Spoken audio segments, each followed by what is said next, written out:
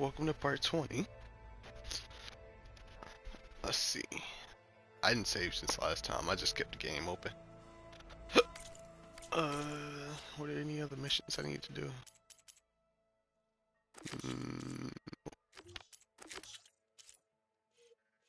Nope. Yeah, I'm good to go. Time to talk to Gaia. Hey baby. Hey baby Gaia. Hello, Aloy. Hey, Gaia. So, me and Beta, guess you heard what happened. Yes. I am continuously impressed by the complexity of human relationships. Despite the unpleasant circumstances that led to your quarrel, I am pleased to see you have both found an agreeable resolution. Well, two heads are better than one, right? Yes, I believe so. Are you ready to depart for Cauldron Gemini? Or we can continue our conversation, if you like.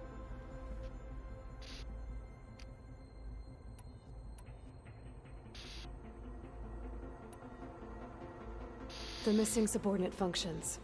What can you tell me about them? Artemis rewilded the Earth with a variety of animals. Eleuthia and acculturating and Apollo was disseminating vast, unfortunately. All are... Ted. Guess he got what he deserved, in the end. Yes. An igneous conclusion to his pathological narcissism, impulsive tendencies, and instability. God, it's fucking All three gross. of the missing functions have already served their purpose, or were prevented from doing so. Do you still need them? Restoring their remaining elements would increase my heuristic processing density, empowering my overall function. Unfortunately, as we now know they are in the possession of Far Zenith, attaining them in the short term is very likely impossible. I guess our best shot at recovering them is by taking over the Zenith base. But we'll need Hephaestus and a bunch of combat machines to do that. Correct.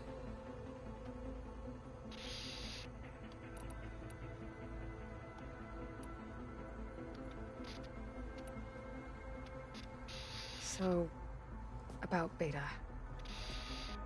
I never really saw the difference between us, until now. She's been through so much. Completely alone. You have both endured many hardships. Different in almost every respect, yet equally remarkable. I like to think of you as two miracles, born of Elizabeth Sobek. 3, then. Let's not forget about you, Gaia. How's all of us settling in? As soon as she arrived, Alva was eager to study the data in the archive. A particular file soon caught her attention. Information about a machine assistant devoted to keeping living spaces neat and orderly. I informed her that once I am empowered with the abilities of Hephaestus, I may be able to design such a machine. I'm sure she'll like that. I want it to look like a dog. When I set out to find a way to bring you back, I never thought we'd be here, like this. Among friends. They have all come a long way with their improvised educations. Varl has suggested that one day we might extend this model to more tribal inhabitants, once the biosphere has been stabilized. Yeah, that's not such a bad idea. As long as you're the one running the lessons.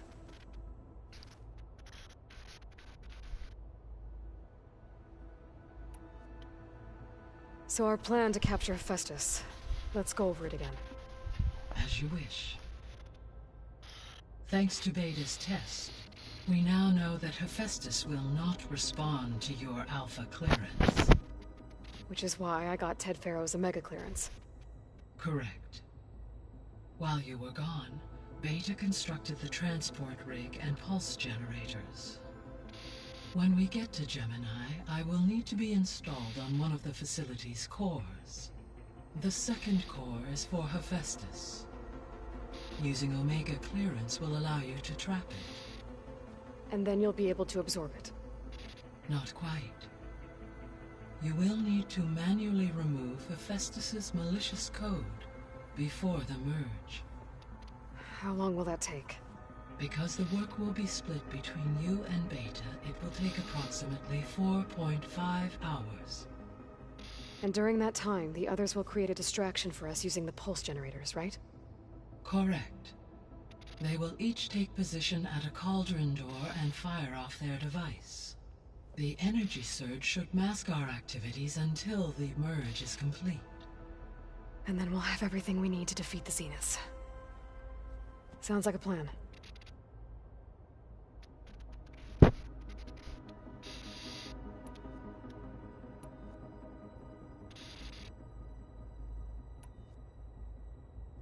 Gaia?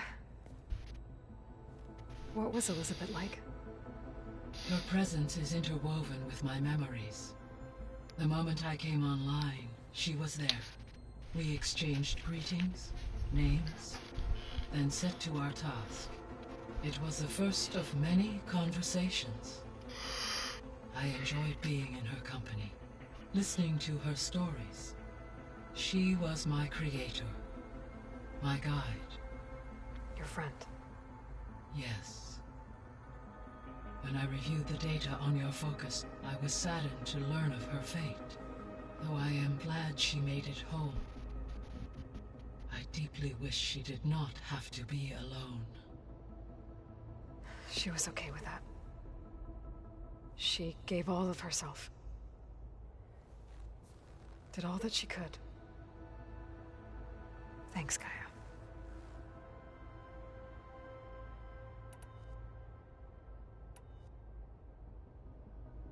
So what will happen to this place while we're at Gemini? All systems within this facility will continue to operate. As Minerva will no longer be masking this location, the facility will be exposed to detection. Though without my presence, it is unlikely to attract attention. Let's hope so.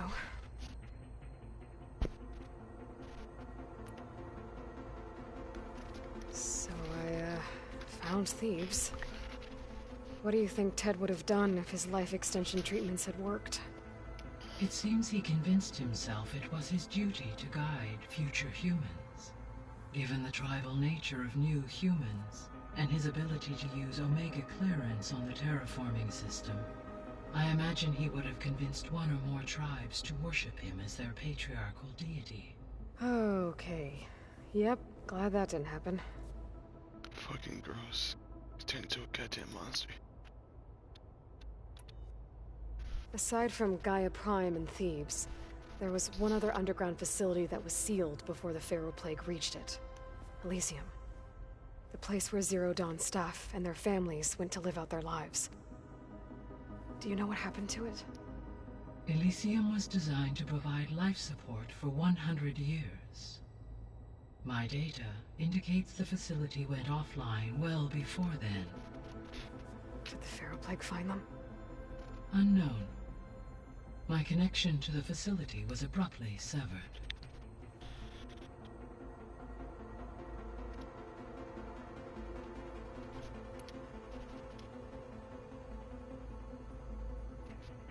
Alright then. I've done all I needed to do.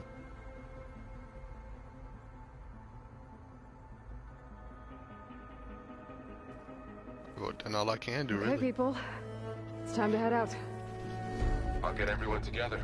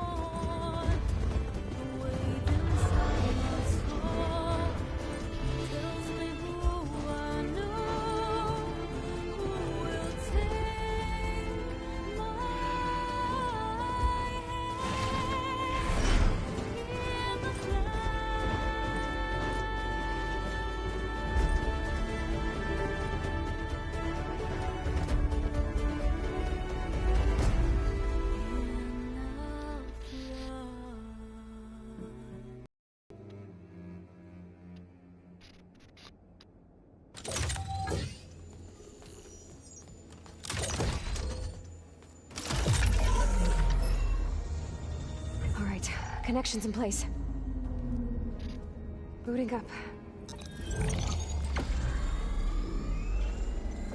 Beta, Aloy. I am fully installed on this core and ready to connect to the Cauldron network. It's good to hear your voice.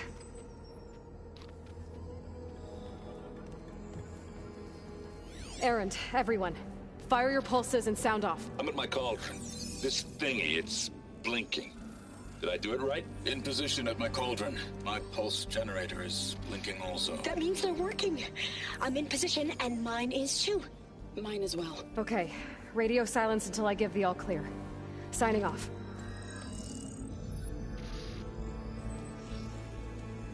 Gaia, let's cage the beast. Connecting to the Cauldron network now. Elizabeth Sobek, Alpha Prime, activating Omega clearance.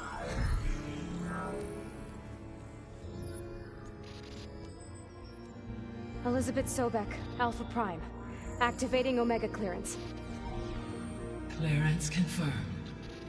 Initiating containment sequence. Critical threat detected. Escape containment. Applying countermeasures. Lock it down! Terminating external connections. It's working. It's got nowhere to go. Capture. Initiating contingency 13F. Wait, what's that? Malware detected. Attempting to compensate.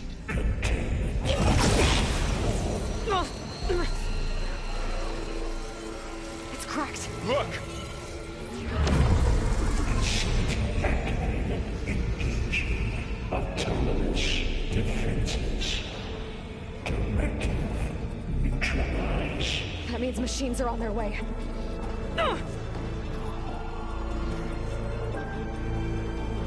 Get ready. Here they come! Vor'll stay here. Protect Beta. Got it! Be careful.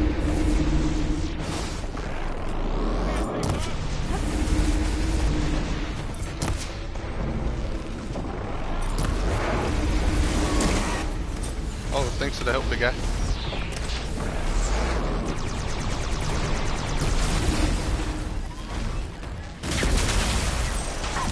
Stay back!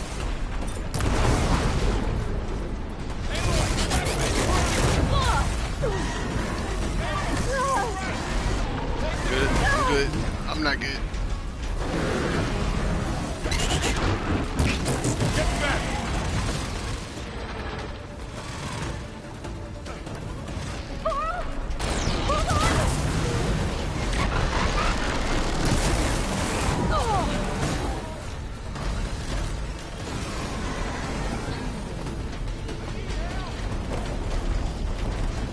Over here, you!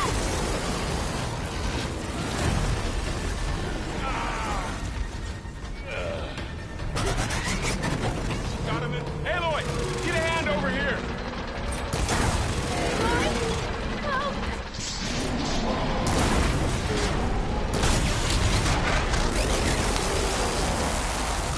Right away from Beta!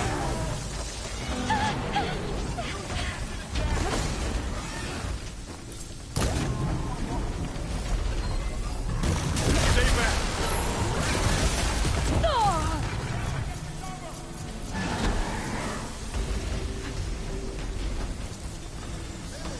Get back!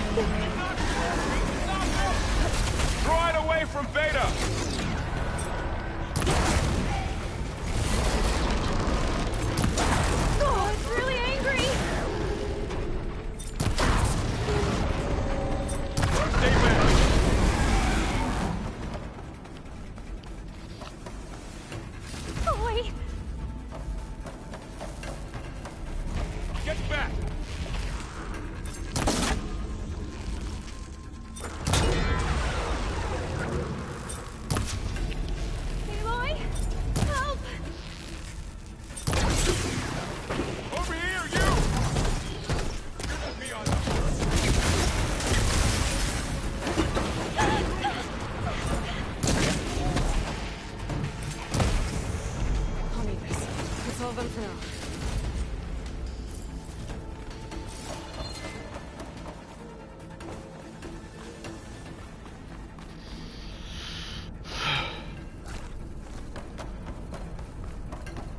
You two okay? Still breathing. Aloy, Hephaestus can't escape, but it must have fled. Deeper into the facility. I'll drive it back here. I'll get the cracked core fixed in the meantime. Keep her safe. On my life.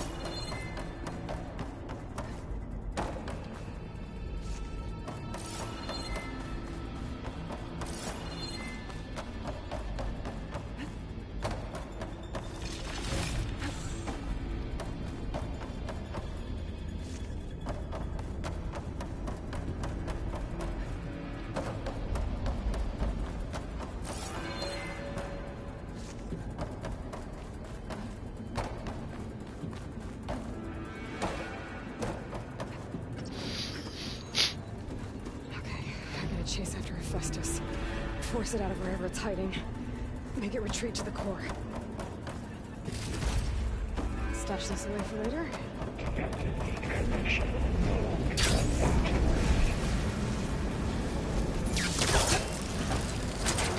Aloy, I'm patched into your focus feed. You should know there is a huge power draw coming from the next chamber. Thanks for the heads up. I'm almost there.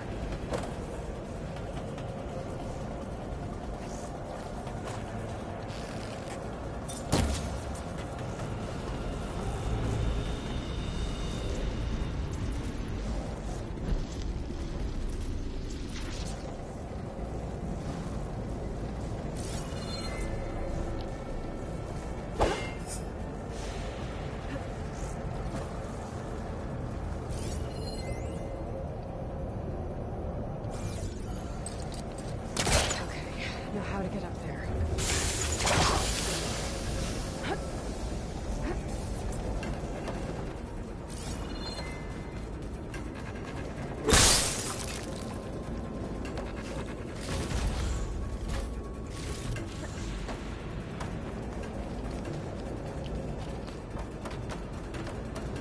It's some kind of production chamber. Festus is up to something, all right? What kind of machine is it trying to build? I don't know, but I'm gonna shut it down. I bet those metal carriers will lead me to where it's getting its dreams from. I bet that's where Hephaestus is hiding too.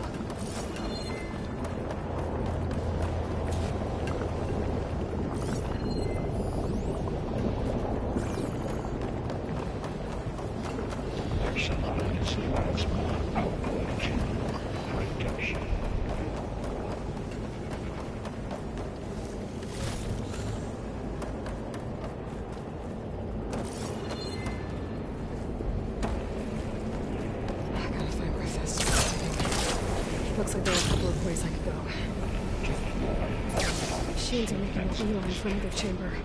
I better follow them. I'm here!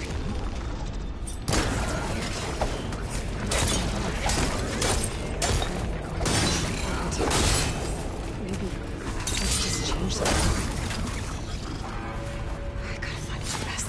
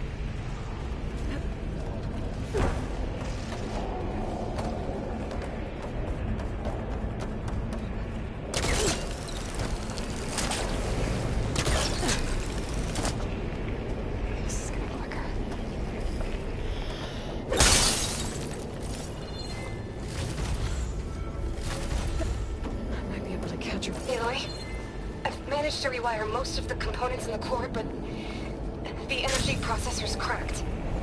Without a way to fabricate another, there's no way I can fix it. Okay, let me think.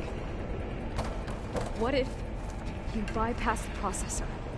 Connect it to... Power node. I think that could work. I think it could.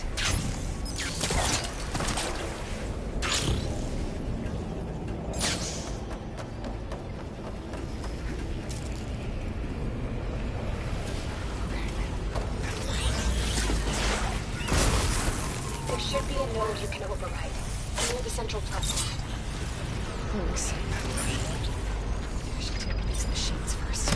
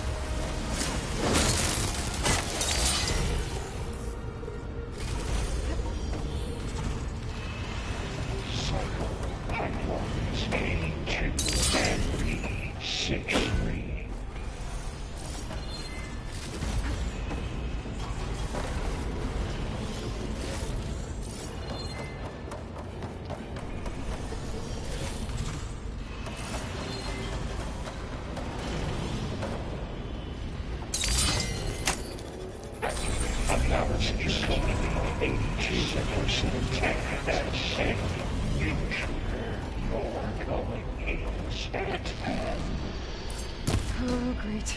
The machine's on the way. Beta! Hephaestus has locked me out of the node. Any ideas? I'll see what I can do.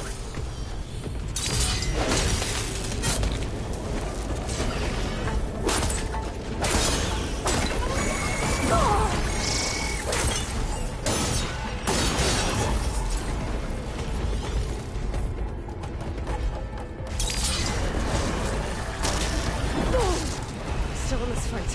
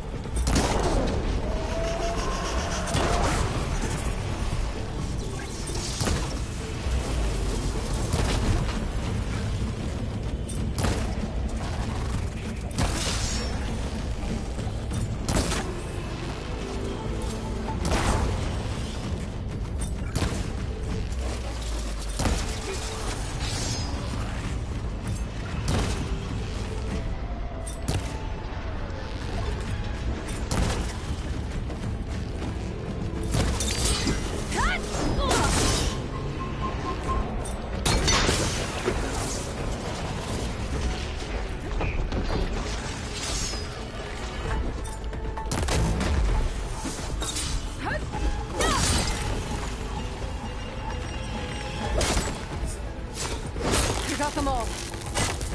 I tapped into the core's network hub. I managed to disrupt Hephaestus' control of the node. You should be able to override it now. Nice. Thanks.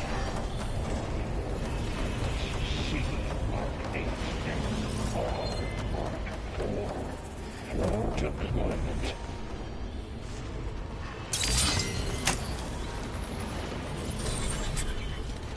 Purge imminent.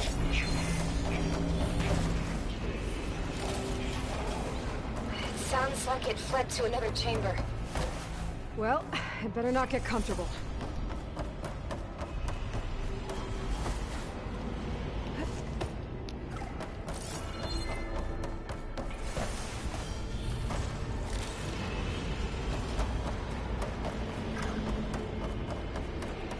Energy containment failed. Safe overloaded. Right. Festus covered the floor with lightning. I gotta find a way over it. Aloy! More machines keep coming! Please tell me you're getting close! I'm working on it. I've been smashing through a lot of machines on my side, too. I guess Aaron's missing out!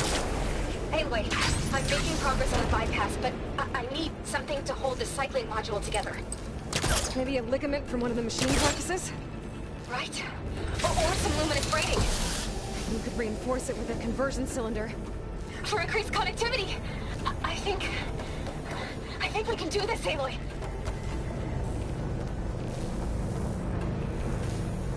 should be able to catch a ride on one of those metal carriers.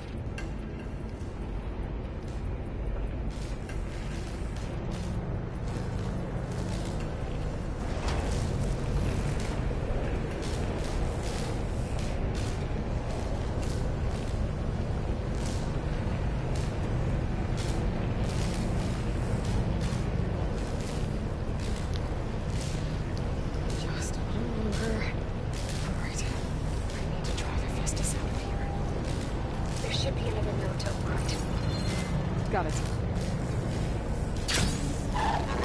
About to get loud.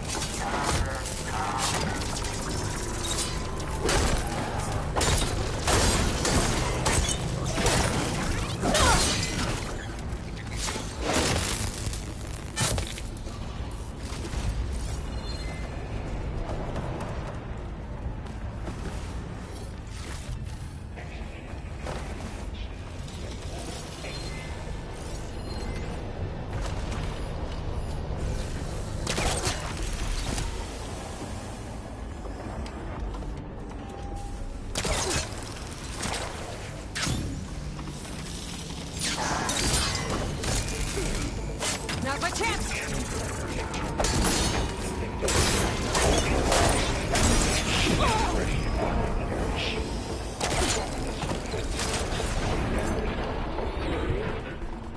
Oh, here we go again. Oh, that doesn't sound good. I'll try to get your access back.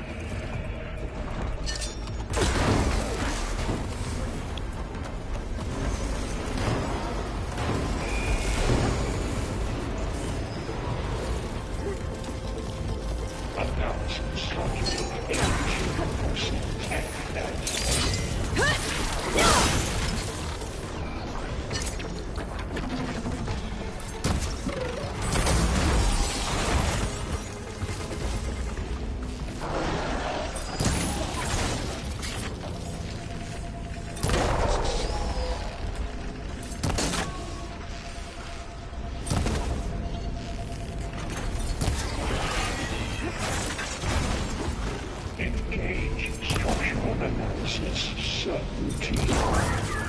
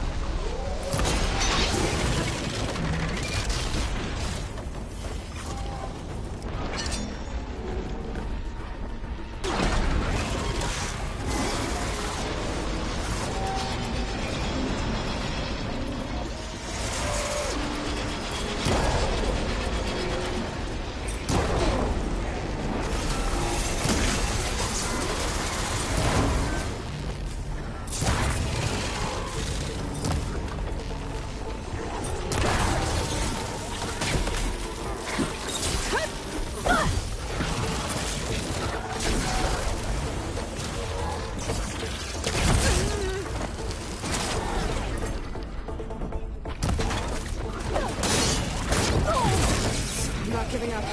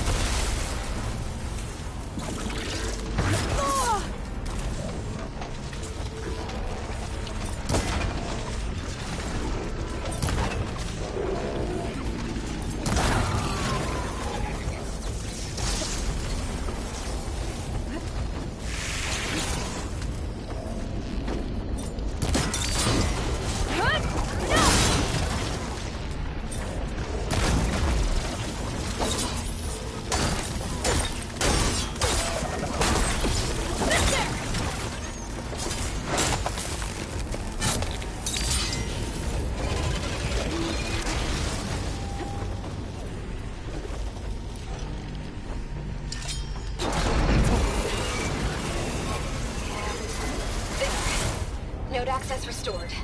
Now you can override it. Good work. You did the heavy lifting.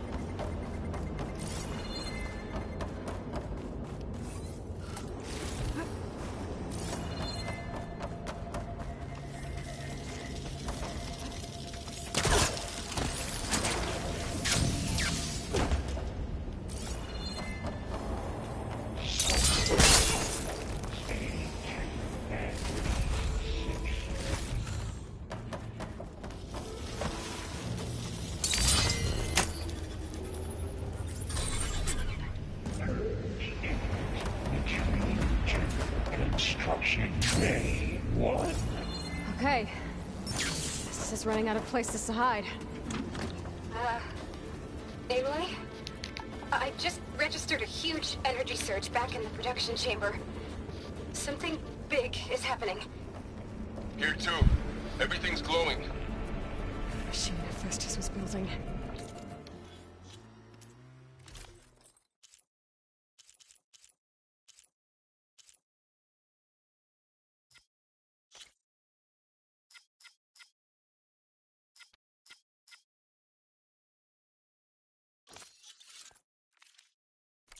It must have finished it. It's powerful, whatever it is. I'm almost done with the core repairs. Should we come to you? Maybe I could disrupt the machine if... No, baby. Captured. Just stay where you are, okay? Handling the machines on it. You sent Cauldron. I am Be safe. disrupting Cauldron, Captain.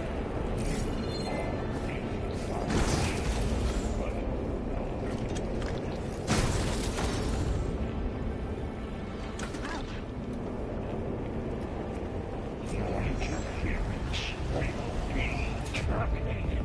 Deploying priority unit S Mark 1. Scan it first. There's something right on the moment. I think it's charging up.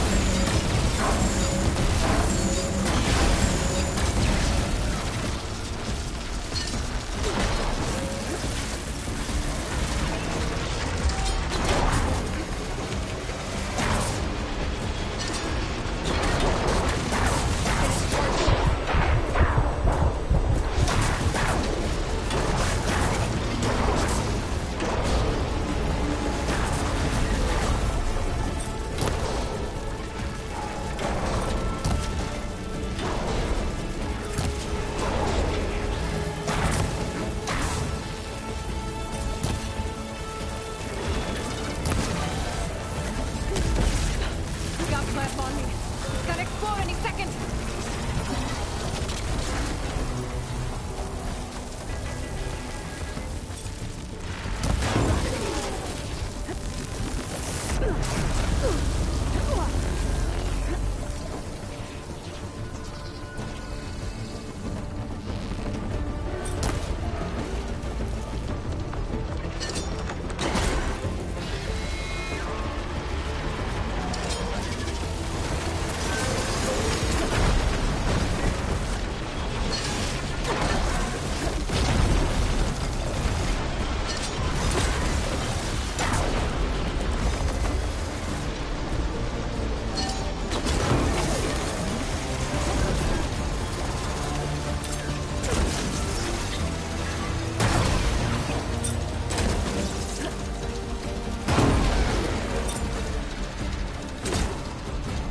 Charging up again.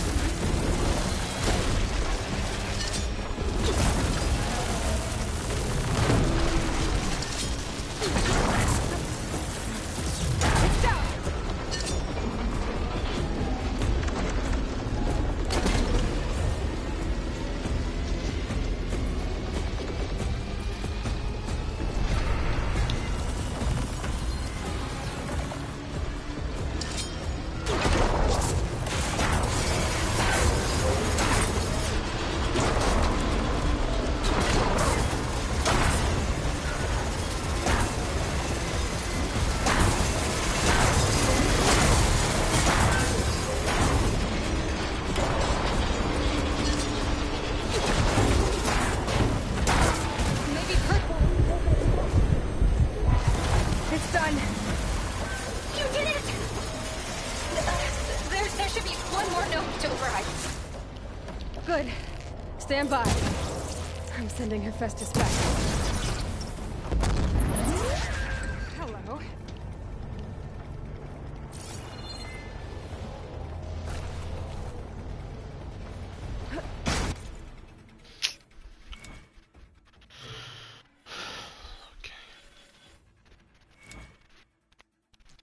This is actually pretty intense. I'm not even gonna fake it.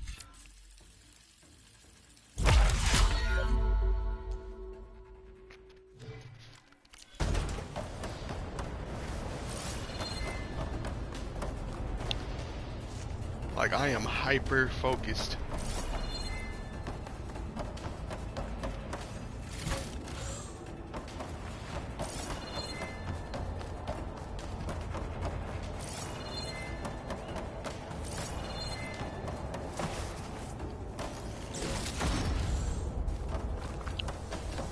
It's weird though. This doesn't feel like the ending.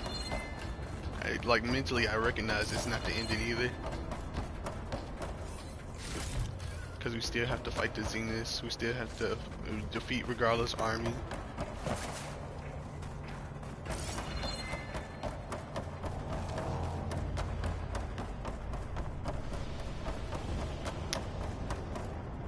Now this is a find. It doesn't feel like, oh, we're gonna do this and it's gonna solve all our problems, you know?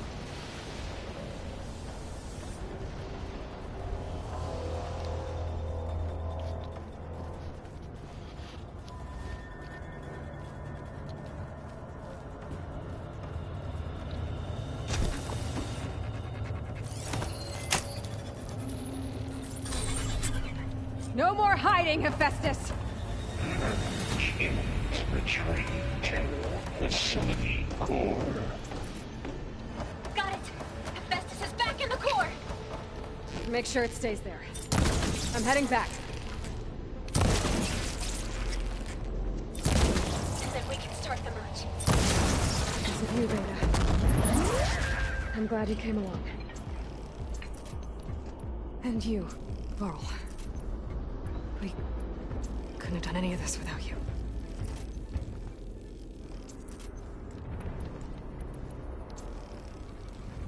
Right back at you, Aloy.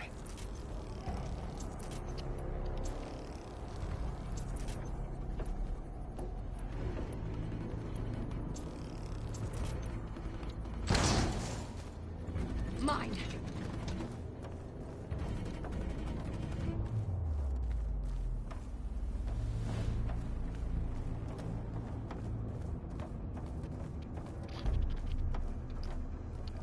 Hopefully I ain't gotta drop this.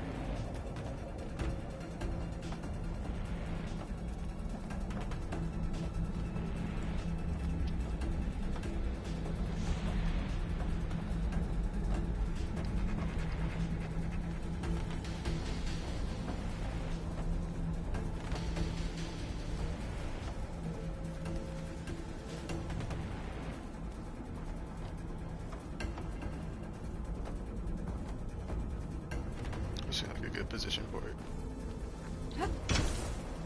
Aloy, the bypass is done. The core is stable. Hephaestus is 100% contained. And we better get started with the merge. That's it. Gaia, establish the link, please. Done. Oh,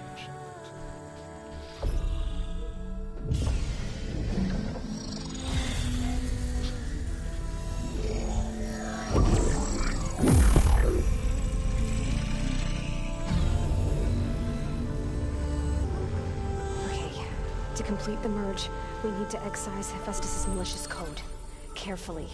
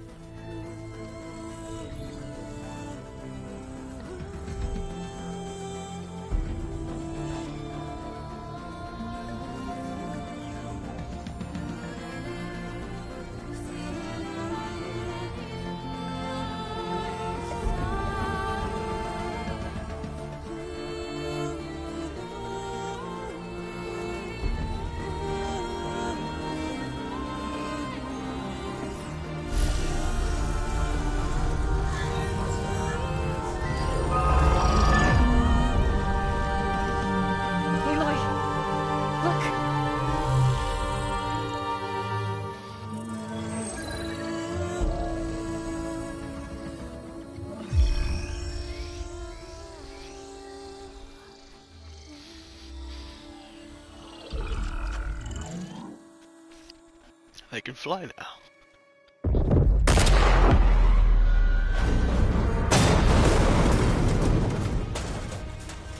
Well, hello, redundant copy.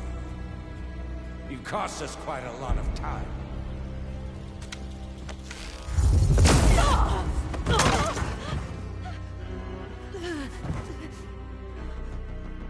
Eric, get Beta. And squash that bug while you're at it.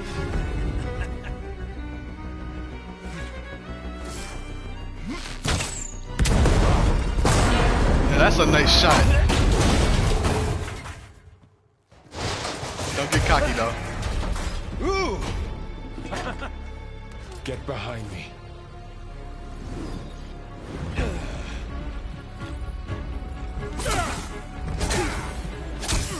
Come on! Quit screwing around. Yeah, we're having fun, right? Oh, no, no, no, no.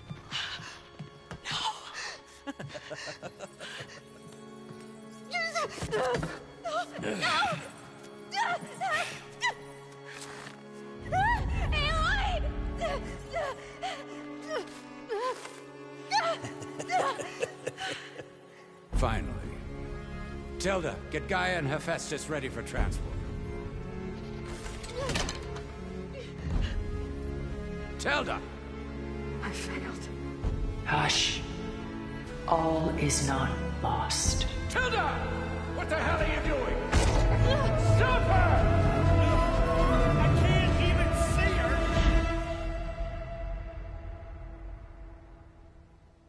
Okay. So Taylor's on our side, maybe?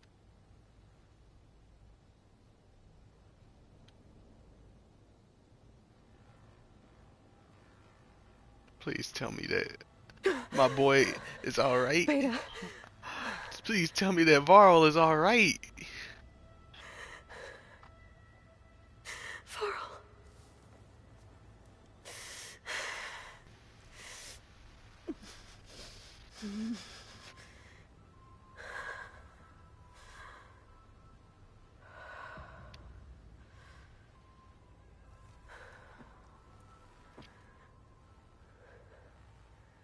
Where am I? Ah, you're awake. You took quite a hit when Gerard attacked you. I imagine you must still be in a great deal of pain. I can assure you that we are safe. The others can't detect us here. You mean the other Zeniths? You must be Tilda. I wasn't sure if Beta would have told you about me. Where is she? Alive. And while she isn't where she wants to be, not in urgent danger. We must discuss how to get her back, of course, after you've shaken off the cobwebs.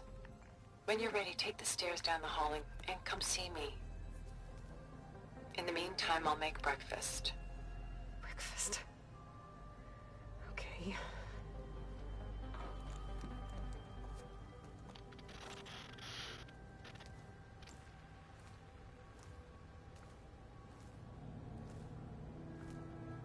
Yeah, I thought it couldn't just be over like that. It didn't make sense. for it to be that easy. Let's try to bring me here.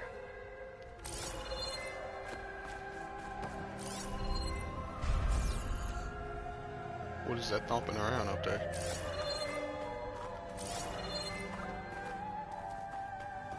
What is all this for?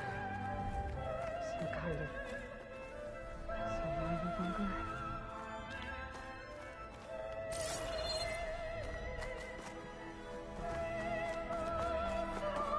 What is this? Just a few favorites from my collection. Rescued and stored here just before I went off-world. Take a look, if you like.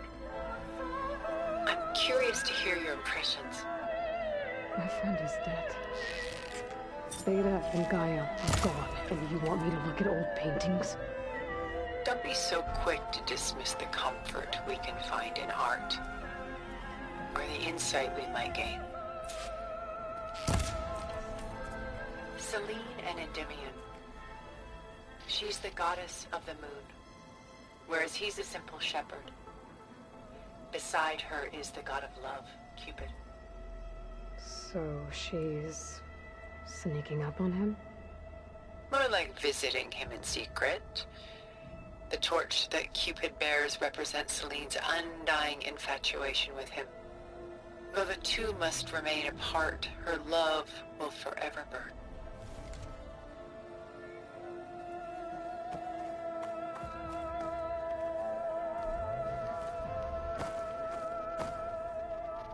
Oh god, he got a boner.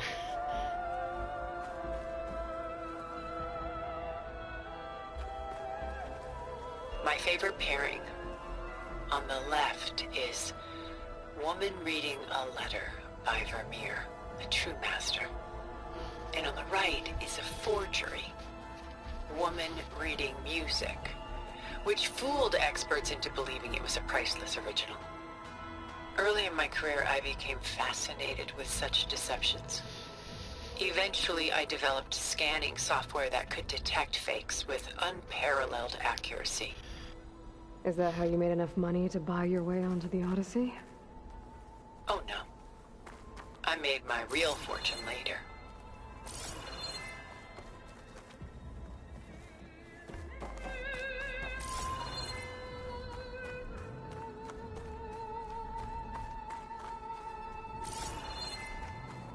A portrait of the painter, Rembrandt's son Titus, depicted in the habit of a monk. I don't get it. Why would someone like you, with infinite resources, care about this painting of a boy in a hood? It's not the image itself, but the feeling it conveys. The face is bright and defined, but his eyes are downcast, heavy with misfortune. And the background seems to swallow all light. The painting is infused with a sense of loss. I guess I understand how the painter feels.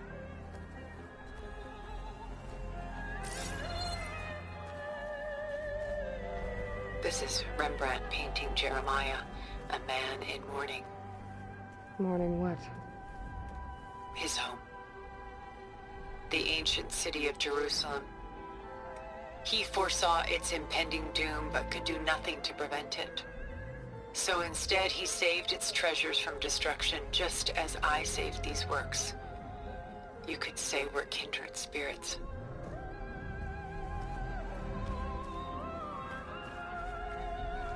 Works of art such as these can often cause us to look inwards at our own lives. I'm sorry about your friend. Had I been able to intervene, I would have. But the risk of losing you as well was too great. Everything went by in a blur. I couldn't get to him. You know, long before holograms and focus recordings, people relied on art to memorialize their loved ones. Because of works like this painting, their lives are immortalized. Why do you keep the forgery? I've always enjoyed studying the two side by side. Both painters capture light, color, and perspective. But what makes one a masterpiece and the other simply an imitation? The forgery looks... sharper? Good eye. The details are crisp.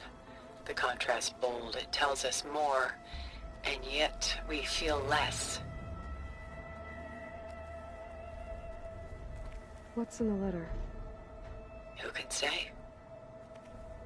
What does the painting tell you? She's... concerned. Whatever's written in the letter troubles her. A burden she can't put down.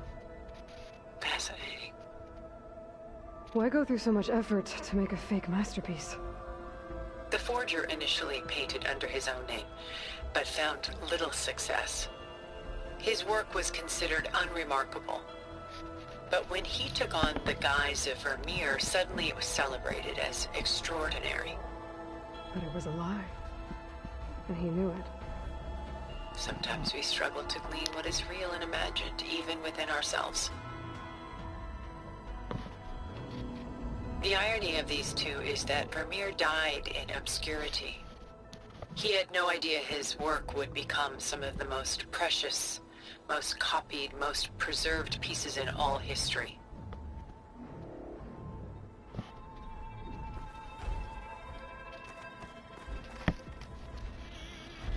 Huh. And why can't Celine and Endymion be together? Celine took a vow of chastity, promising to never take a lover. So when she fell in love with Endymion, she could only visit him at night while he slept. But then wouldn't she be breaking that vow? Think of it as a forbidden love. Though circumstance keeps them apart, still they find a way to come together, however briefly. Aren't Celine and Endymion cold? Perhaps we should move on to another piece. No, I want to know. Shall we move on? No, I want to know. Why aren't they cold? Why are they naked? Jesus.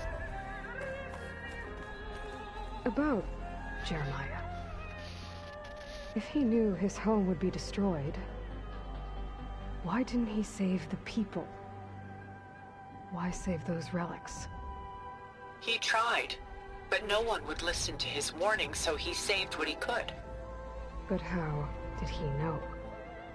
He was a prophet. He saw an army invade and destroy the city in a vision. So it's more like he calculated which side would win a battle. What matters is that he was right in the end. If not for him, all those wonders would have been lost forever. At least this way, some part of his world survived. You know what I like the most about this piece? Even though he's the sole survivor, his home in ruins, left with only the remnants of his world. The light keeps the shadows at bay. There's still hope. Precisely. Take as long as you like.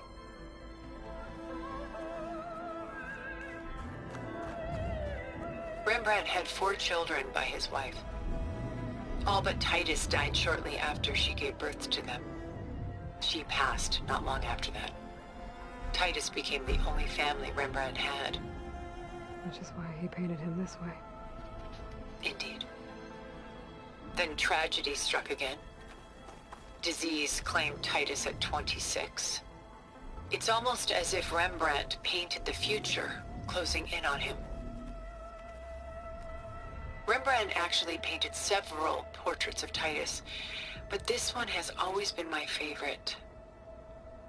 It's honest. What do you mean? In others, Titus was portrayed in brighter, livelier states, but here, Rembrandt allows himself to express his true feelings. Sorrow, fear, hope, love. Laid bare on canvas for all time. I see this one resonates deeply with you.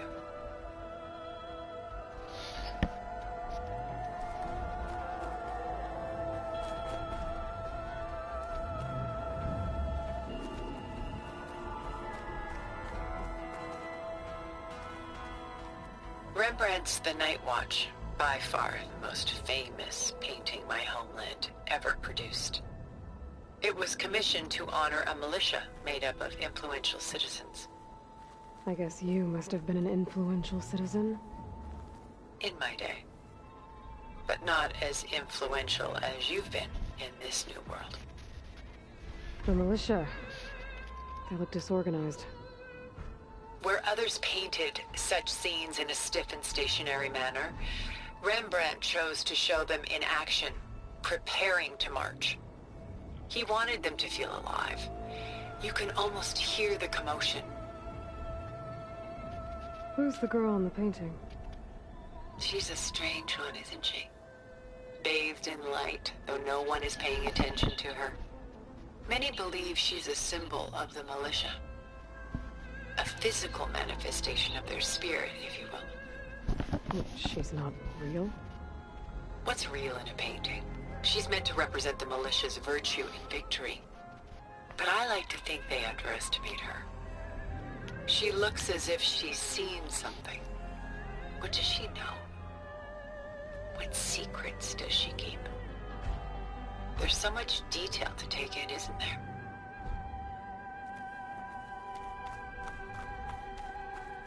The Gust, by Willem van de Velde, the most famous of his many maritime paintings. A ship crossing into the unknown. I guess you're familiar with that. Indeed, which is why I appreciate this composition in particular. Though waves and wind threaten to destroy the ship, it perseveres, clinging to the light even as darkness closes in all around it. Where is the ship going? To a faraway land, most likely. My ancestors used ships like these to explore the world, sometimes at great cost. What were they looking for? Anything of value. They were traders willing to face unknown dangers to make their fortunes. But no matter how far they went, they always turned their sails home.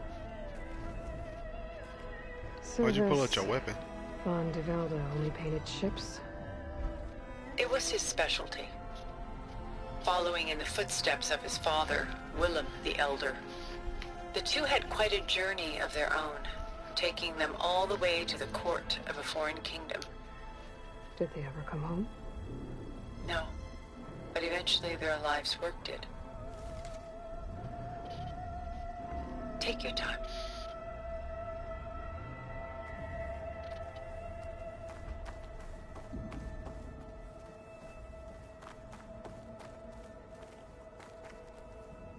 Pulling out her own hair. Out of madness? Out of grief? It's hard to watch her suffer. I should move on.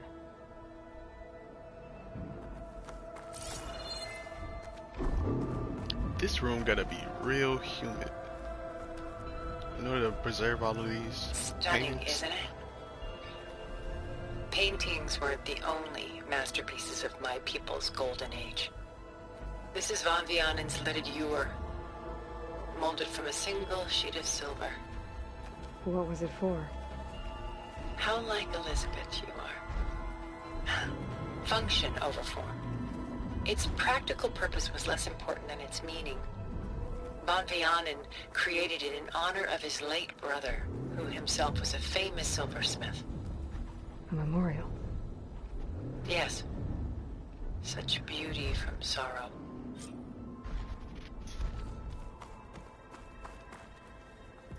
A lot of weight on his shoulders. I know the feeling. I should move on.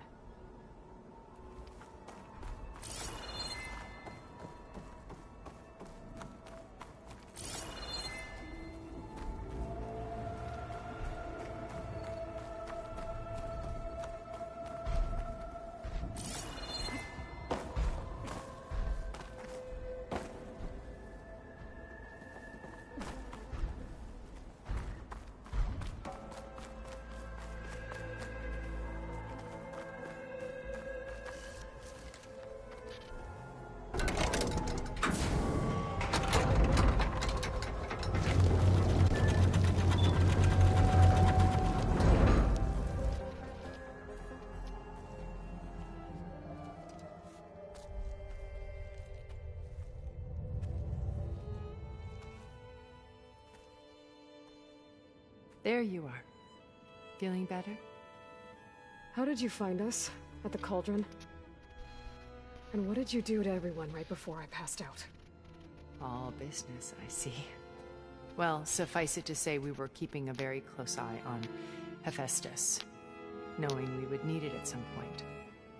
Your ruse didn't fool us, and as for my little trick, it was an overload of the senses, accompanied by an energy discharge. Gerard and Eric were only momentarily disoriented due to their shields, but it rendered you unconscious while I got you out. Perhaps some breakfast might steady you a bit?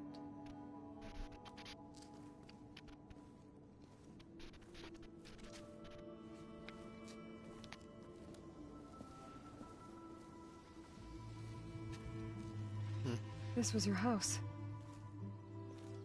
The one you recreated for Beta, in the data channel you shared. How perceptive of you. Please, this way. After everything your people have done, you think I'm just gonna sit down and have a chat with you? They're not my people.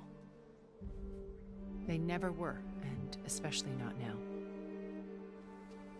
You shot off into space with them, and lived with them for 1,000 years before coming back. So what made you suddenly turn on them? Quite simply, this. My old focus. You repaired it? But that means you've seen... incredible things. What you've accomplished in 2 decades of life.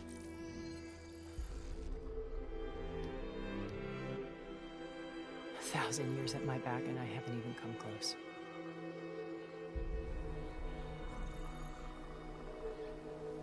I'm sorry if I invaded your privacy, but I had to.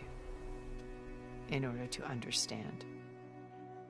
To be enlightened.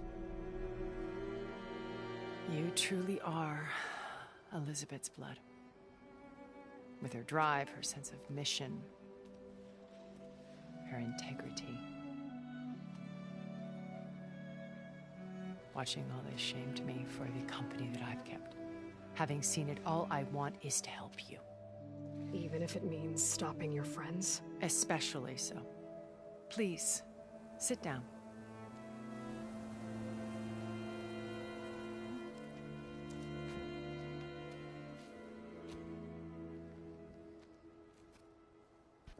There.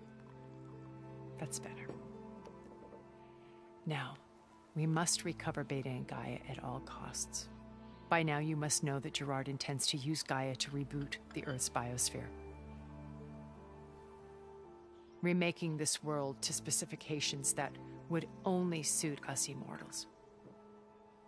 This process will kill every living thing on the planet.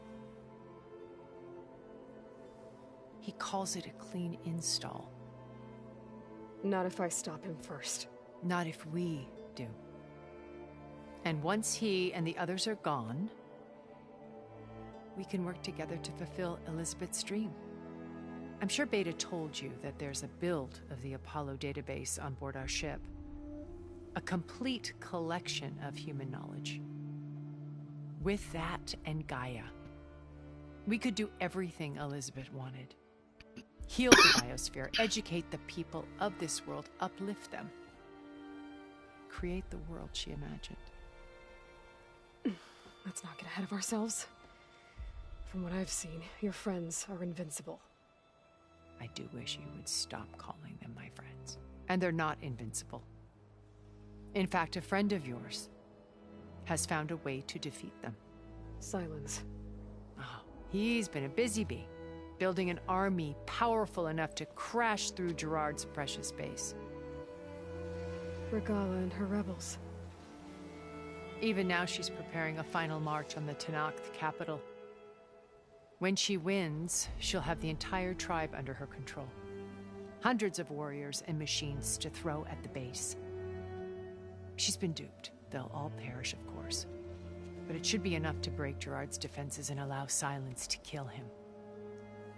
Along with all the others. Using the new weapon he's developed. Yes, he's found a way to circumvent our shields. Truly an exceptional man. He's planned for everything. Except you and me. You see, while his army is battering down Gerard's doors, you and I will sneak in through a back way. One that only I know about. While Sylens and my friends are busy battling each other, we'll take back Beta and Gaia. I told you I want to help you. I mean it.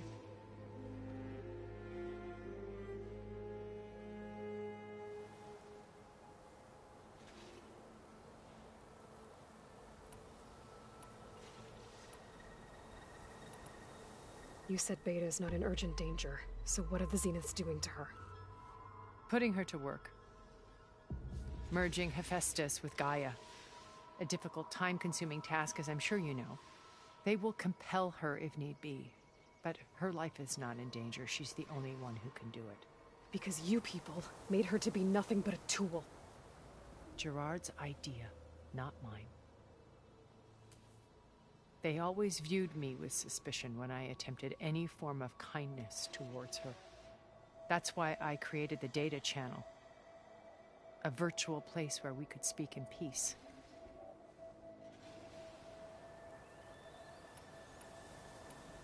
So this channel you shared with Beta, none of the other Zeniths ever found out about it? Gerard believes he's the most cunning of all of us. Even after 1,000 years, he still can't imagine that I would outwit him. The channel allowed me to interact with Beta away from their mistrustful eyes. It offered us a chance to be ourselves. Until you cut off all contact. Yes. Though it pained me. I was worried that our meetings would do her more harm than good. She felt like you tossed her aside. I was afraid the others would find out and punish her. She may not have had the comforts of friendship anymore, but at least I ensured she was safe. I know it seems harsh, but you must believe that her well-being has always been paramount to me. Why did you make the Data Channel look like this place? I built this house as a shelter to weather any storm. A safe place. Not just for me, but for the art stored below. Cultural artifacts of incalculable value. Truly some of the greatest achievements of human civilization. And you wanted Beta to see them? Yes. Her upbringing was so cold and technical. I thought if she could experience Vermeer and Rembrandt, it would bring something else into her life. A heritage every bit as valuable as the scientific and technical data being drummed into her. I'm sorry I had to cut off contact, but I'll never regret sharing this house with her. She needed its shelter even more than I did.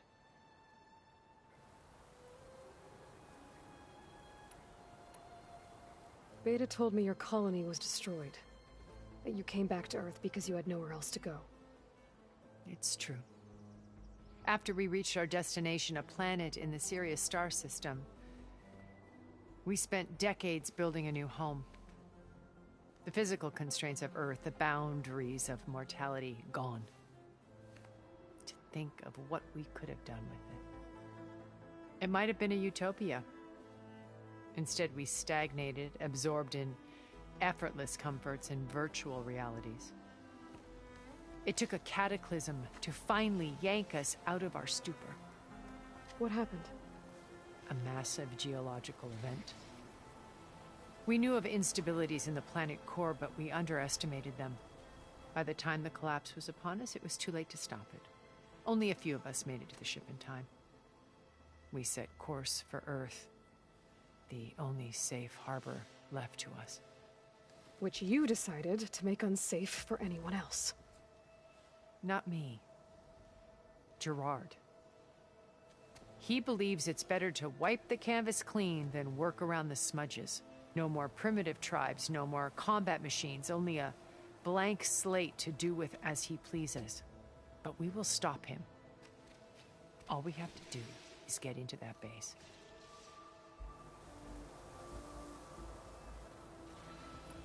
What exactly is your plan to sneak into the Zenith base? We will make use of a lesson I learned from an early age. Always know your exits. In this case, a place where Gerard's new construction meets the ancient foundation. A passage that only I can access. When Sylens flings his army at the base, we will enter through this back door, bypassing most of the fighting. The distraction will provide us with a window in which to rescue Beta and Gaia. Once we're inside the base, where will we find Beta and Gaia? Here in the command center. By then, Gaia will have been reunited with all of its subordinate functions, including Hephaestus. What about the Alpha build of Apollo on your ship? A simple matter of recovery once the others have been dealt with. With that in hand, we'll have everything we need to make this world as it should be. How do you know about Sylens' plan? He isn't the only one adept at spyware. You hacked his focus? No, he's too careful for that. But his subordinates? Not so much. He gave additional focuses to the tribals he branded the Sons of Prometheus. The ones working with Regalla. By tapping their focuses, I learned about most of his dealings. The distribution of override technology, the arming of Tanakh rebels, and the secret pact with Regalla to attack Gerard's base. But how did he come up with a weapon that can take down your shields? That's the one thing I haven't been able to figure out, but however he did it, I'm quite certain it will work.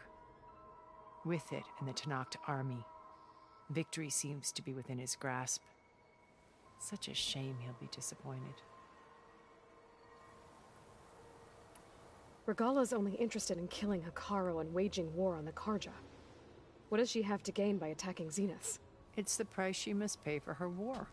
Without the ability to override machines, her little rebellion would have languished in the desert. So she trades with the Sons of Prometheus. Machines to help her overthrow Hekarro. In exchange for an assault on the base. Pride has deluded her into thinking she can actually survive such a battle. And all without ever knowing who the Sons of Prometheus really answer to. Yet for all of Sylens' brilliance, still he underestimates you. That blind spot is what will allow us to take Beta and Gaia right out from under him. While hundreds of Tanakh are cut down outside.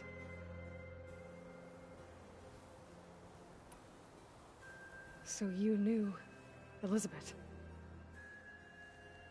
What was she like? Liz was everything she was. I see in you. And more. Your ingenuity, your determination, your moral compass. You've managed to distill her greatest qualities and make them your own. I'm not asking about me. Tell me about Elizabeth. What was she really like? The honest answer is that I don't actually know. For all the time that I spent with her, she always kept a part of herself locked away. It was like that from the moment we met.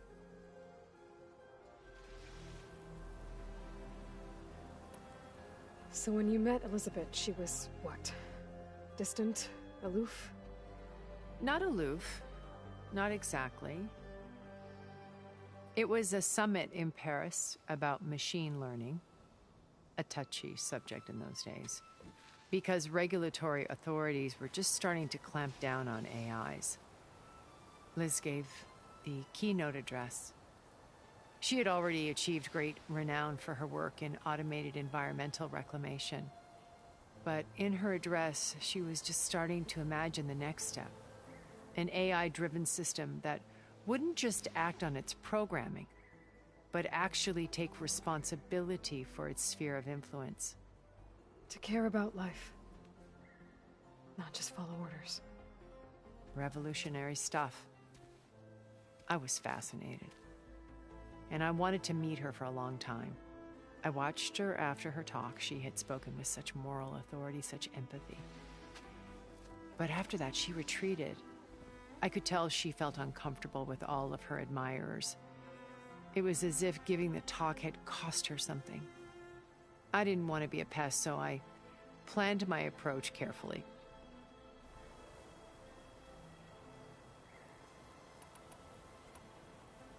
So how did you finally approach Elizabeth after her talk? I picked the right moment. The morning of the next day, right as she came back to the conference, she had just had her coffee. She was fresh, rested. It was like she had braced herself for the onslaught of colleagues. I asked if I could walk with her, then put forth a question about her talk that I thought was intelligent.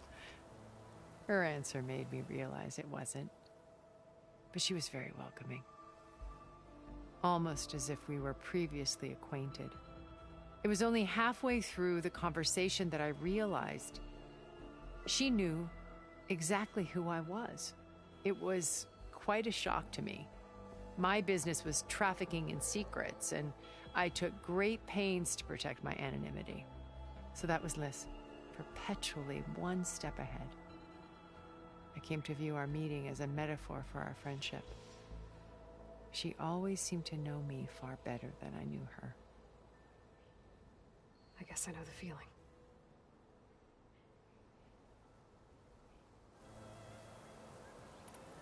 My old focus. How did you find it, let alone repair it? When we encountered you at the Hades Proving Lab, Gerard saw you as a redundancy. I knew better. You were a revelation. After your dramatic escape, bravo, by the way. Gerard and Eric assumed you were dead and gave up the hunt. I wasn't so sure. When the others were busy, I returned to the lab and searched for any trace of you. That's when I found this little treasure. Not easy to repair, but certainly worth the effort. As I watched your life unfold, you were like a splash of color on a worn canvas. What Liz was, and more. Did you show it to the others?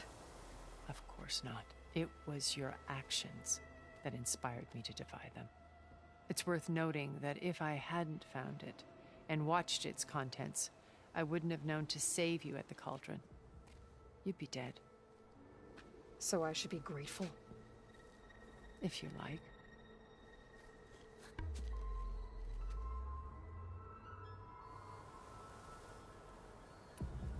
So you know all about me. What about you? What would you like to know? Well, start with your life on Earth. When I was 8, terrorists flooded my home city. Thousands drowned, my parents included. I was one of the few who survived. My guardian sent me to boarding school. Among my peers, I was the strange girl, the orphan to be avoided. All because of circumstances beyond my control. Oh. So we're a lot alike, huh? Aren't we? You were an outcast. But you didn't let that stop you from getting what you needed. Neither did I. I climbed my way out of desolation and used my wits to build a fortune. First, from the technical analysis of art and the detection of forgeries. Profitable expertise in those days.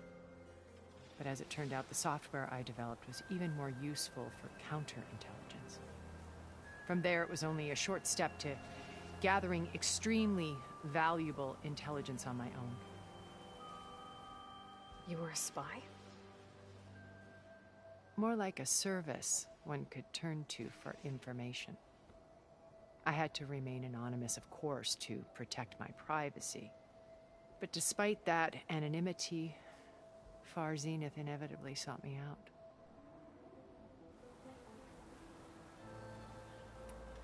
What happened when Far Zenith approached you? They painted an irresistible vision of humanity's future. One where we need not fear illness or death, where we explored the furthest reaches of the stars and thrived. It was only later that I realized that they only intended to bequeath this future to the rich and powerful. By the time I finally figured it out, the walls were closing in, Faro's machines were devouring the Earth. So I accepted Far Zenith's invitation to a berth on the Odyssey. I wanted Liz to come, but she had nobler plans, as you well know.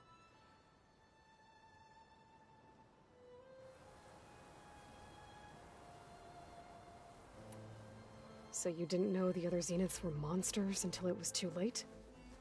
I knew some of them were, certainly. It wasn't until we were off-planet that I understood the true scope of their greed. I was grateful to simply be alive, but the others became obsessed with a kind of effortless immortality. They built a colony where machines serviced their every need, where any memory or fantasy could be endlessly savored in virtual reality. It wasn't life. It was stultifying, a pampered dream state. As the decades passed, I withdrew more and more, alone yet again, but this time with eons to consider my mistakes. Now finally, having met you, I feel like I have a second chance. To do what? Help you, of course. To fulfill Liz's dream, which isn't so different from Far Zenith's original vision. A better future for humanity.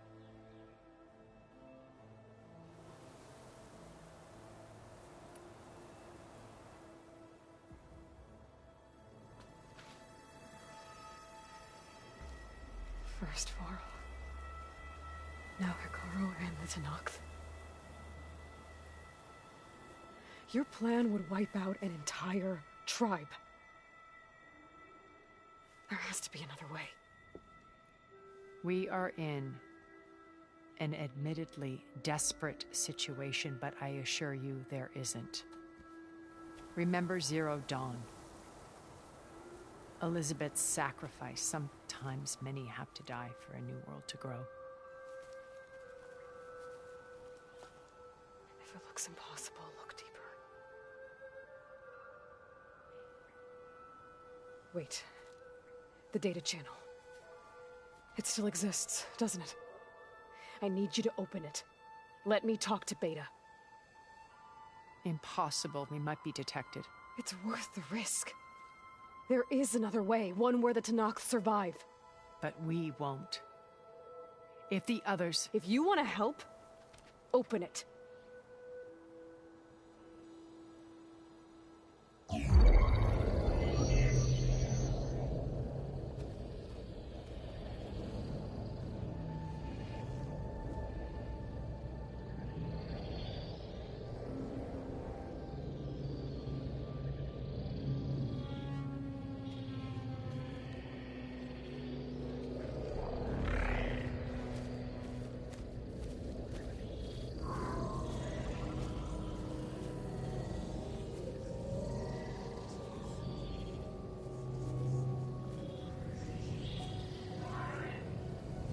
What are they doing to her? Virtual reality dissociation. The manual merge of Hephaestus will take hours upon hours of tedious micromanagement. If she resists the work, they run simulations to induce feelings of isolation and despair. Beta, can you hear me? You're alive. They're watching me. I can't hold up this extra projection for long. You should have killed me. No. No, look at me. I'm coming for you. I promise. Okay? I just need you to hold out a little while longer and work on the merge.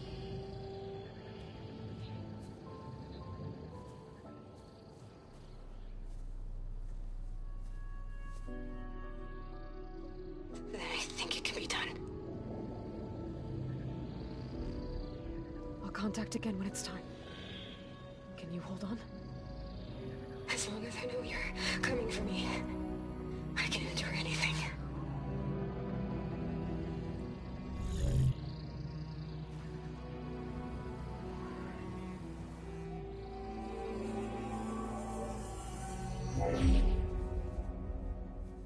All right.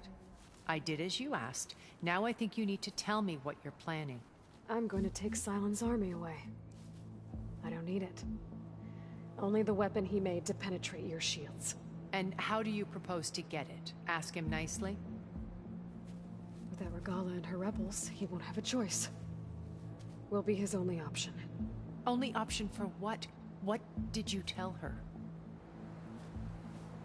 That is between me and my sister. Will be Sylens' only option for crashing that base. I'll tell you the rest later. But first, there are a couple of things I have to do. Oh. And what are those? Lay my friend to rest. And then I'm going to use the override that Beta gave me at Gemini to put an end to Regalla's rebellion. From the air. Wait. Since you insist on doing things your way, I know of something that will truly help you make a grand entrance with the Tenakth. The ancient Horus Titans still possess electromagnetic energy cells as part of their arsenal. Drop one of those on Regalla's army and they'll receive quite a surprise.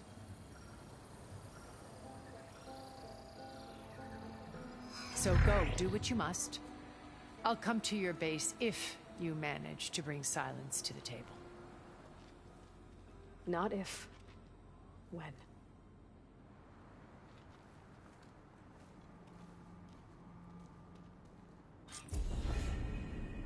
Erend, are you there?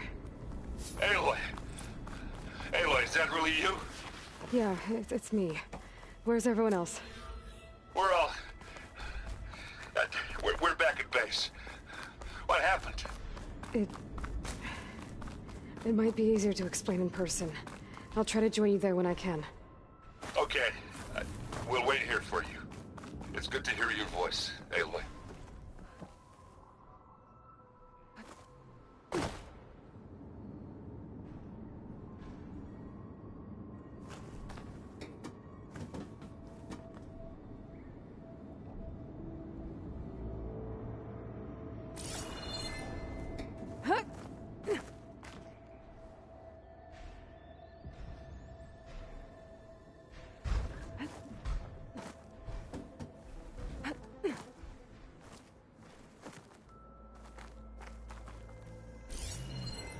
Just to let you know, I'm now patched into your focus network. Great. I take it the other Zeniths can't hear us? Of course not. And they don't know about your base either, in case you were wondering. I've sent you data on the Horus energy cells you can use against Regalla's forces. Reach out to me when you're ready to acquire one. Understood.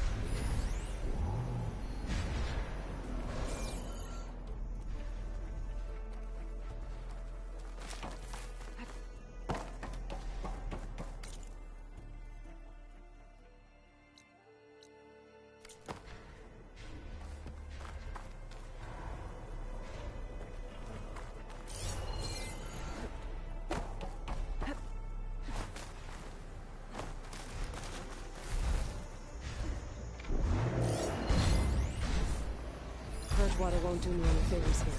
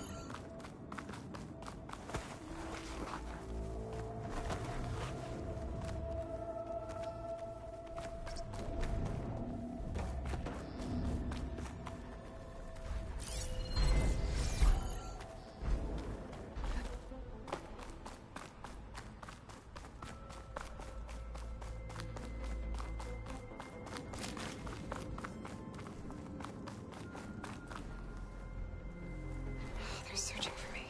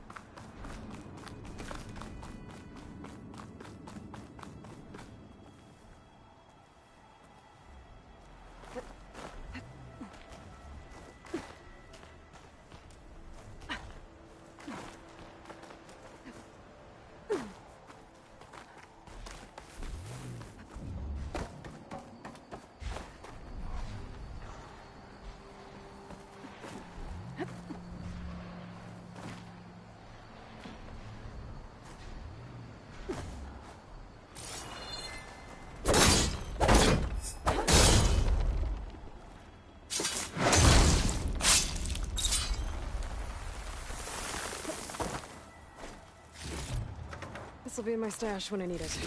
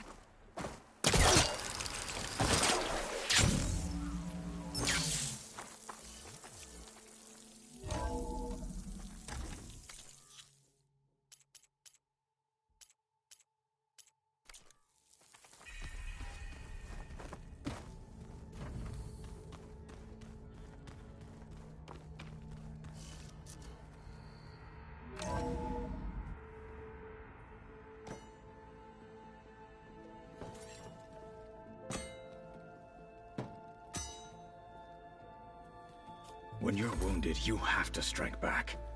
Draw blood.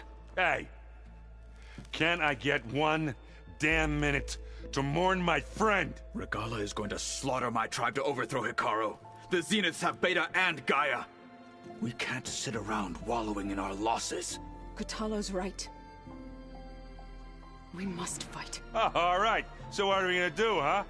Take on all of Regalla's rebels? Not to mention the Zeniths. What can we even do? Throw ourselves at their base? Something like that.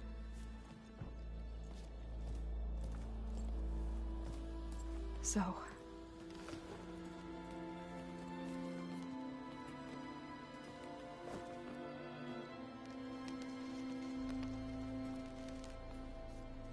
After we lost contact with you, we regrouped and went to Gemini. What happened? The recording we found on Varl's focus cut off when that Zenith, Eric... The Zeniths were tracking Hephaestus. When Gaia trapped it in Gemini, they knew where we were. After Varl tried to stop them. They took Beta and Gaia. I only survived because one of the Zeniths turned against the others to save me. One of them? Well... at least we didn't lose you too. So what do we do now? We're going to defeat the Zeniths.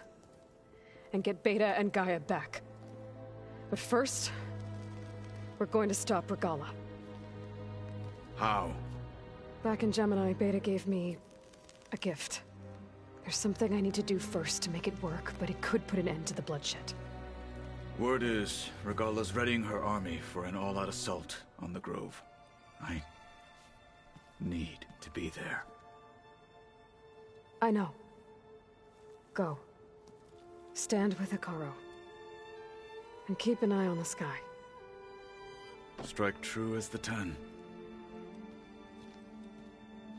The rest of you, whatever preparations you need to make, upgrades, resupplies, get on it. It won't be long before we take the fight to the Zeniths. We'll be ready, Aloy. And when you're ready, meet me outside the east exit. I'd like to have a word in private. Even when things are darkest, you're the flame that lights the way forward. Just tell me one thing. Am I gonna get to smash up a bunch of Zenith bastards? We all are. Good.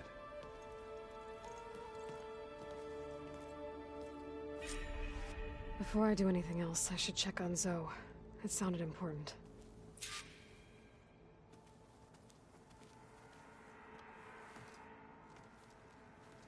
I thought you were gonna go fight some Tenakth. I wanted to check in with you first. Yeah, don't worry about me. I'm just, picking up the pieces like everyone else. I'll be there when you need me. I never doubted that. Oh. Good. I'm glad you're back. So am I. Do you think Zoe will be okay? I don't think anyone's ever okay after losing the one they love. I can't tell you she's handling it better than I ever did. That keeps the rest of us level-headed. I know you hate waiting, but you'll have to stay back here a little longer. Well, you go do what you gotta do, but are you okay? It's not just Varl we lost. Beta's gone. I almost lost it when I realized my sister had been taken by Dervahl back in the Sundom. I'm getting her back. That's all that matters. Understood. I need to get going. You better get there before Kotallo tries to take on Regalla's entire army by himself. Yeah, do me a favor. Don't go disappearing on us again. I'll do my best.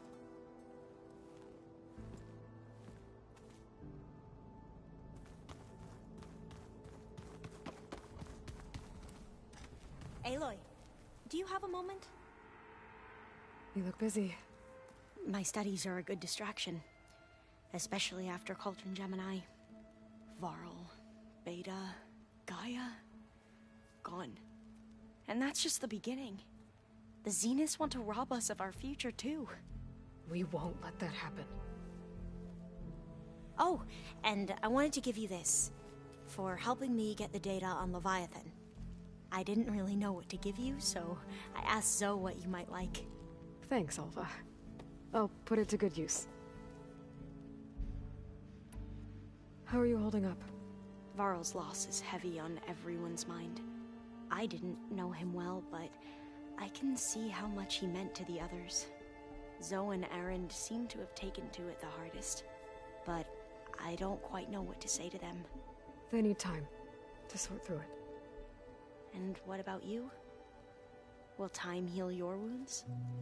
I don't know. I try not to think about it.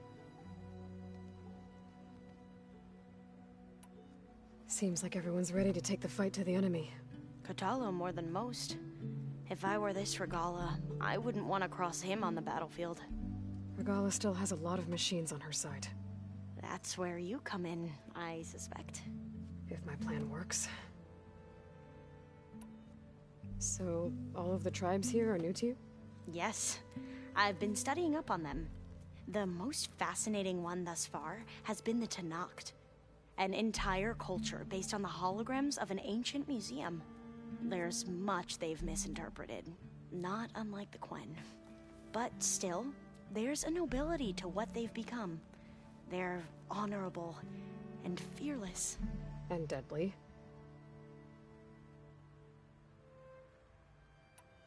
Tilda, the Zenith that Beta mentioned, she was the one who rescued me. Did she say why? She knew Elizabeth Sobek. Seems to think helping me is honoring her in some way. She was willing to share information on both Silence's plans and the other Zeniths. But you still don't trust her. Where I come from, the more valuable the knowledge shared, the higher the price extracted. I'd be careful if I were you, Aloy. I don't know how long I've been muted, but I still don't believe they killed Varl. They did. It don't. It's not still not registering for me. I know he got stabbed through the gut, but it don't. Have you looked through the data we recovered on Leviathan? There is much to sort through still, but I believe we'll be able to get it operational and turn back the floods. And I've given more thought to everything we've uncovered about the ancestors. The Overseers would have us believe they were infallible paragons. But Pharaoh wasn't. Not even close. His greed led to machines that devoured the world. The archive of the Old One's knowledge destroyed, just to erase his mistakes. So, when we learned that Eileen had a hand in covering up hundreds of deaths, I started to think they were all the same. Selfish, egotistical, cruel. But, in the end, it's not that simple. The truth isn't a straight line of ink on a crisp scroll. It's a splatter, smudged and faded on stained parchment. I wish more Quen could see that, instead of looking the other way, or twisting the truth to serve their own schemes. I doubt Bohai would agree with you. No, nor the rest of the Board of Overseers. As Eileen said, it's easier to believe the lie is truth, but it's worth fighting for. And this diviner, at least, won't settle for anything less. For that, I thank you, Aloy. I should get going. Be ready to go on my signal, okay? I won't let you down. I know.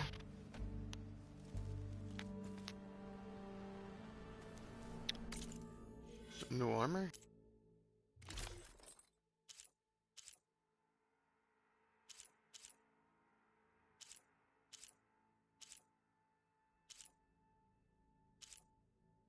Why did she give me Utaru armor though?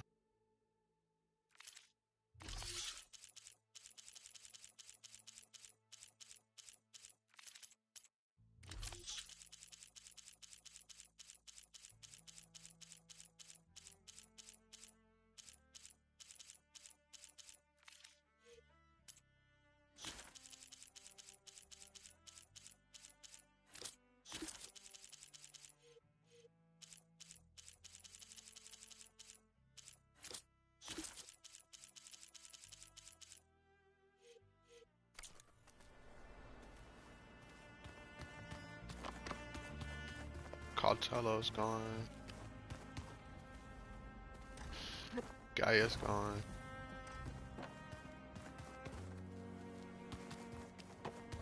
We got more to say.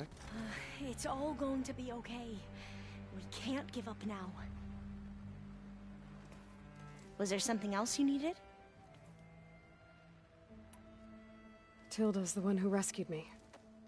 Same one that spoke to Beta when none of the others would. Did she say why she saved you? She knew Elizabeth Sobek.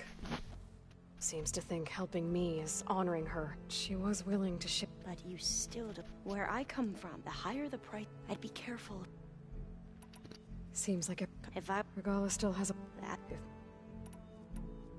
I should get... Be careful.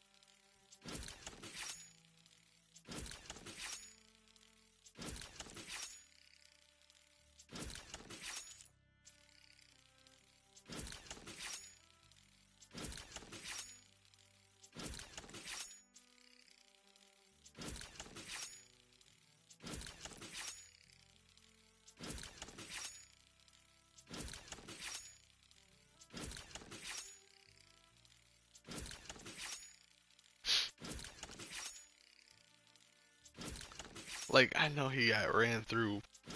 That's probably not the right thing to say. I know he got stabbed through the stomach. But, like, instantly dead? Or, like, did he sit there and suffer? Like, we don't... Okay.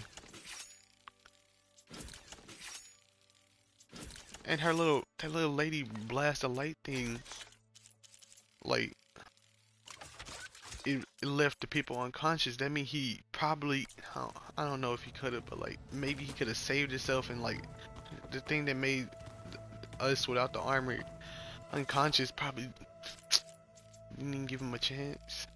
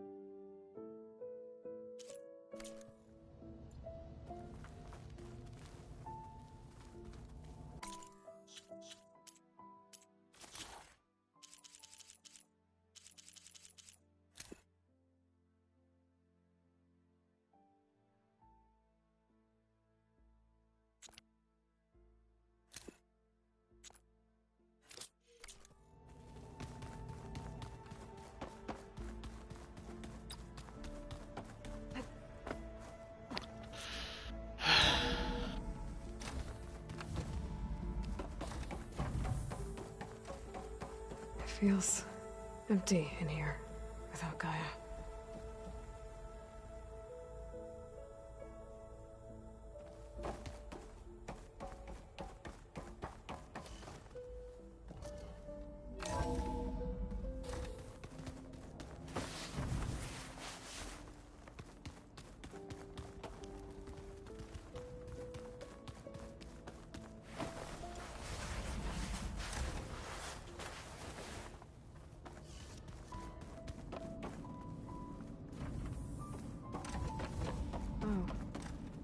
Guess this door's unlocked now. Is Gaia gone? His things.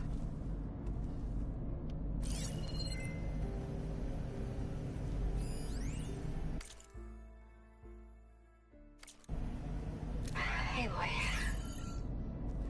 If you were listening to this, then, things didn't go as planned at Gemini.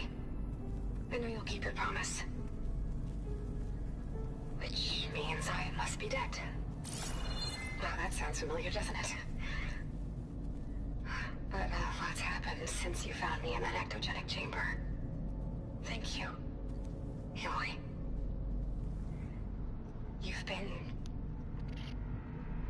my shelter. And I would risk it all again to be by your side. I know you'll find a way forward.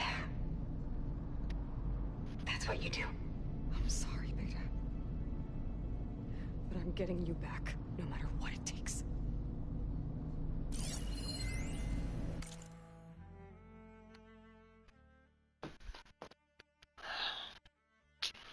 The more I read up on the Regional Control Center, the more I appreciate the immense amounts of planning that went into the projects they're doing. But one aspect is facility has it me puzzled.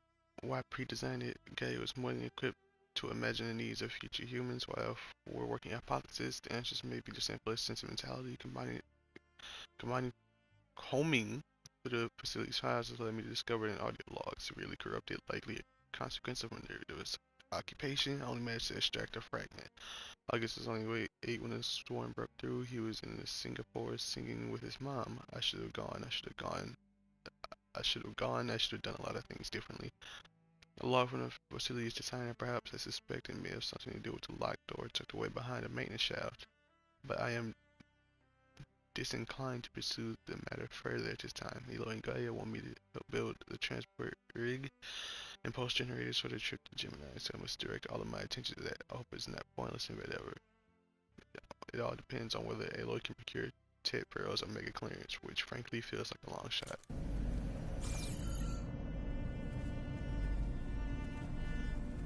Why do you have her standing on your bed?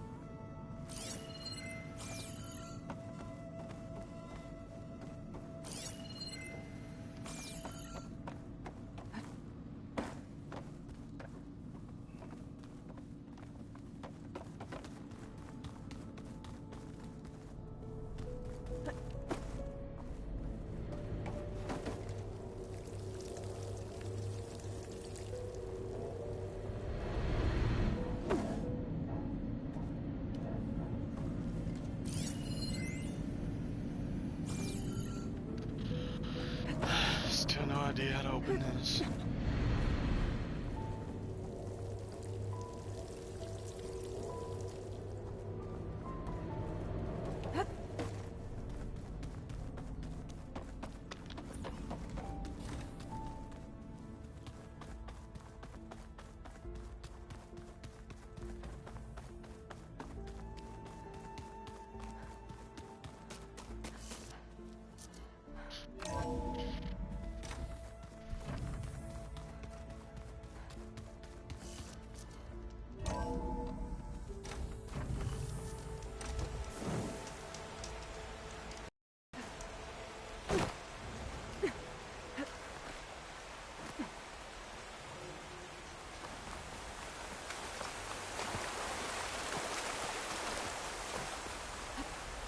Keep moving, keep warm.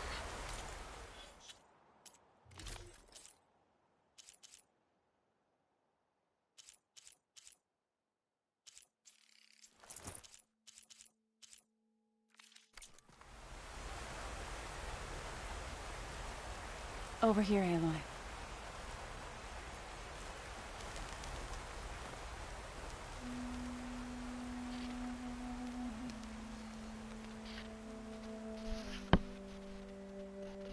We would come out here to tend to the garden.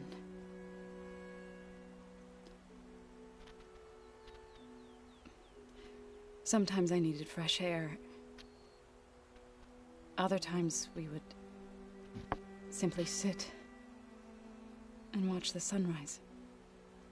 So when we returned from Gemini, it seemed fitting that he be laid to rest here. Now he can always look out at Plainsong and...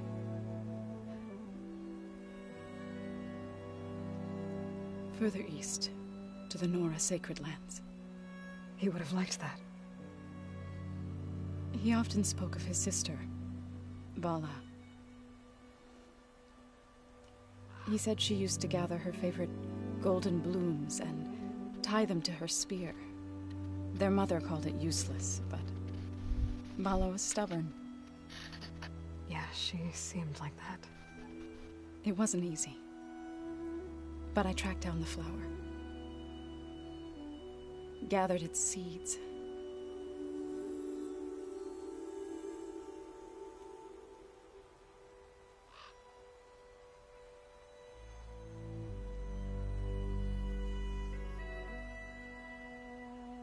As verdant limbs wither, roots rot in snow, still the sea rises, as certain as stone.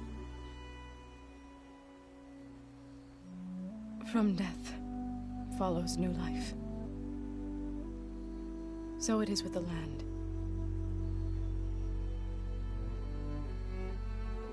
And so it is with us. I'm with child, Aloy. Oh. I was going to tell him when he got back from Gemini. Instead, one day, I'll bring our child here. We'll sit among the blooms and watch the sunrise. I never got to tell him. To thank him. For saving my life, sure, but also... for not giving up on me. He always knew.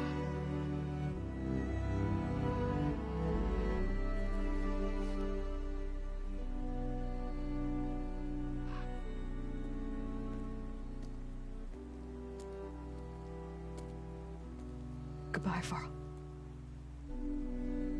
I promise to look after them.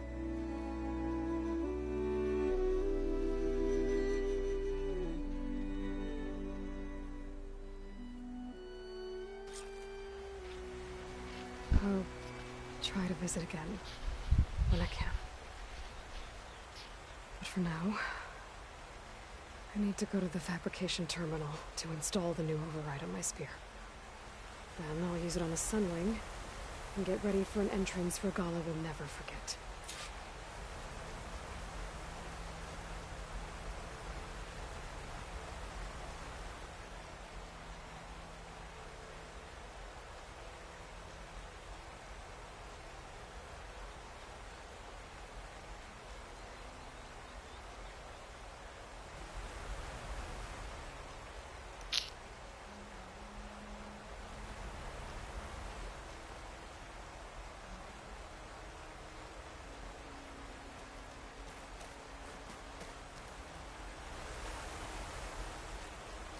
You know, I thought this area was nice.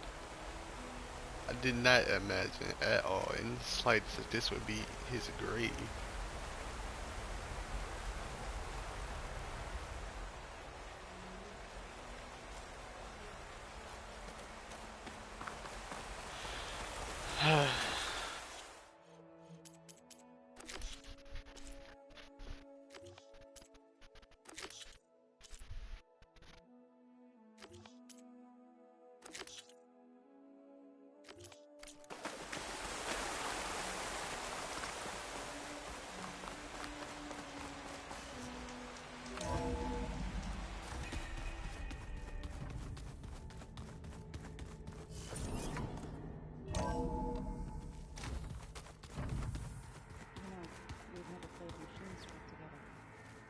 Oh no. I got enough trouble with Kotallo, always kicking my ass. Who says I'm any good at it? The way my luck's going, I'll bet you're a pro.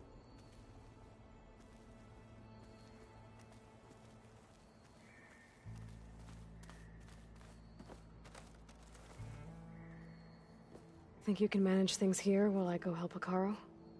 Stopping Regalla's war. It'll help us take the fight to the Zeniths? Yes. Then I'll make sure the rest of us are ready upon your return. Okay.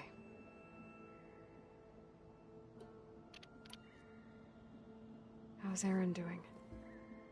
For a moment there, he thought he'd lost both you and Varl.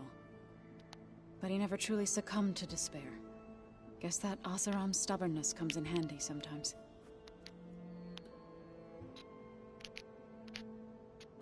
We'll be facing Spectre drones soon. Erend and Kotallo have fought them before, so... Already asked them to run us through some combat drills. Erend moves like an oaf, but he's good with that hammer.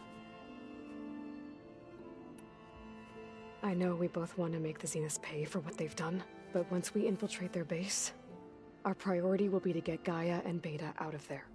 Don't worry. I won't go seeking revenge like some blood-crazed Tenakth. Wherever your arrow strikes, mine will follow. Let's hope we hit our targets. I need to get going. Whatever you plan on doing against Regalla, you better return to us in one piece. I'll try.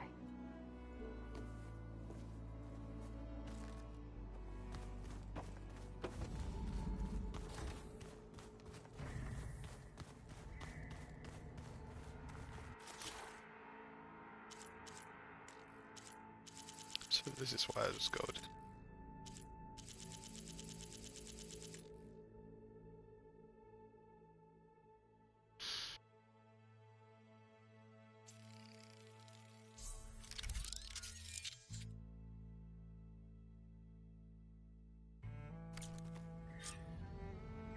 Override installed.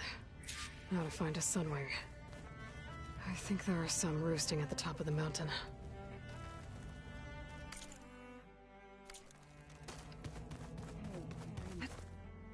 Yeah? I was thinking we could spar for a bit. When you have the time. Oh, sure. Yeah, of course. Might be a way to deal with my anger. Yeah, beating the crap out of me makes you feel better. I'm all for it.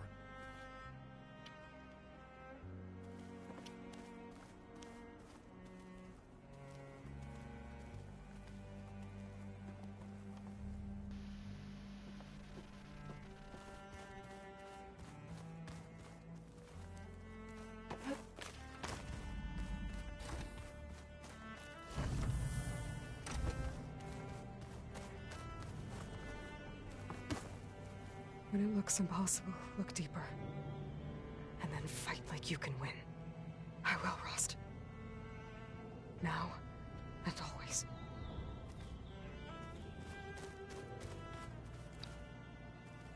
Focus. It's Varl's. I used to think no Nora would ever accept one. But Varl did. Even when he was overwhelmed. He refused to let me push him away. I failed Varl at Gemini. I should have pushed harder. I should have done more. I'd give anything to have him back.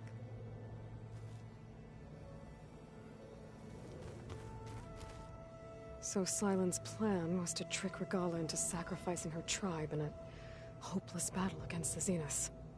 It's so... heartless. Hekarro, Dekka, Kotallo, countless others.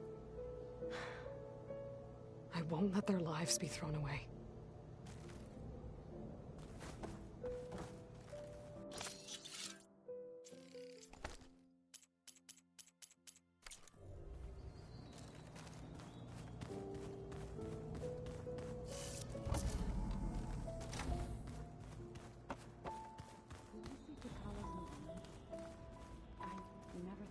Metal bound to flesh in that way.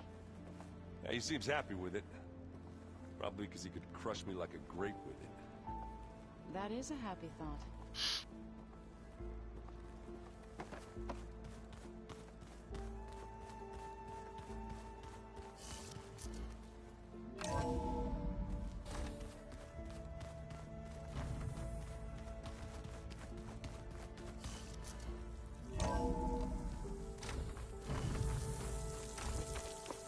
Okay, I need to find a Sunwing to override. Better head up the mountain.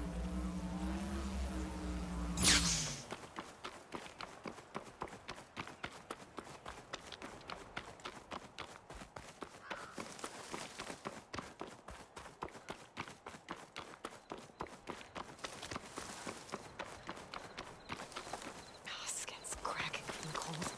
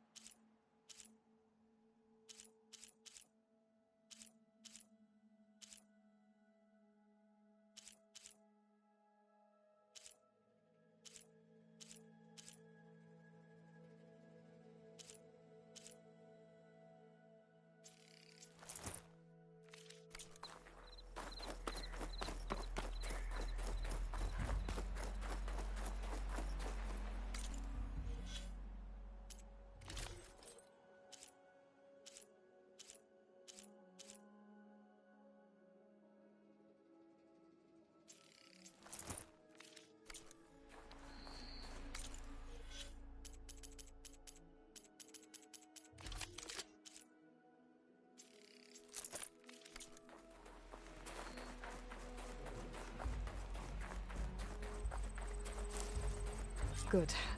There are Sunwings up here. I'll have to approach them quietly.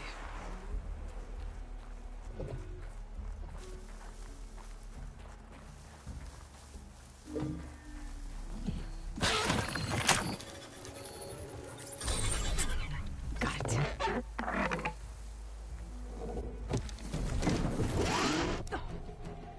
Whoa.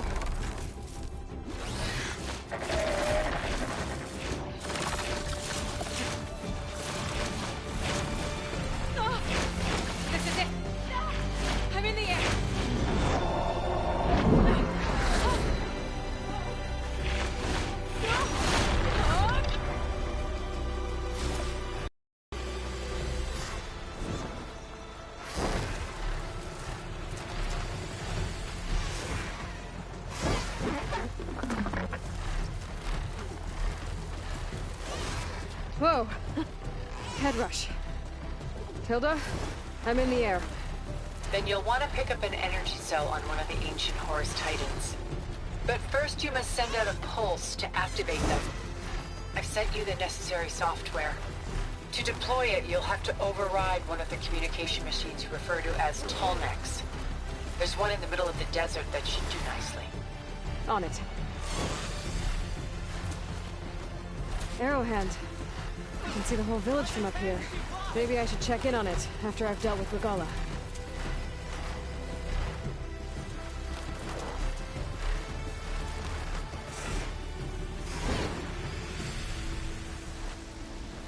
It's the Chaos champion!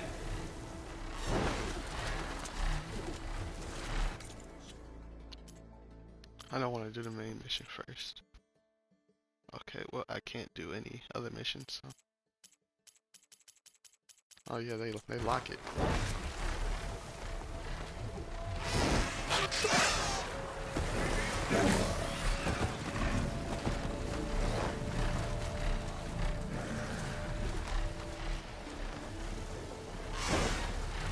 There's a Tallneck. Need to get on top of its head.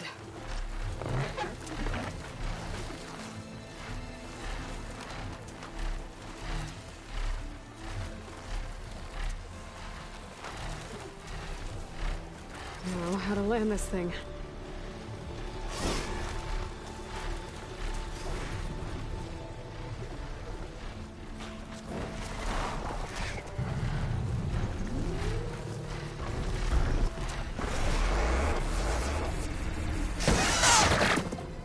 Made it. Let's go over.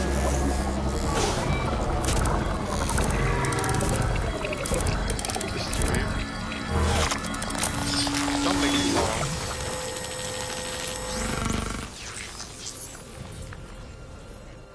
Okay, Tilda. I've overridden the Tallneck. Good.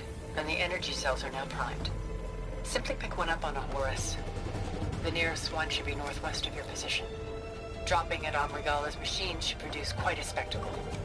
Thanks for the assist. I told you, I want to help.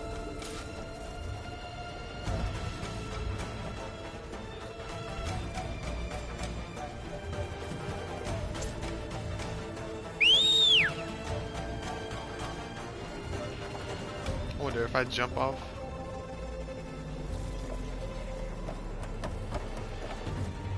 Whoa! I'm gonna have to get used to that. That's pretty cool.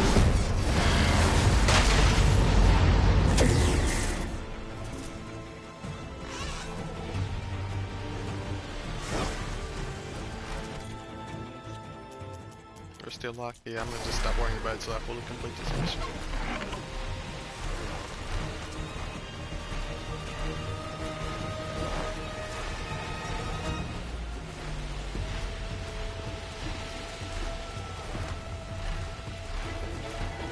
Regalla's rebels. Reinforcements, maybe. Heading for the Grove. I hope Akara when it's knocked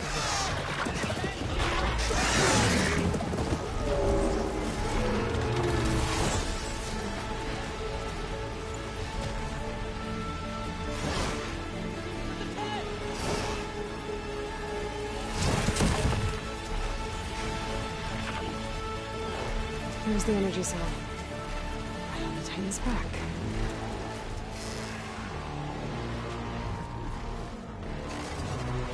Got the cell. Now on to the Grove. The pulse from the Tallneck should have reactivated all the energy cells in the region. I should be able to pick up more from any Horus I'll fly to. It'll be useful, even after I deal with Regalla.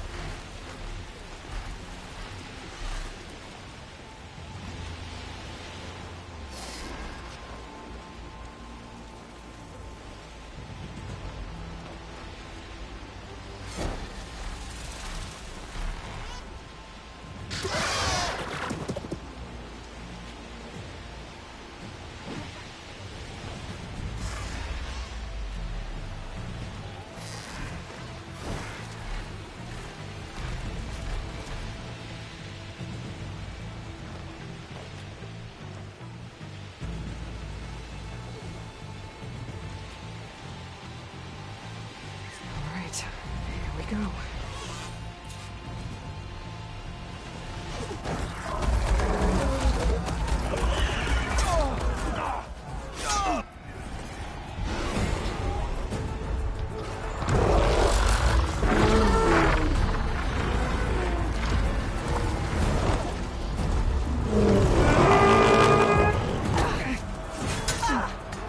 Regalla's inside. Akara will soon be dead. It's all over, Chaplain.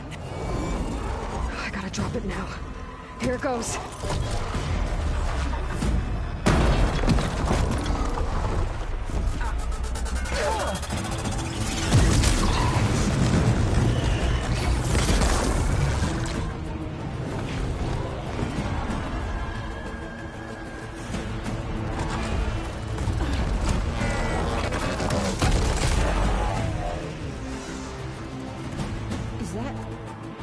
It's Aloy!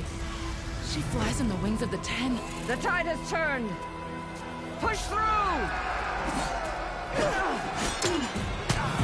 Get her? Jeez!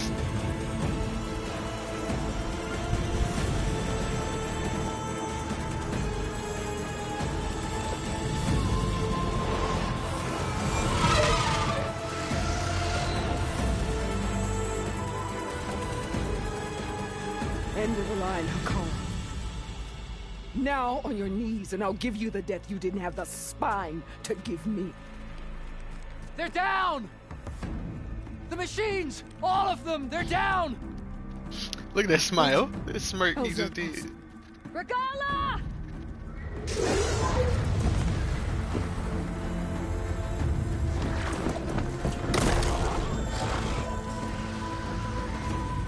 Enough bloodshed! Let's settle this. You and me. Easy to say when you're atop a machine.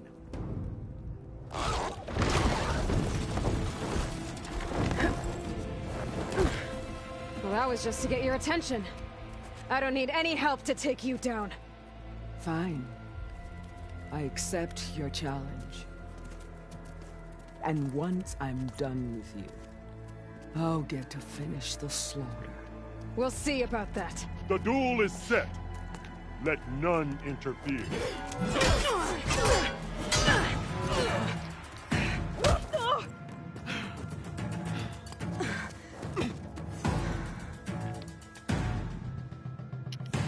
This fight is just beginning!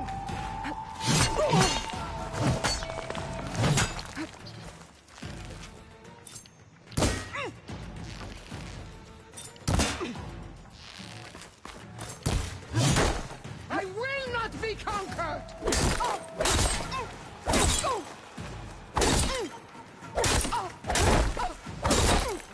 We go.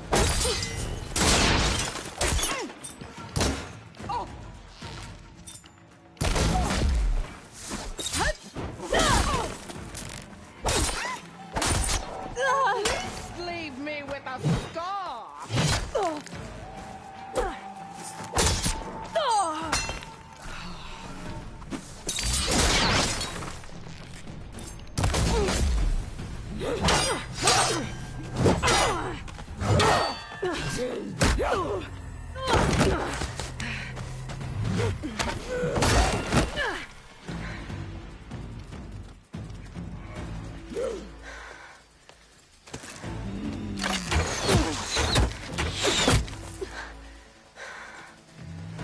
Alright, so that's how it's gonna be.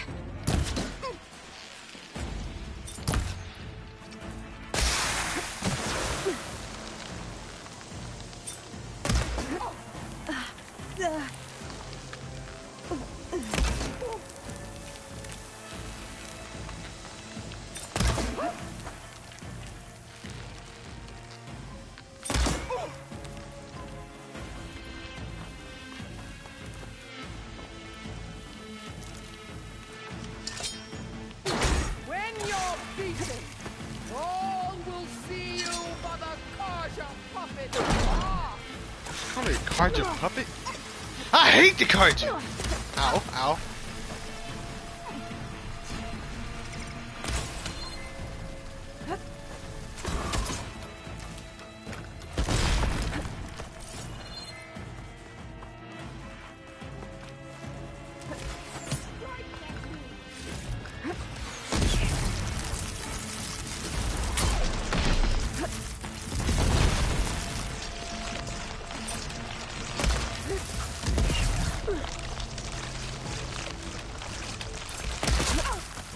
Strike and strike hard!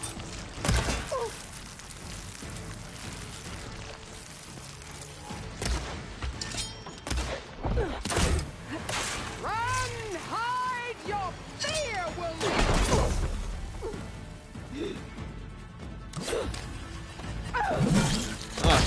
Both have the same idea.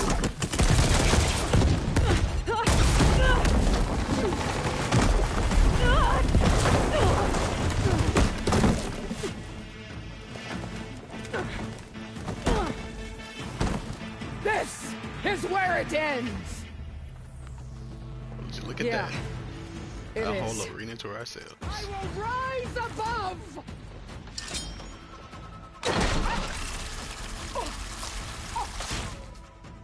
Oh?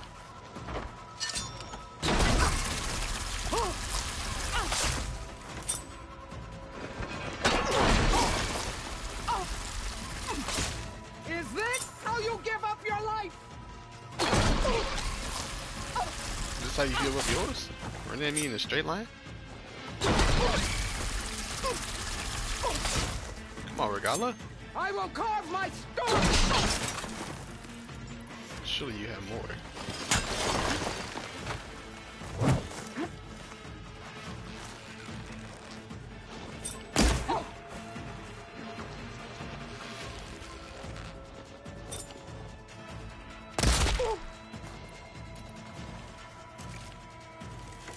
I waited for the battle that would prove.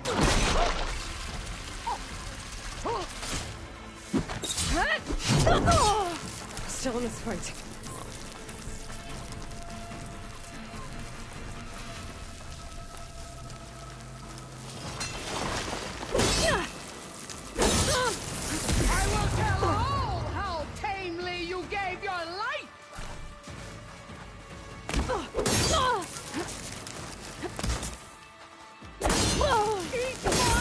not hit you. child. Interesting.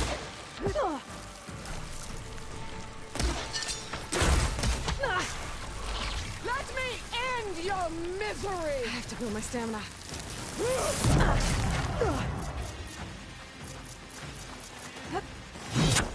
Ow.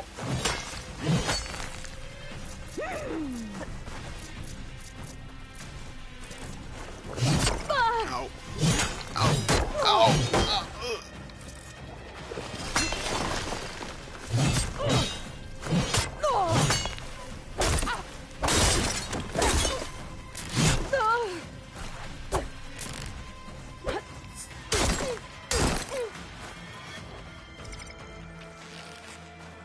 You die here and now.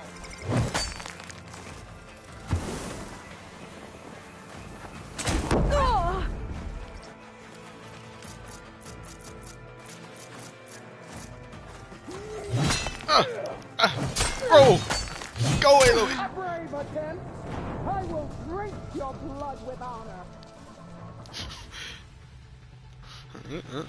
I guess she's drinking my blood now. Come to me. I like the second strongest to knock out of the face. The Enduring would do that to you, no cap.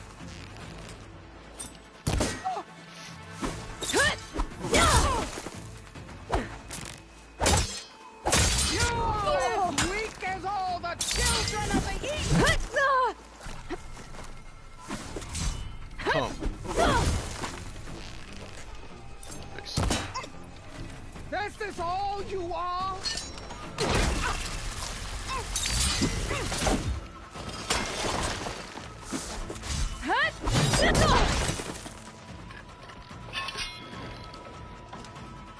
Come on.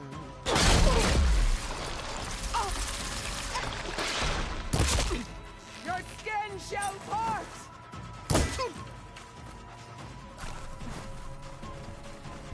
You're not hitting me with that. Hey, you a crack shot though. I give you that.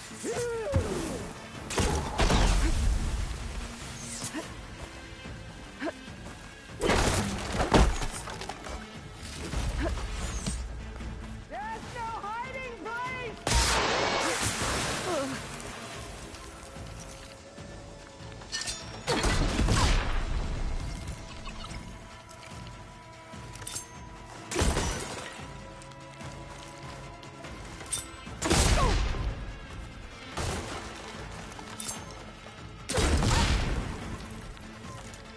Take the honor.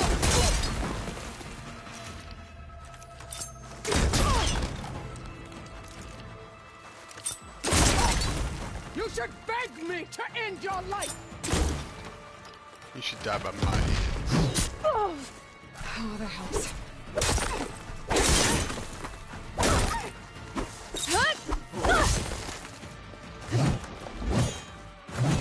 Fight! Fight until death!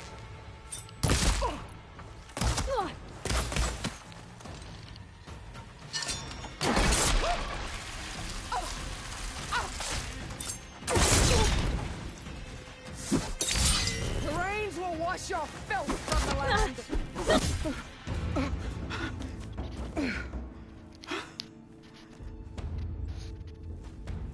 Here I am again, on my knees before bootlets and cowards. Go ahead, run me through. Shut your mouth, traitor. You spit at me. It was you who flew in on the wings of the Ten. You who challenged her. By our rights, you must decide her fate. I spared her once. It only made things worse. She was the best of my marshals. What a waste.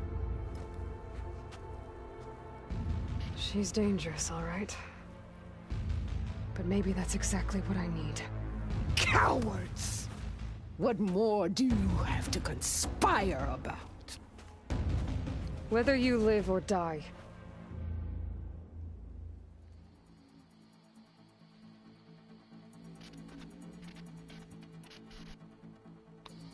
I'm not here to forgive you for your crimes. For there's another battle ahead. Against an enemy more powerful than anything you can imagine. And I need people. A squad. That's willing to do whatever it takes. I don't want your mercy. It's not mercy. The battle I'm talking about will be charging into a nightmare. A better death than this? Yes.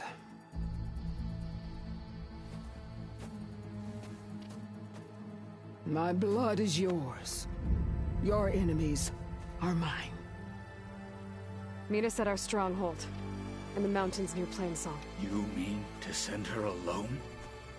Without even an armed guard? She does not need it. I will be there. You have my word. I'll hold you to it.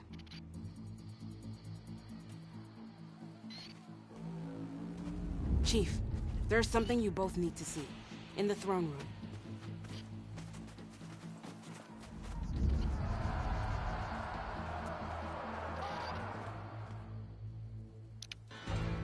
That was actually a tough fight. I kind of want to do it without the extra weapons. He surrendered to our guards outside the grove. Claims he has an urgent message for the Outlander who defeated Regalla. So, state it. It's for her alone.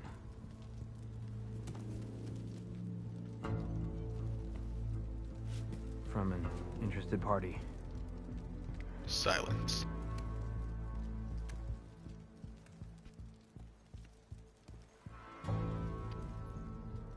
I'm gonna need some privacy. Clear the room. Put him with the rest of Regalla's soldiers. I'll see you back at base.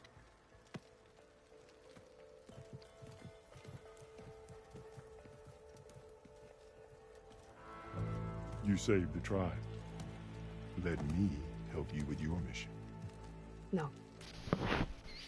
With Regalla gone, you have a chance to build the future you dreamed of. So get to your task. Then at least allow me to give you this. Armor for the battle ahead. May it keep you safe.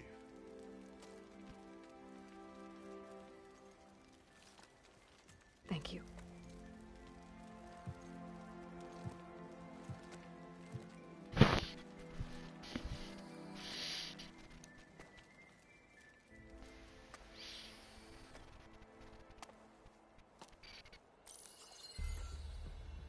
Do you have any idea what you've just done? Oh, it's a pleasure to see you too, Silence. Congratulations on your victory. You saved the Tenakth for a few weeks. Unfortunately, you doomed the entire planet as well. Wrong. I don't need a Tenakth army to defeat the Zeniths. Oh, Aloy. Have you learned nothing about the enemy we're up against?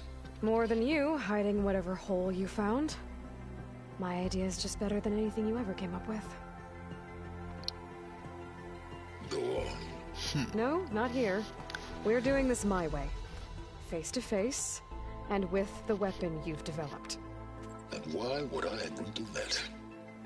Because I'm your only way of beating the Zeniths, and getting the copy of Apollo that's on their ship. So meet me at my base. Mountains west of Plainsong. Time to submit to the inevitable silence and follow the person who actually knows what she's doing. Damn. Don't be late.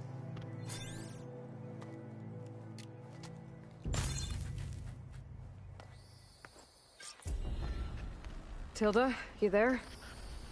I did it. Silence is on board. So head to my base. Impressive. I'll be there as soon as I can. Now that I can fly, I might want to see what else I can do before I head back. You were there? Oh, yeah. I agree. My whole squad went. We even think we're getting fresh on. Taka. What? You were spectators? That's how good of a fight it was, my friend.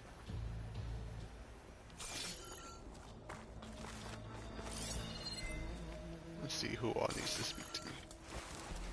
You. Stand up straight, Cavo. Aloy's here. So, Aloy, you've added yet another deed to your name. And I'm guessing by the look in your eyes that you're not done yet. Not quite. She's scarred up. Is there anything we can do? We owe you that much. After everything you've been through, you're one of the best people to support Hikaru's bid for peace. Not just between the clans, but with the Carja too. And I will. You have my word. And until my last breath, I'll make sure the tribe remembers all that you've done for us.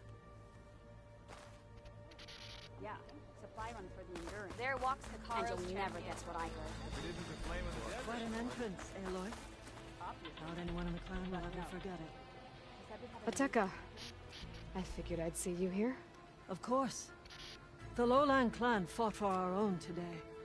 And like the day Hikaru conquered the Grove, we stand victorious. I see the same look in his eyes as I did then. Hope restored. His vision for us endures. He'll need your continued support, I'm sure. And he will always have it. Thank you for everything, Aloy. Lucky shot broke these cannons. I picked it up right as the machine lunged at me. And so the Wings of the Ten found us when things were at their direst. I'm not some legend come to life, Jataka. That may be, but we will always be in your debt. Might as well set a new record. Oh, Jaka's here. Aloy, never doubted you knew how to make an entrance, but that, ooh, that was something else. Didn't think I'd find you here. You know, I just thought a battle that'll be sung about for generations wouldn't sound as epic if the Desert Commander were missing. You got more to say? But who am I to argue with the champion killer? Wish I could have seen Regala's face when she saw you flying on that machine. Wish I could have seen Regala's face when she saw you flying on that machine. The truth of the visions were revealed by this Outlander. Tekote, thought you'd be back at the Bulwark. Let it be known that the Sky Clan defended the Grove today. As hopeless a battle as it was. Until you flew in on the Wings of the Ten, that is. We are in your debt. You fought for your tribe, so your debt is paid. On your way, then. Definitely didn't expect to see him, man. Aloy! That was Warbreaker to the Wings of the Ten. You've racked up a lot of deeds, haven't you? So Your part in I've been today's thinking. battle will be recounted I'm for going to years to petition come to by join me Walk and with all strength. chaplains who come after. With everything that happened. Walk with honor. Come learn about life as a soldier of JTF-10. The one who flew on the Wings of the Ten. I'll join you then. What is it? Anybody else that I missed? He was the one who killed the squad. Oh. Observe the grid of JTF-10 in the mountainous regions of the hot Took out all zone. those machines. And on the Wings of the Ten. You should have seen the looks on the enemy's faces.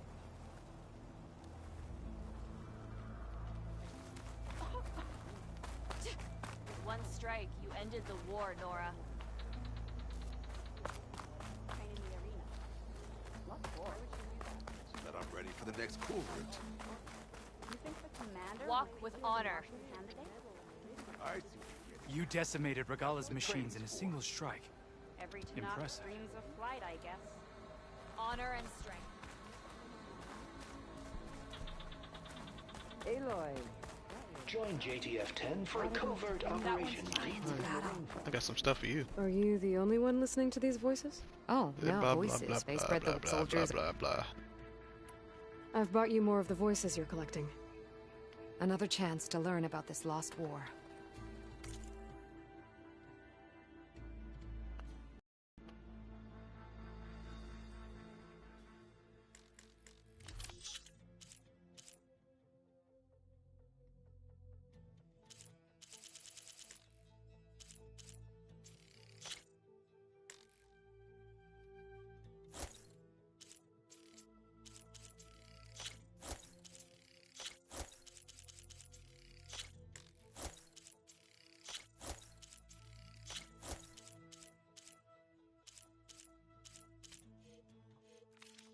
There is so much we still have to learn about this war. Every voice you bring helps me to understand more. I'll let you know if I find more voices.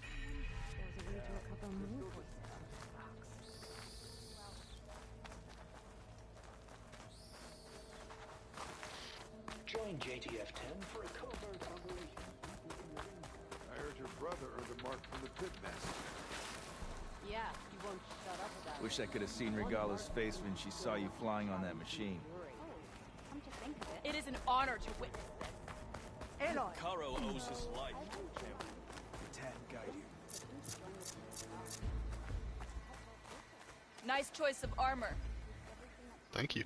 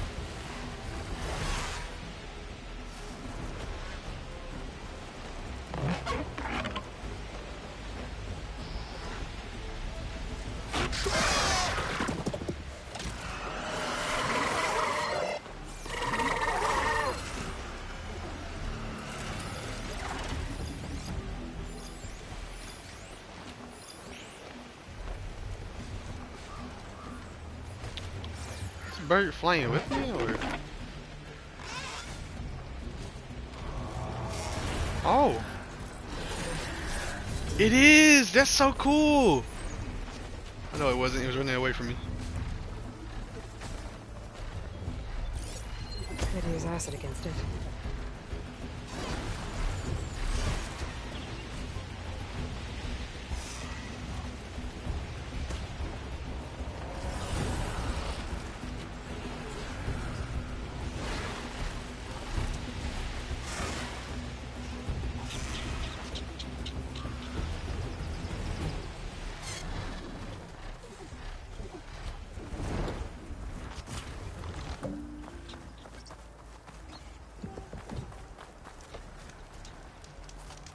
That's a weird graphical glitch.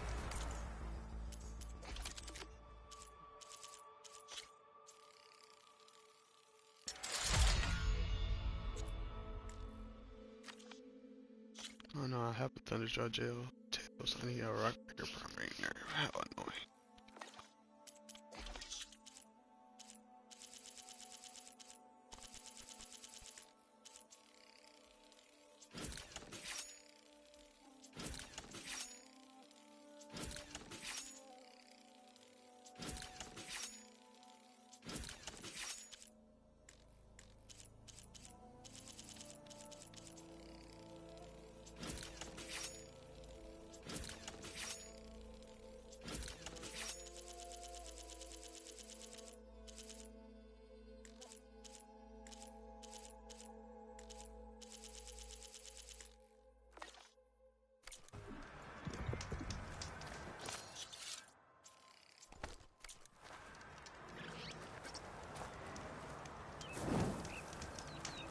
You there. Over here.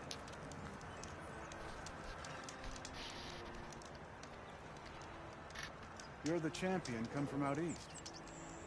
I've heard of your deeds in battle. My people owe you a debt.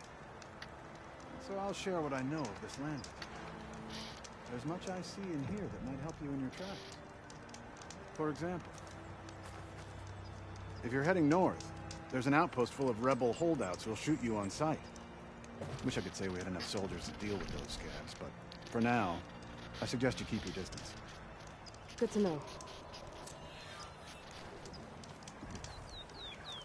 Sounds like the Tenaks could use a hand with that outpost.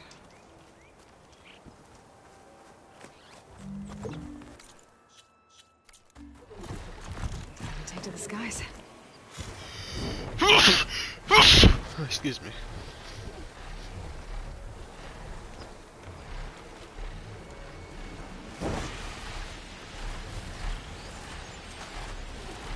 The Tenaks might have disturbed those burrowers while they were digging up this stuff.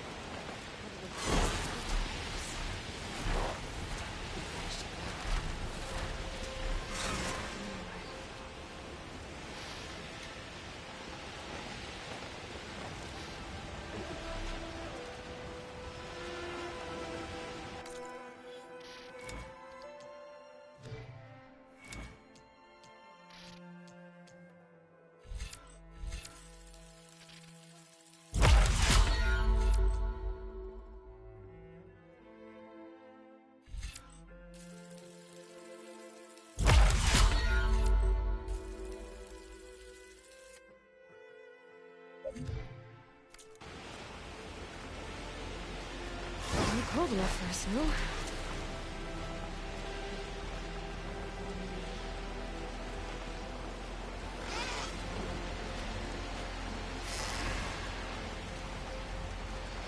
It does follow you.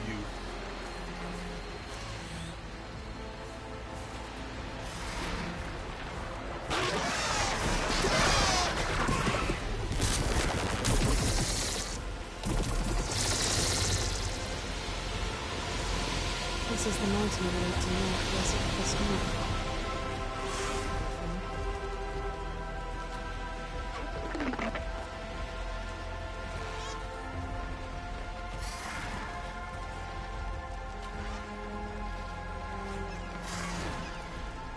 Rika's armor should be around here somewhere.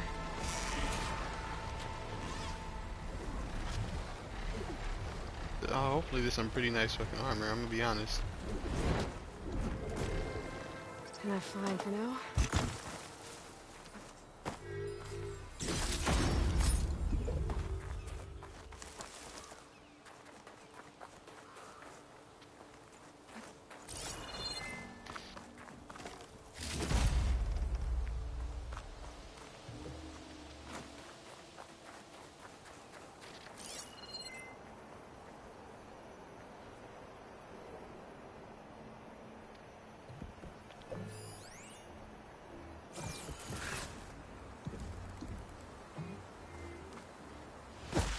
Wait a minute.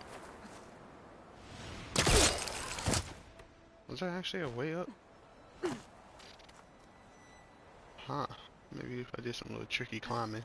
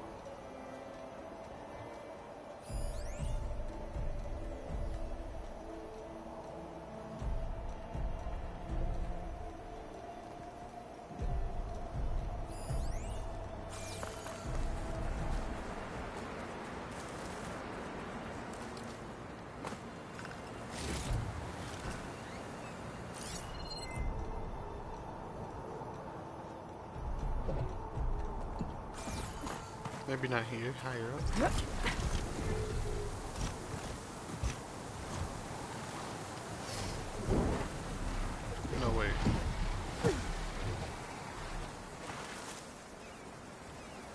fragment of Farika's armor.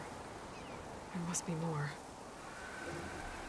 I don't like the sound of that.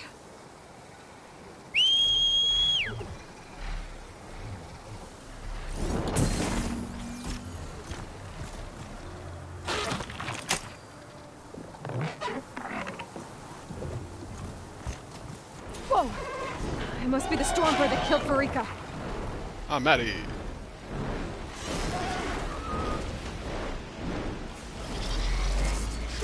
Oh, wee! That was cool. Wee! Wee!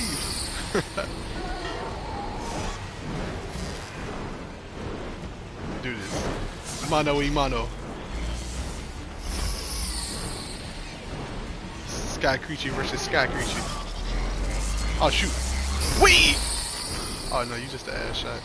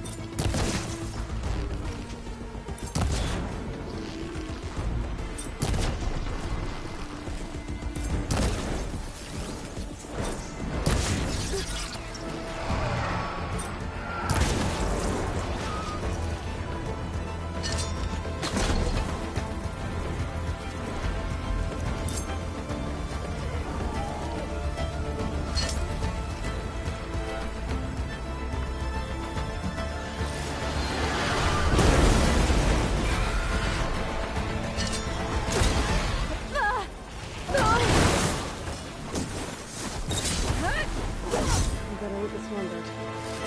One more bit of armor, all up to the machine. Another armor fragment.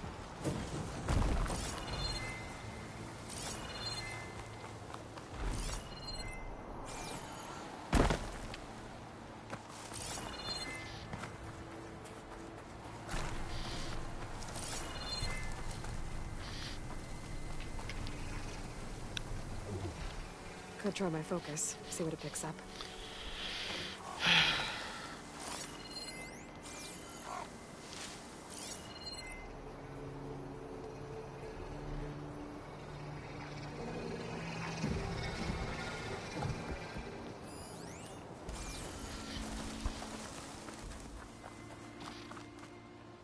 Looks like another bit of armor. I guess that's it then. I should let the Tenakth know I recovered what's left of Farika's kit.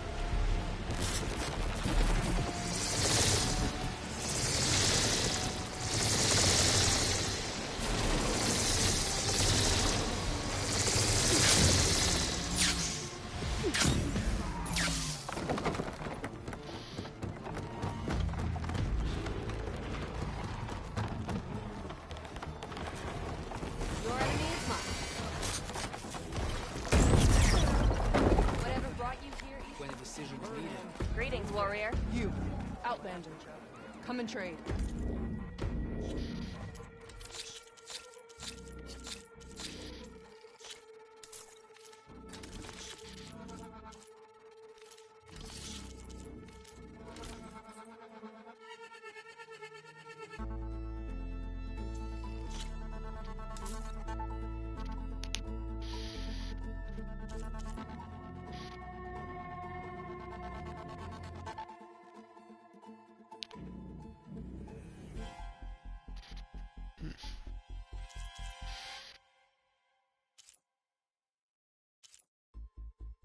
Oh, did I sell it?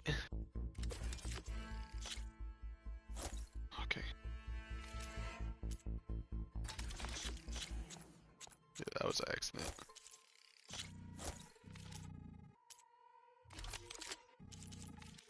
Now you can make a statement. I meant to put it on.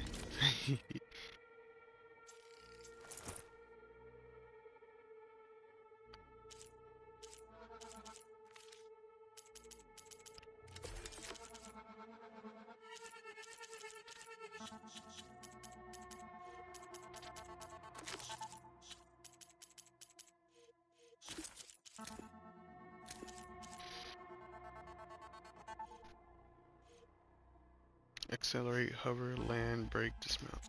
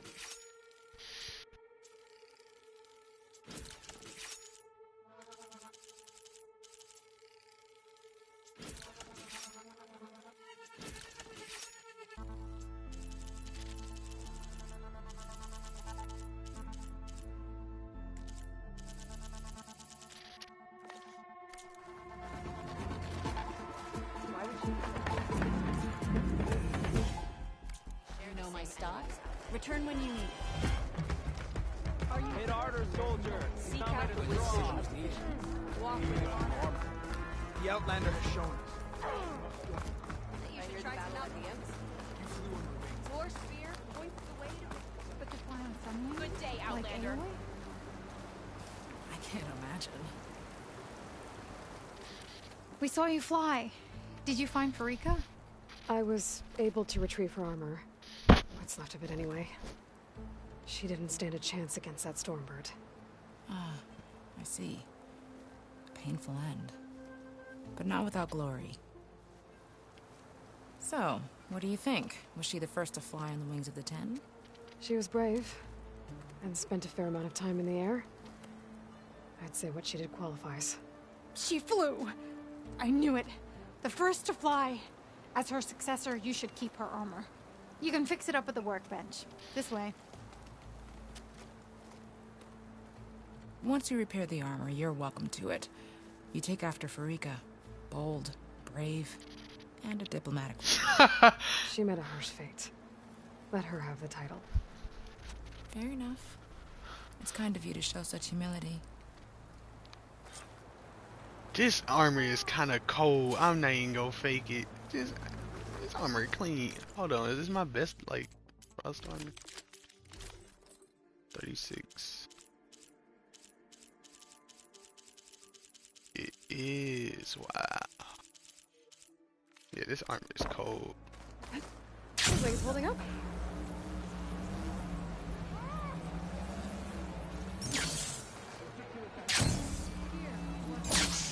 Once you repair Farika's armor...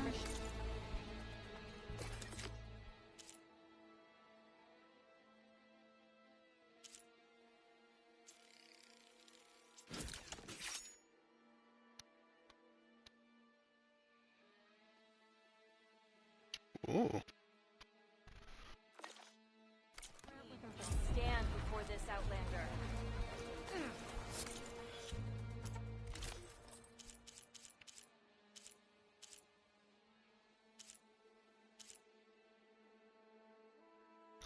Why is this on Survivor? She didn't live.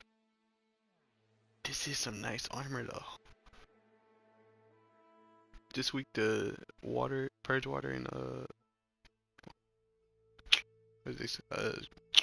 Corrosion acid. This is some nice armor. The Tenakth make nice armor, man. Jeez.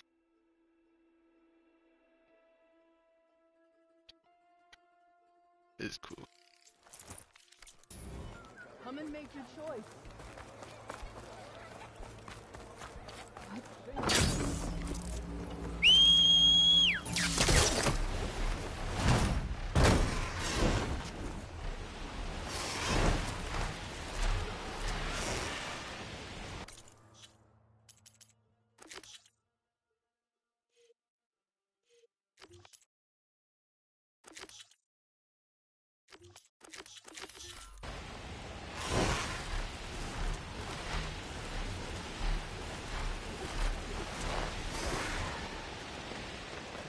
Startle anyone. Shadowland.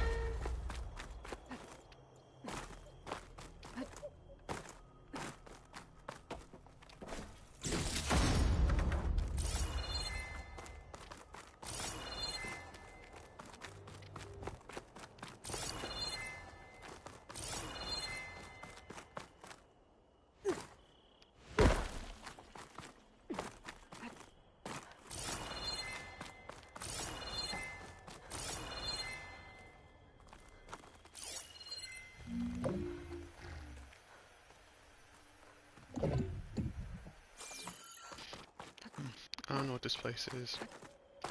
Can't tell if it's important or not, or just another thing they added in that they didn't need to. Just, you know, the hell of it.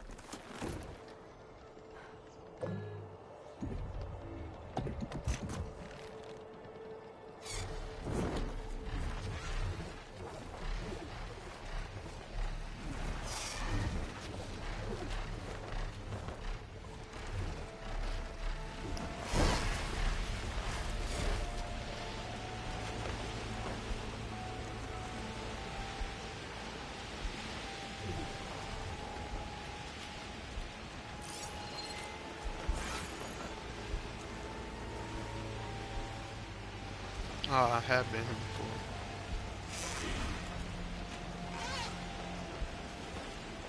That's where I met whatchamacallit.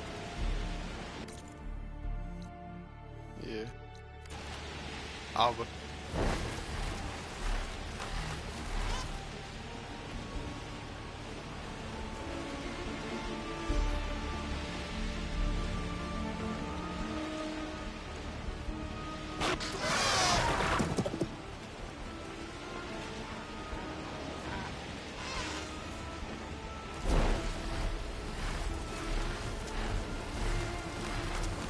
The sentry said the raft was heading west. One raft in an ocean. Should be easy to find.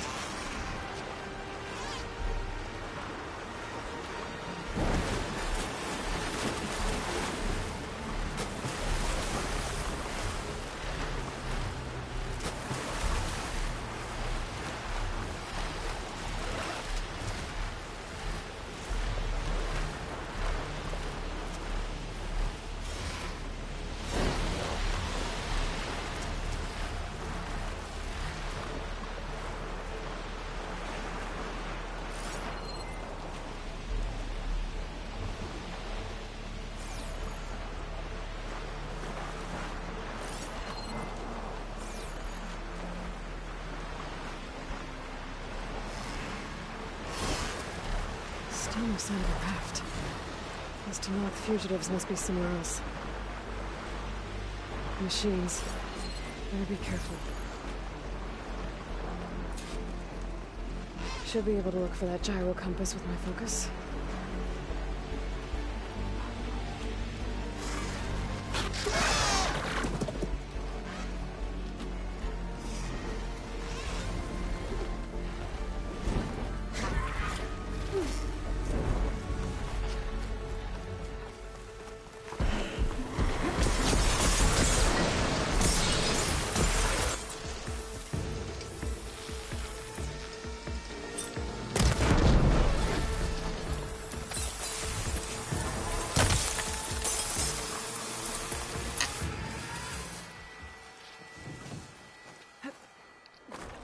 Let's hope I can find the gyro compass in one of those scrap piles.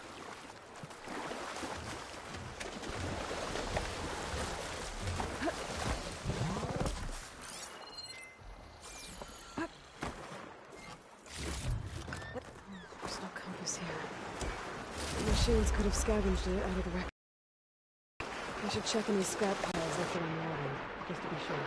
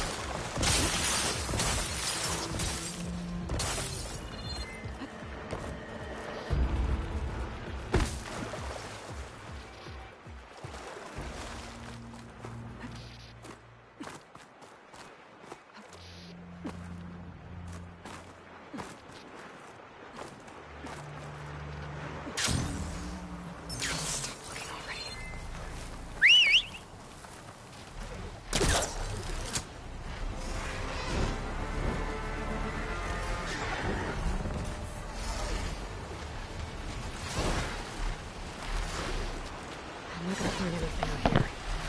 The sentry said the raft sailed west from Tide's Reach.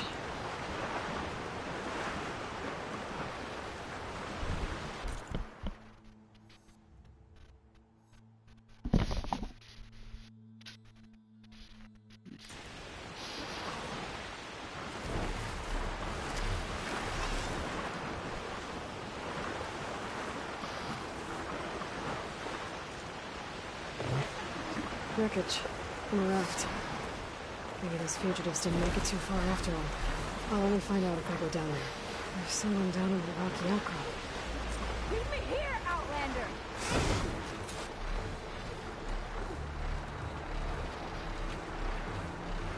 Stay away!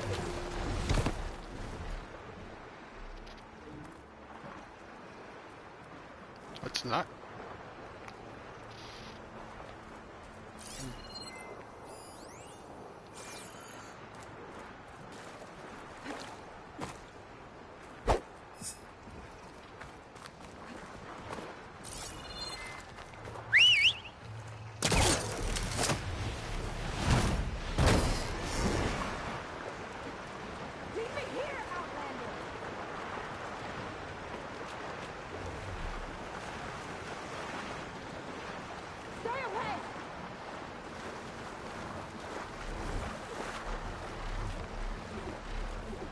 An Outlander flying a machine?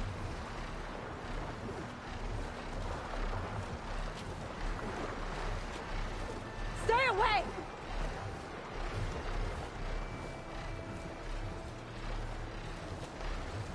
An Outlander flying a machine? Why are you here? Leave me here, Outlander! Alright, man.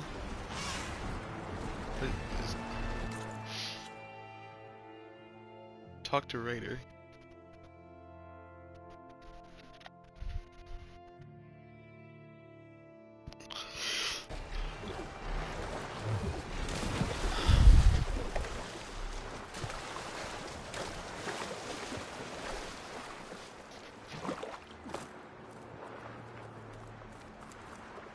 You're one of the raiders who attacked Tide's Reach? Where are the others? Holed up on top of a tower across the sea to the west. Where I left them. I thought that they were true Tenakth, but they're murderers, not soldiers. The Tenakth at Tide's Reach think you should all face justice. Then they should come and get me themselves. If you want justice, then find the others. Leave me here to face the sea. My last battle.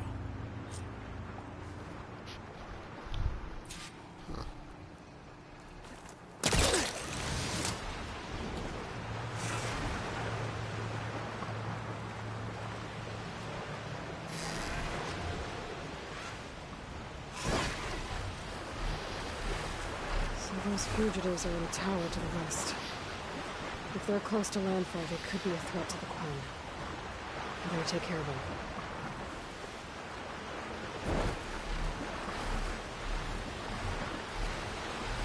I don't know why you would want to kill the Quen when the Quen are the assholes, but...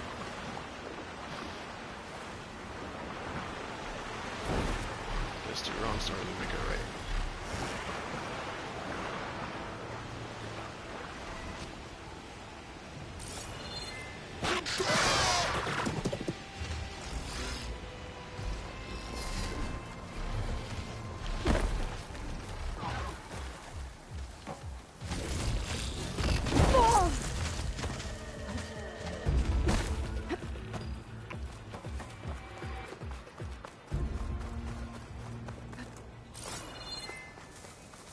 There.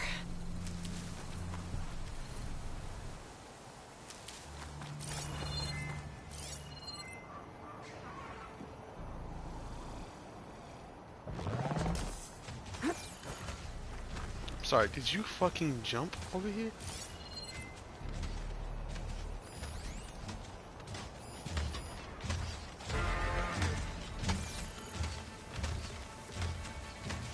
Nah, I gotta see that. I have to jump again.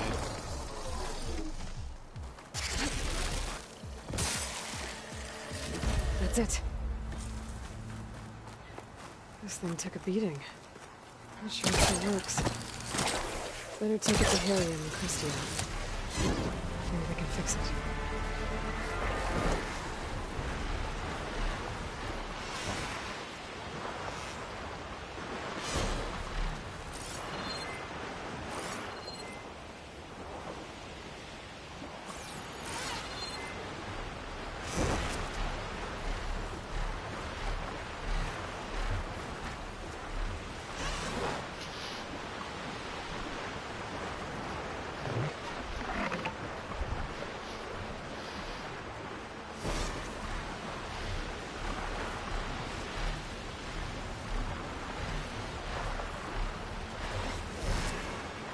Those fugitives must be on top of one of those buildings.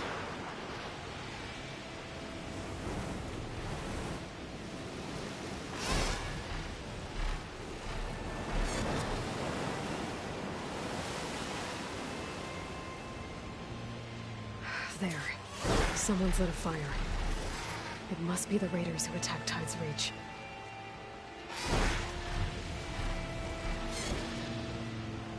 Up there! There's someone flying! Who is that? Who cares? Bring her down! Okay, that's the raiders. And they are a threat. I better find a place to land. And fight.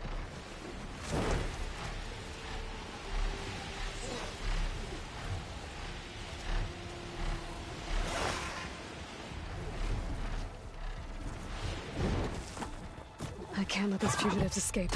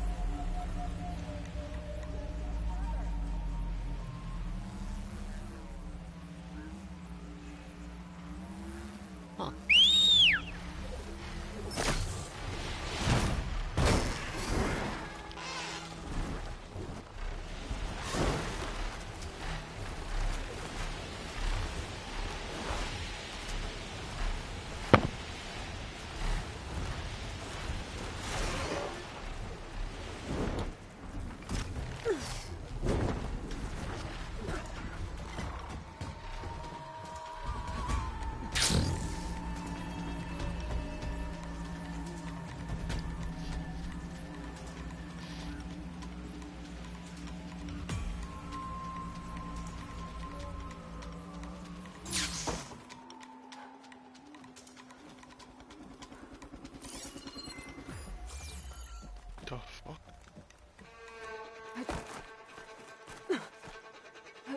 Why did you follow us?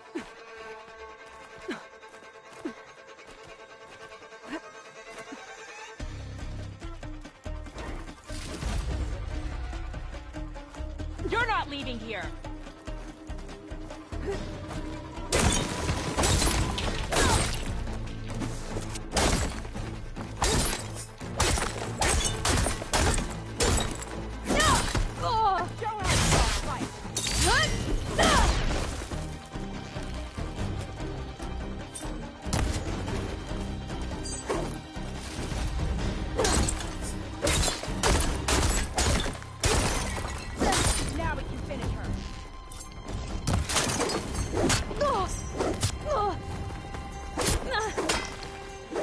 Keep going. You should have sailed further.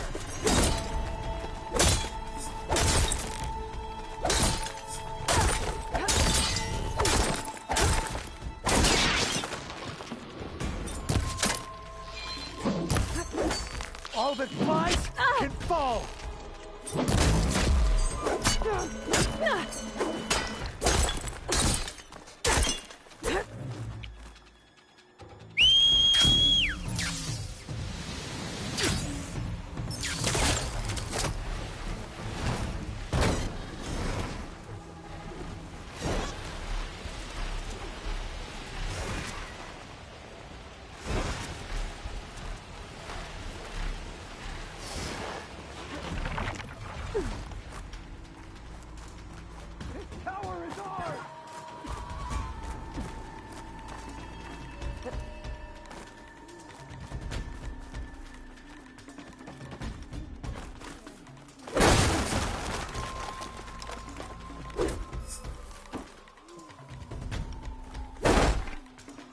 Why did you follow us?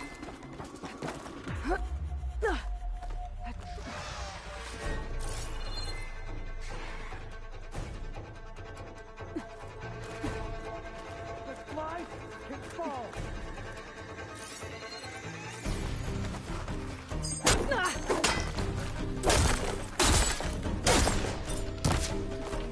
How did you find us? Lost of them. Those raiders won't be attacking Tide's Reach again. Or anyone else.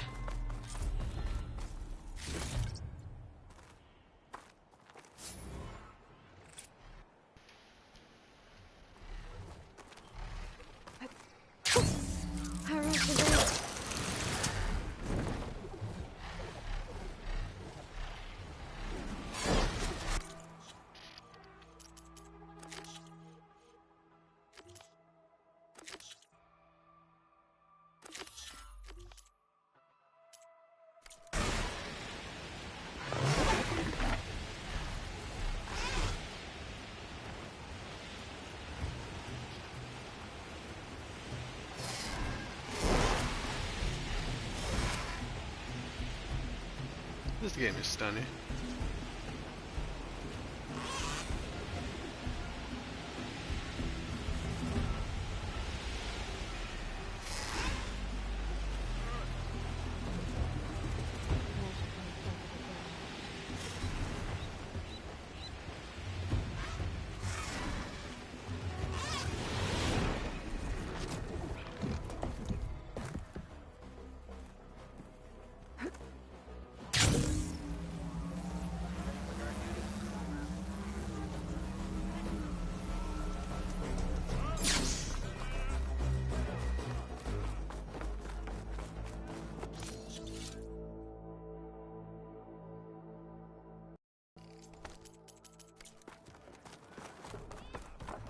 The ancestor has returned.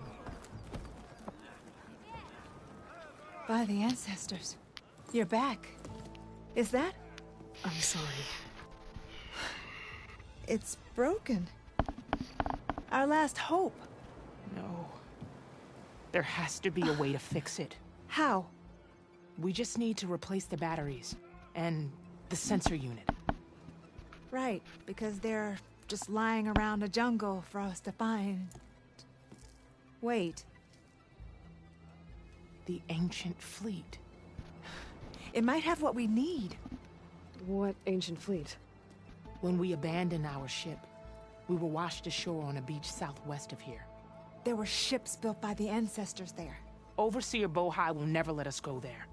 He won't risk losing any more navigators. He needs us to guide the fleet home. No one's going home without a working gyro compass. I can get them for you. You'll need to look for a sensor unit. They're usually on a ship's antenna. And batteries. 3 of them. They're small, so they might be hard to find. I've got something for that. We put our faith in you once again, Ancestor. Oh, hey. Everything okay?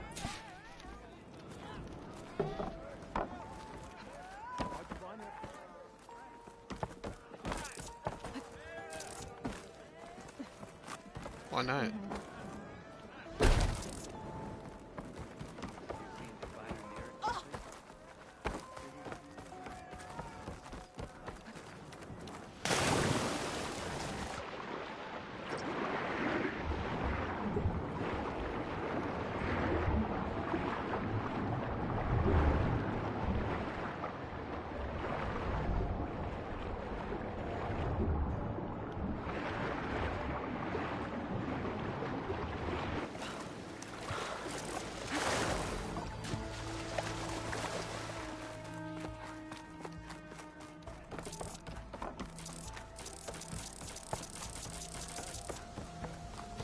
Having a good day?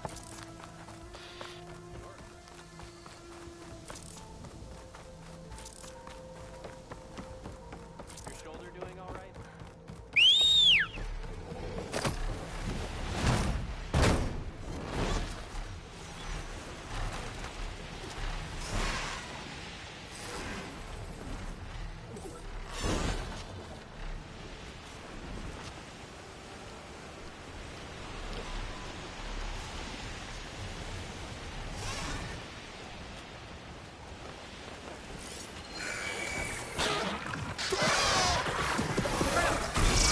Who are those machines attacking?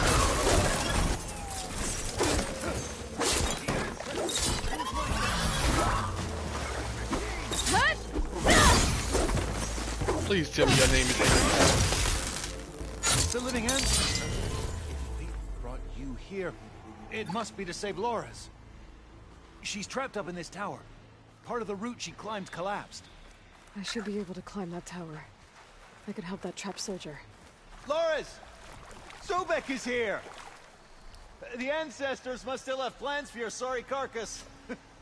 Stop joking, Arrayus. You need to help me find your way down from here. I'm not joking! The living ancestor is here!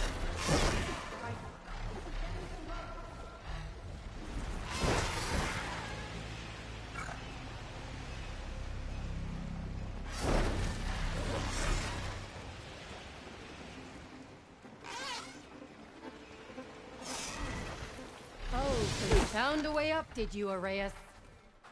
I didn't stick the landing. We can cut the whole living ancestor speech. Let's find you a way out of here, okay?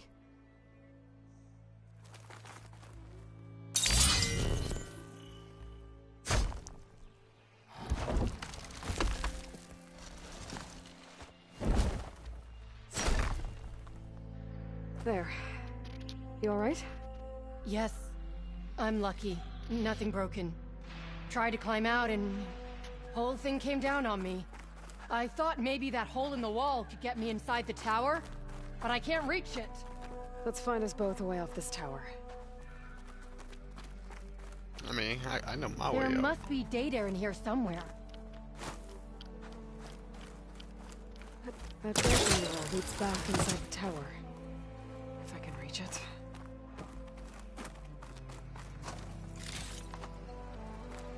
I cannot... Sobek? What are you saying? I have searched, but I can find no way out. Let's get this to that hole. Geronimo. Arrayas! You better still be alive so that I can kill you myself! Can you climb up using this? Yes. All praise to you, Sobek.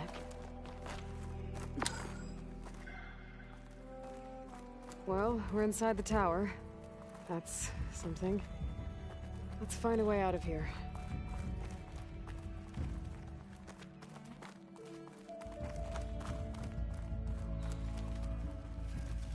Here we walk in the footprints of the ancestors. The truth will be found. The light will be shone. There's something over here.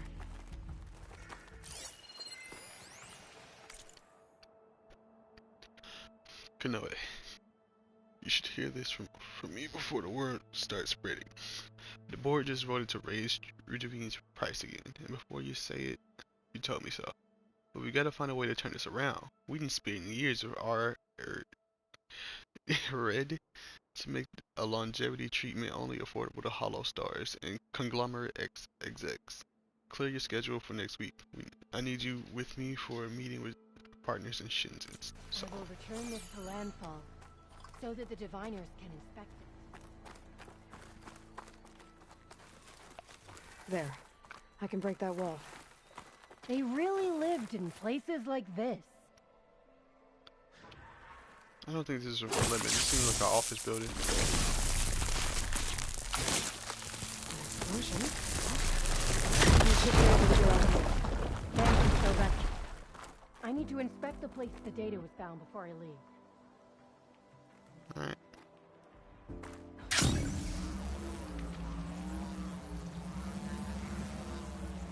So, Loris has her way out.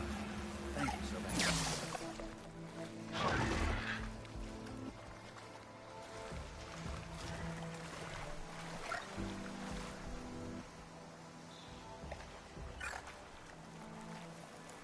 She might get herself trapped in towers, but Lars is a great soldier the rest of the time.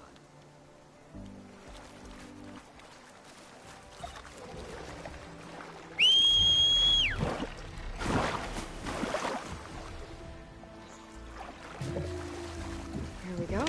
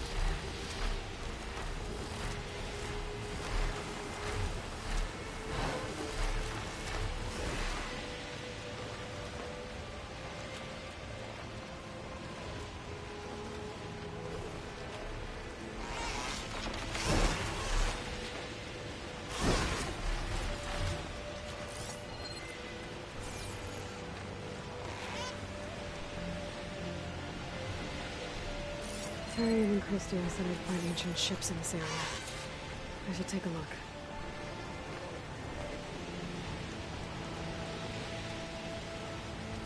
Those ancient ships have got to be around here somewhere. There. A sunken ship. Maybe it has what Harriet and Christian need to fix the gyro compass.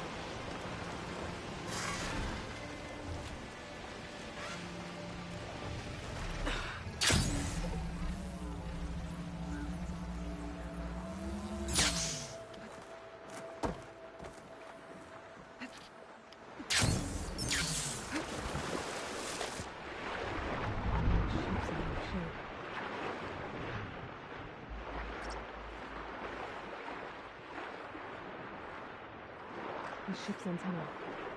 Let's hope the sensor unit is still intact.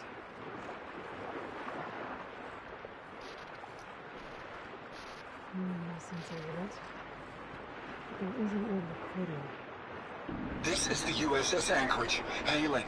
Anyone who's left. The Medina, the Omaha, and the New Orleans are down, and the swarm just cracked the Harris open like an egg.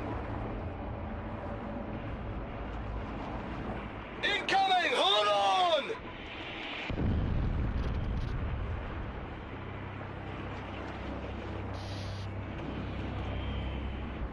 The lead Horus is heavily damaged.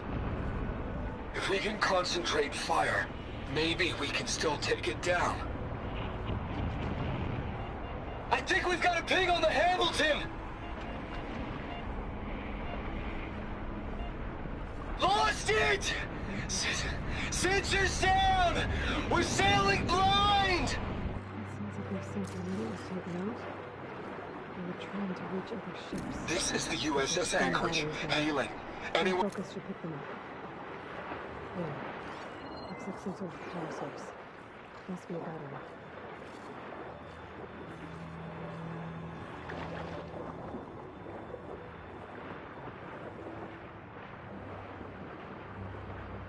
Down, 2 to go.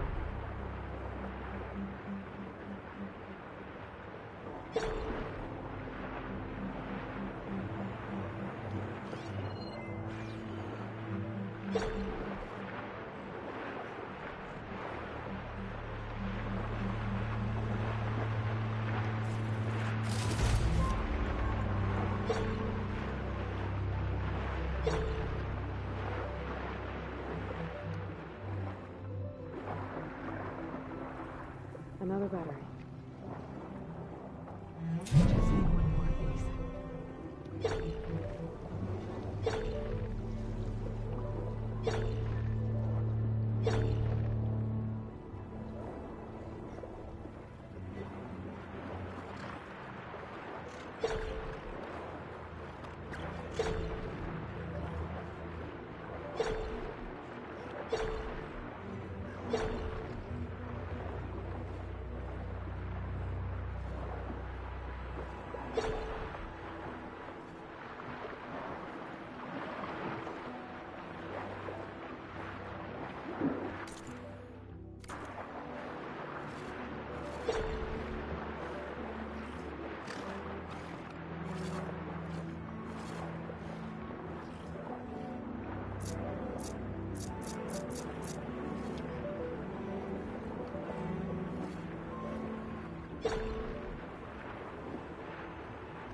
Take a look inside that shipwreck. See if there's any power sources there. Found you. That should be it. Focus picked up coordinates from the transmission I found. If there's more shipwrecks there, one might have an intact sensor.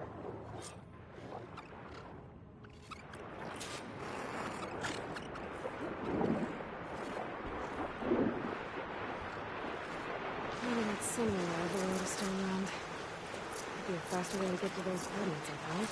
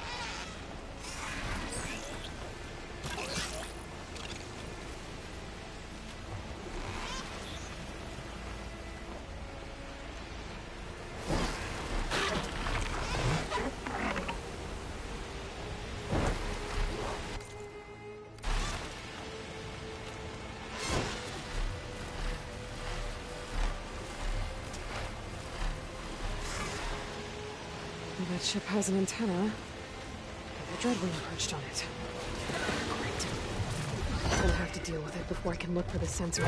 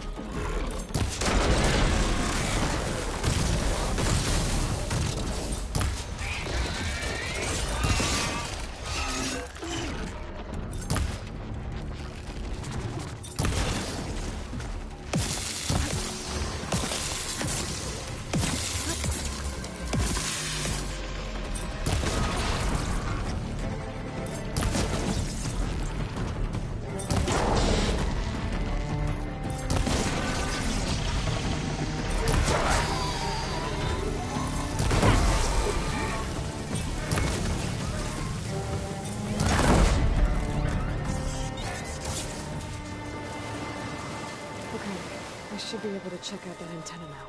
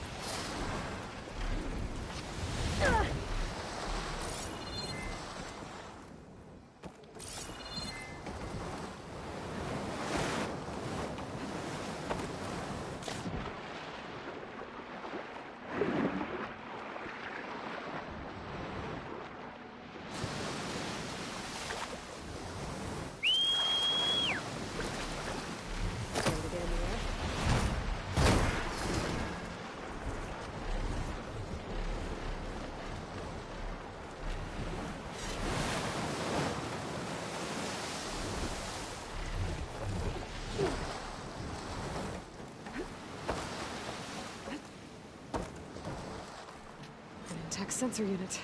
This should be all that Harriman and Christia need. Looks like there's one more transmission in here. This is the Hamilton. Anchorage, your transmission has been received. Targeting the lead Horus. Just lost the starboard missile battery. Can't fire. We're empty. Damn it. Captain, there's nothing left to fire. Your orders. Set a course for the Horus chassis. Ramming speed.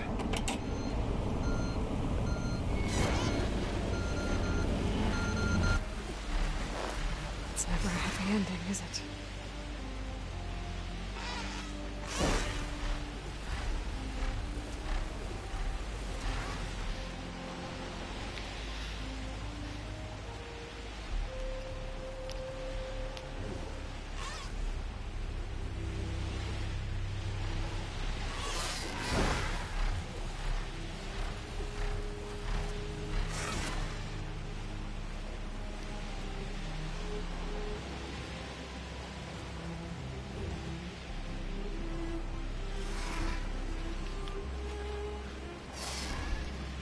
Need to find a spot for land.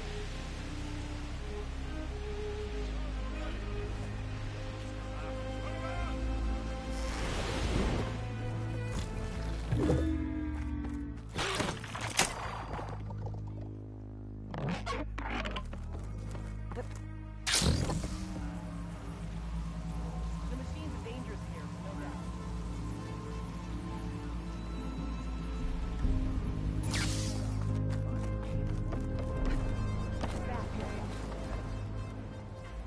I found what you need. Yeah, where you push her? Thank you. I'll get working on the gyro compass immediately. I'm coming home, Leandra. You've done us a great kindness, Aloy. Christia is not the only one with people waiting back home. She'll be able to fix that gyro compass in no time. We'll never be able to thank you enough. But this should be a start. If you need anything, tell Bohai to contact Alva. I'm sure she can help. May the ancestors steer us true.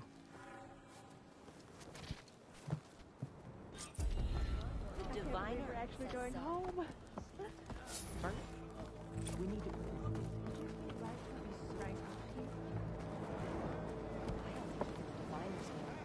Where are you taking that?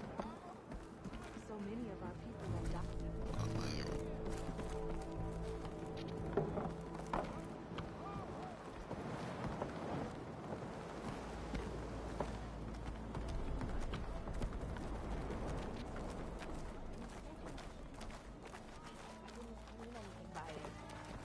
Ancestors, my offering provided.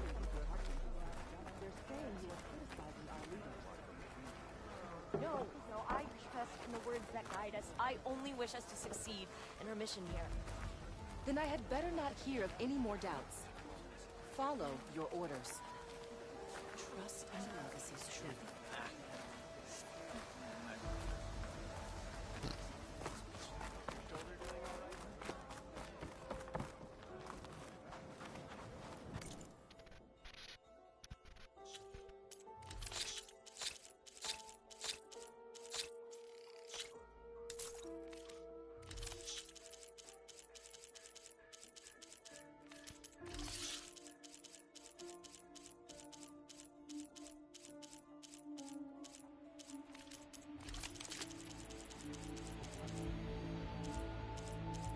Ooh.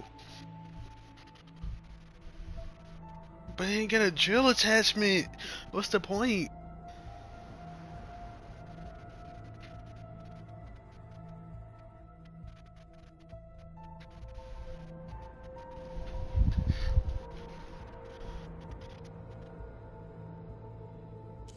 So cool though. So there are gold tier weapons. But this, I don't want this. You see how this has a drill and this doesn't? I don't care how much damage this does. It's not. Sucks. Probably really cool though. See what I can replace. Oh no, I'm not trying to sell my weapons.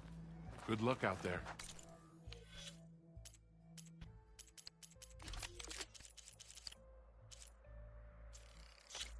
The Sky Killer.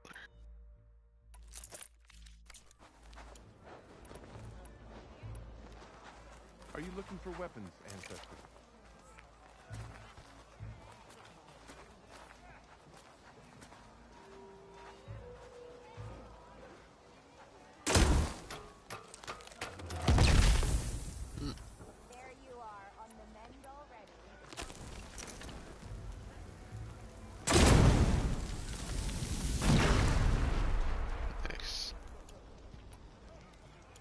can't wait to use these.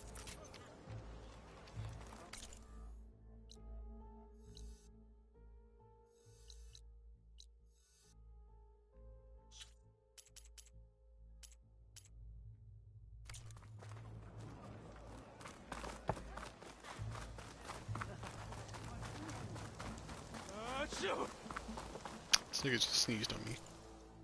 So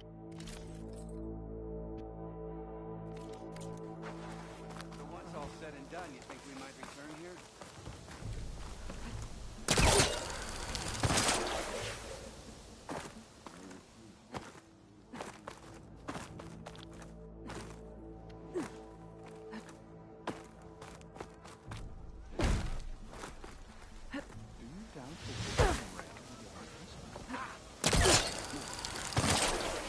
This will take my fall.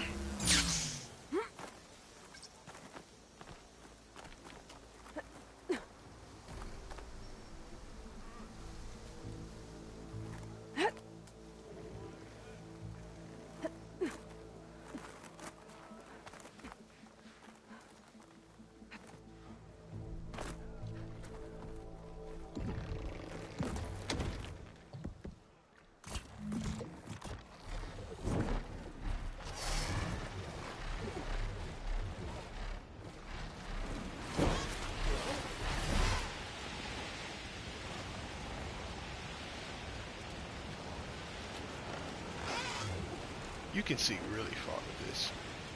See the tonic all the way over there.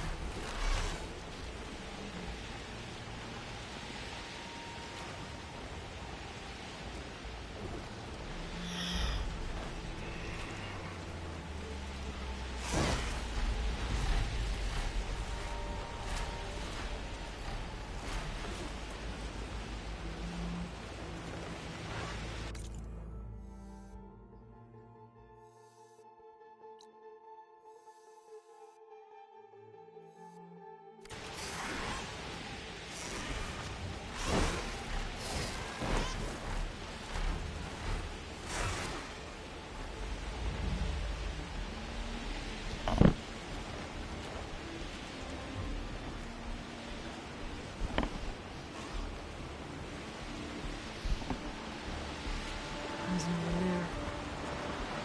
That raider must have lost her battle with the sea.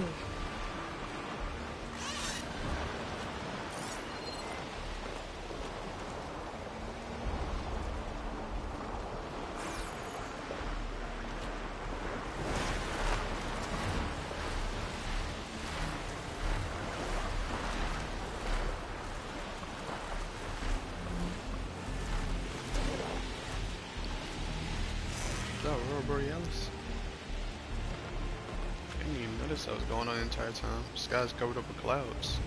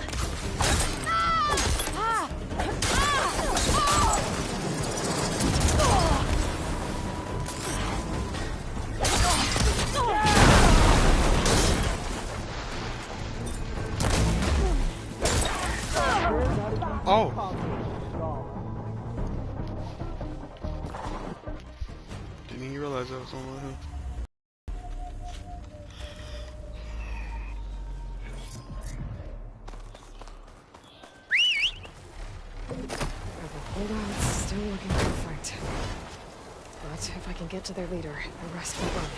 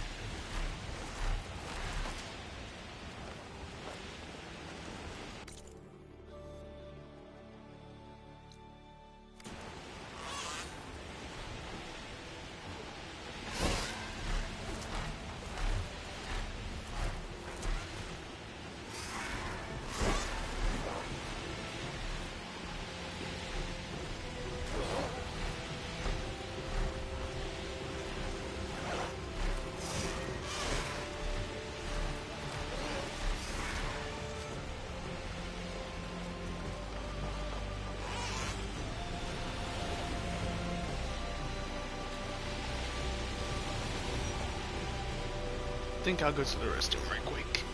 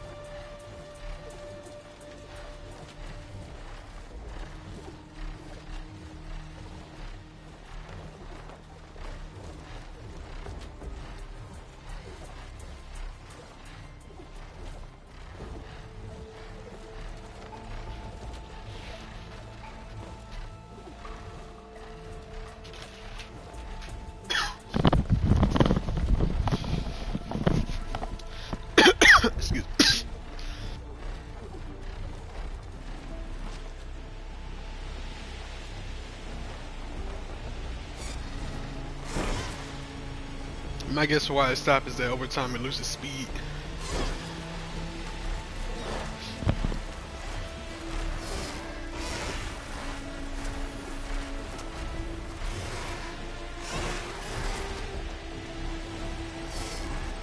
Let me dismount, stretch my legs.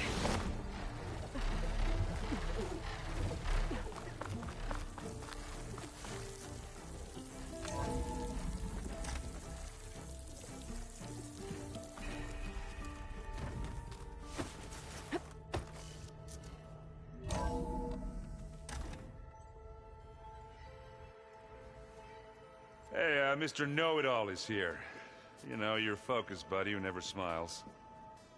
I didn't know what to do with him, so I had him wait in your room. Got it. Thanks.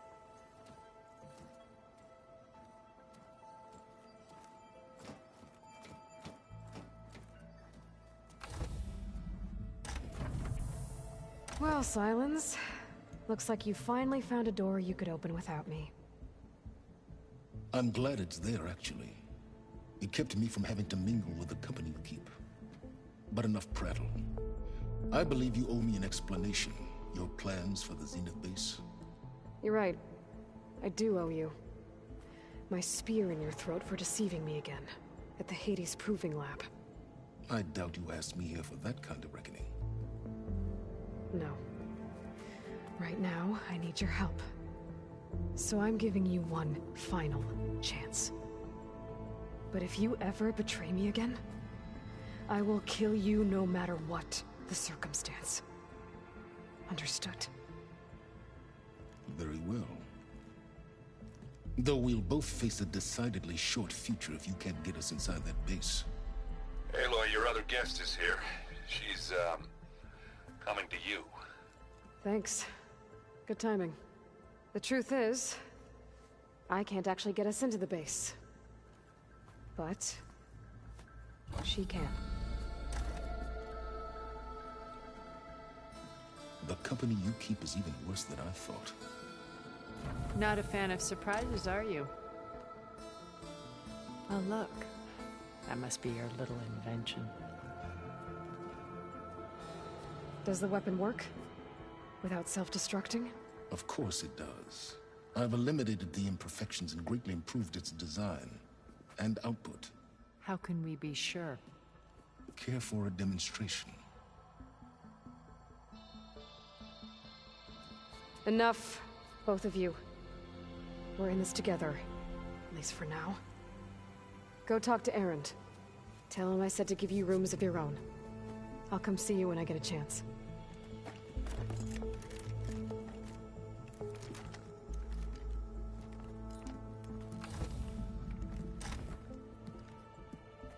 Oh, no. You first.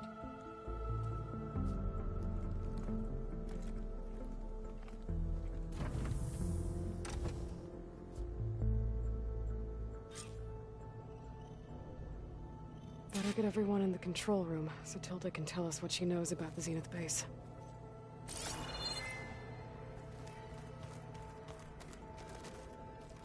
With Regalla out of the way, Hekarro and Tenakth, they're safe. The future's up to them now. I do wish they'd drop all the honorary names they've given me. But if I've learned anything about them, that is not a battle I am going to win.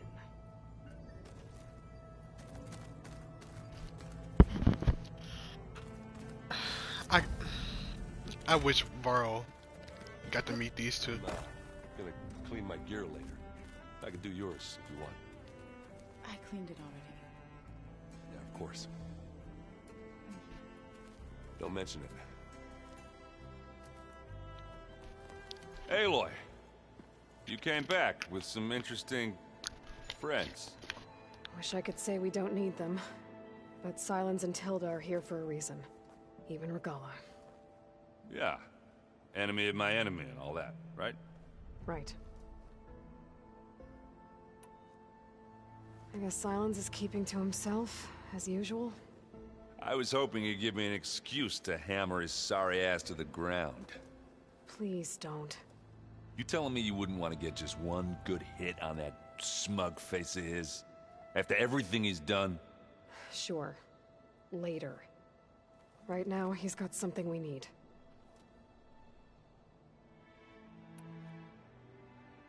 Doesn't look like any of our guests are making trouble. Yet. So, Kotallo tells me you flew. Well, that's new. I've been busting my balls trying to learn to read. You're out there having all the fun. Don't worry. You'll be getting all the fun you can handle soon. With the Zeniths.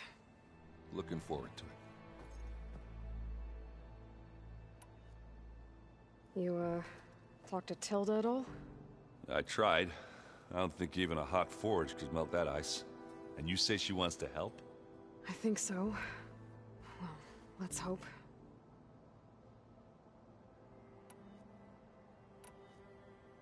I better get going. Oh, you know where to find me.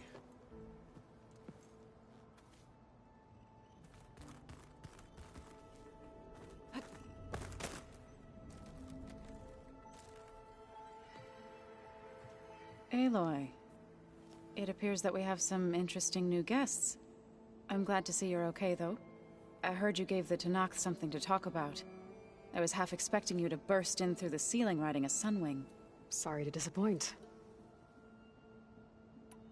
Have you talked to any of our new friends? Erend and I tried speaking to Sylens, but apparently our tribal prattle is unnecessary. Charming, isn't he? Ready to head over to the Zenith base? Whatever comes, we will endure. Thoughts on our new Zenith acquaintance? I'd say she smells like death, but even death smells of something. She's more like a cold piece of metal, bent on repelling all semblance of life. She's definitely different. I have to go. I trust you to keep things civil around here? I'll make sure Erend doesn't punch Sylens in the face, if that's what you mean. Thanks.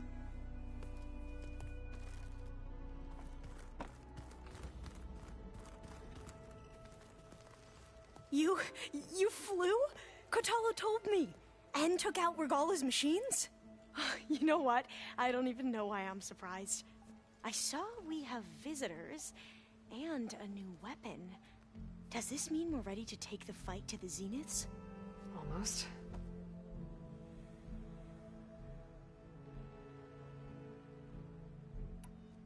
Are you okay? I was wondering, is it really safe having someone like Regalla here? She seems angry. The kind of angry that leads to murdering people in their sleep. Don't worry. We're going to point that anger in the right direction. The Zeniths. If you say so. I hope our new guests have been behaving. This Sylens, he's the one who built the weapon that can take down Zenith shields? He is. Though I wouldn't expect him to answer any questions about it. He refuses to dole out his secrets to us lesser mortals. Oh. You know that special part of us that makes us warm, kind, welcoming? Our spirit? Yeah. He was born without that.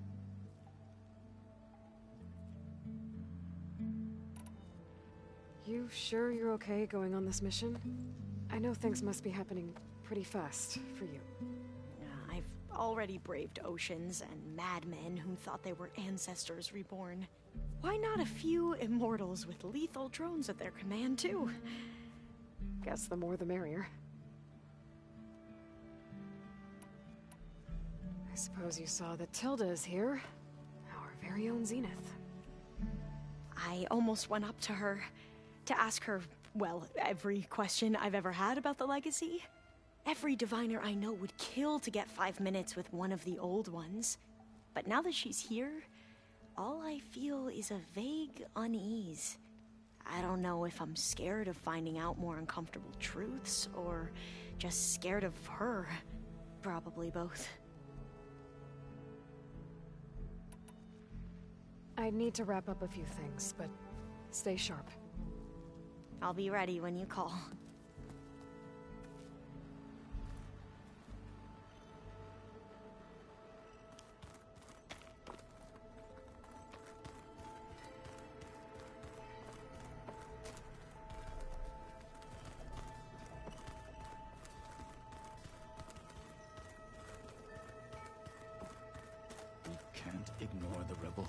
Regalla left behind.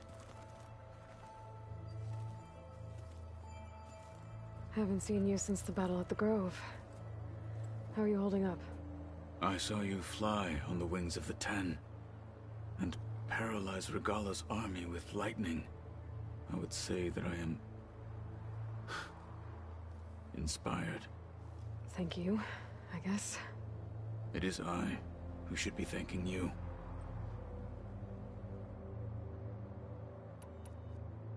Things will get ugly once the Zeniths realize we're in their base. You'll need every trick you've ever learned. I would have it no other way. Many soldiers died in the old world to make sure we stood here today. We will endure on their behalf. Though, I am curious how you intend to defeat the Zenith's defenses without an army of our own. Leave that to me. Just make sure you're ready to fight. As you say.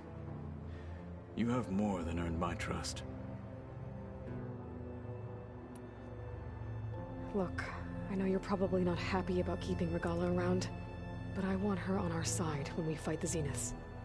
It is more than she deserves.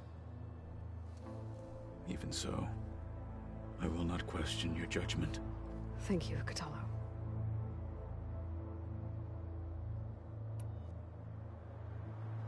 Did you meet Tilda? There is something about her that doesn't seem natural. I wouldn't be surprised if my sword went through her and she didn't bleed at all. Honestly, with her, nothing would surprise me.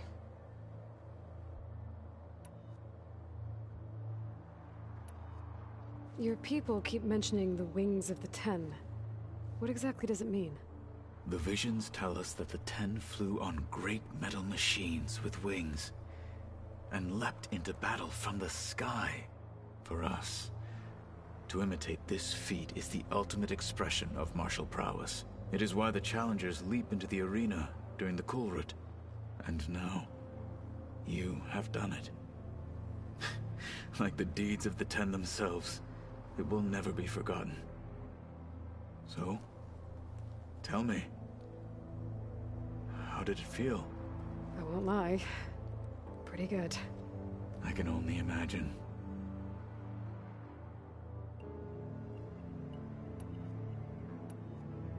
I have to go. But I'll be briefing everyone on the plan soon. Understood.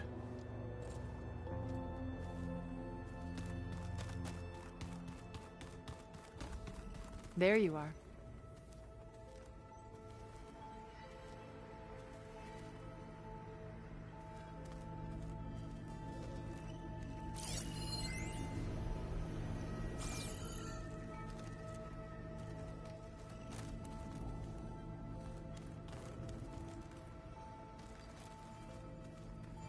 I believe Regalla and your Tenakth friend have been carefully avoiding each other.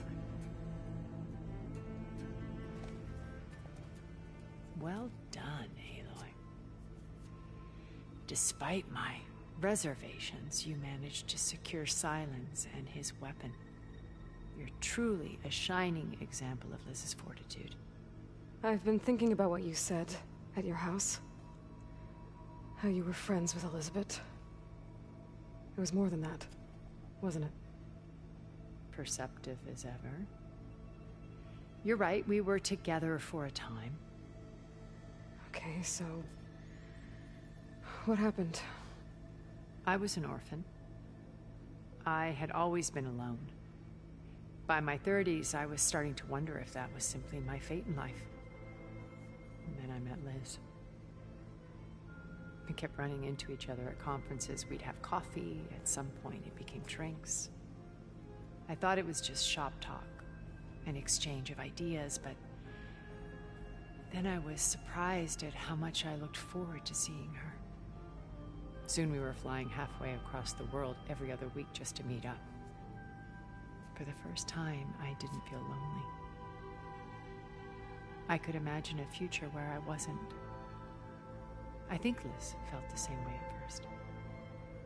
She had lost her mother a few years back. I filled a void for her. I know I did.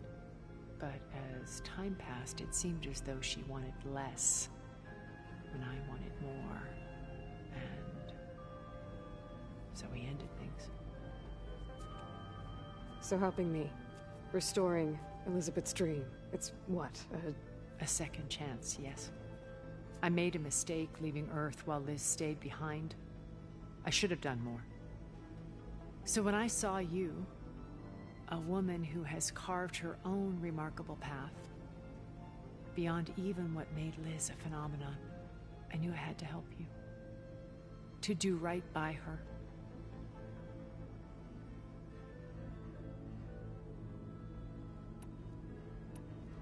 You said before that you're not like the other Zeniths. That you never were. But you went along with all of their plans. Out of necessity. I'm not proud of it. But complicity became a means of survival, both when Earth was consumed and when the colony on Sirius was destroyed. I did what I had to.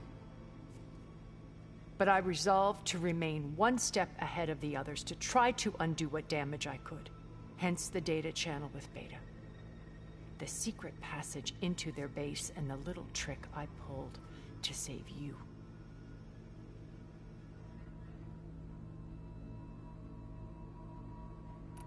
Why did you make the data channel look like your house? I built that house as a shelter to weather any storm. A safe place, not just for me, but for the art stored in its depths. Cultural artifacts of incalculable value. Truly, some of the greatest achievements of human civilization. And you wanted Beta to see them? Yes. Her upbringing was so cold and technical. I thought if she could experience Vermeer and Rembrandt, it would bring something else into her life. A heritage every bit as valuable as the scientific and technical data being drummed into her. I'm sorry I had to cut off contact, but I'll never regret sharing this house with her.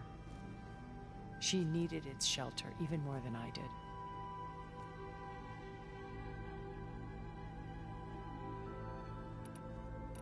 Why do you think Elizabeth pulled away? I've wondered that for 1,000 years. She was brilliant, visionary. She cared so deeply for the world, for the betterment of humanity. But it also felt like she kept everyone at arm's length, including me. She never wanted to share her burdens. I think, in the end, she had a core that she never let anyone be part of. Sometimes I wonder if anyone really knew her. I found a recording of you and Elizabeth back in the Proving Lab, after Far Zenith's attempt to steal Gaia. Yes. A most unpleasant conversation. She said something after the call. I think she regretted how things ended between you. Did she? All this time, thank you for telling me. I've always hated that those were the last words we ever said to each other. And that her last impression of me was as a functionary of Far Zenith, not who I truly am. When it's time to break into the Zenith base, what can we expect? I'll go over the full layout once you've assembled your friends. Suffice it to say, we will need to push as fast as possible to Beta and Gaia's location, dealing with heavy resistance along the way. There are also printing facilities where the others have been amassing the natural resources they've stripped from the region. What for? First for use in the base's infrastructure, and then to fabricate more Spectre drones, a small army of them. When I was out in the wilds, I saw a shuttle take off from the island, heading for space. It was likely ferrying materials to and from our ship in orbit. After hundreds of years luxuriating in our digital comforts, the ship was barely space-worthy when we made our escape. Disaster can strike at any moment. We've learned our lesson.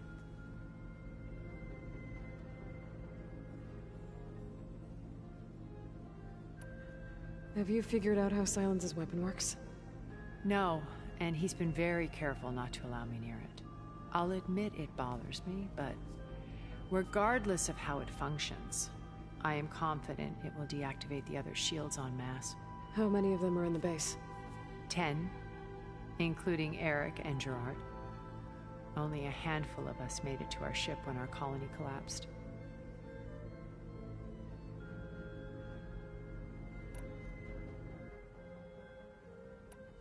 So, Eric. Was he always a bloodthirsty psychopath? I believe he got worse over time. On Earth, he was the founder of a profitable private military company. A band of cutthroats, in other words. Even as governments abandoned human combatants in favor of automated warfare. He found success with clientele that required a more personal touch. There were also rumors that he personally hunted and killed his targets. On occasion, all for the thrill of it. But on Sirius, he retreated to virtual reality simulations. In them, he could go on rampages as violent as he pleased, though I suspect with diminishing satisfaction. All of his tribe believes he was one of the greatest people from the old world. Then they would be quite disappointed to meet him, though I'm sure he'd bask in the adoration.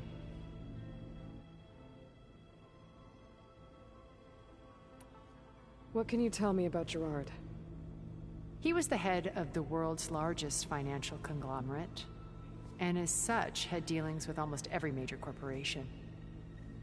It made him one of the wealthiest people on Earth, and certainly the wealthiest among Far Zenith. What does one person do with that much money? Buy more power, more influence. Gerard's always believed himself to be a refined patrician, able to maintain control with a polished smile. But beneath that exterior is a cold and calculating operator. It was his decision to restrict Beta's upbringing to her digital educators, the avatars of the Apollo database, while we were painted as her benefactors. Well, we'll deal with him soon enough. And the others. I would very much like to see his face when he realizes we've beaten him. When I was in the ruins of Vegas, I found data on a man named Stanley Chen. I think he was a Zenith. Stanley, ever the optimist. He was one of the good ones. When we established our colony, he built an exact replica of Las Vegas in virtual reality. Lights, shows, gambling, every detail perfectly recreated. And while others cloistered themselves in their own fantasies, he flung his doors wide to everyone. The way you're talking about him, I'm guessing he didn't make it back to Earth? No, he perished when our colony was destroyed. He would have been thrilled to discover that part of his beloved city survived.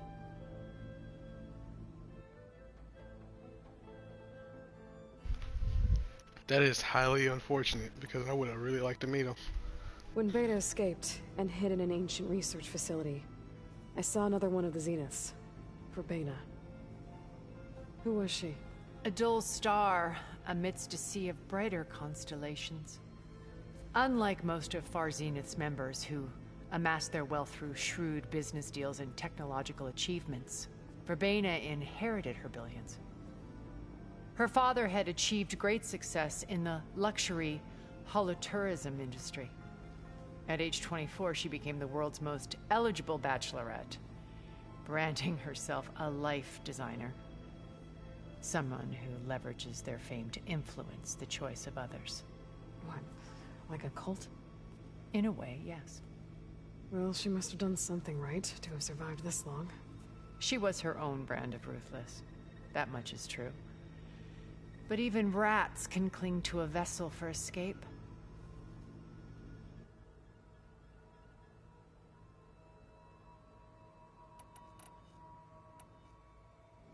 Okay, so I've had run-ins with a handful of Zeniths. What about the rest? An array of the wealthiest people on Earth. Titans of their industries. And let me guess. All selfish and ruthless to the core? Most, but not all. There were a few with whom I got along. Annika Merjani, for instance, was always delightful. She founded the Holonet's most successful dance channel and was herself mesmerizing to watch. And I had fascinating discussions with Song Jiao about her work in cellular biology. our immortality treatments are due in part to her achievements. But then there were others like Devin Miller, the CEO of a fast food printing corporation. His only real preoccupations were perfecting his golf swing and taking self-hollows. When I think about all of us, we really should have accomplished more. We had eternity.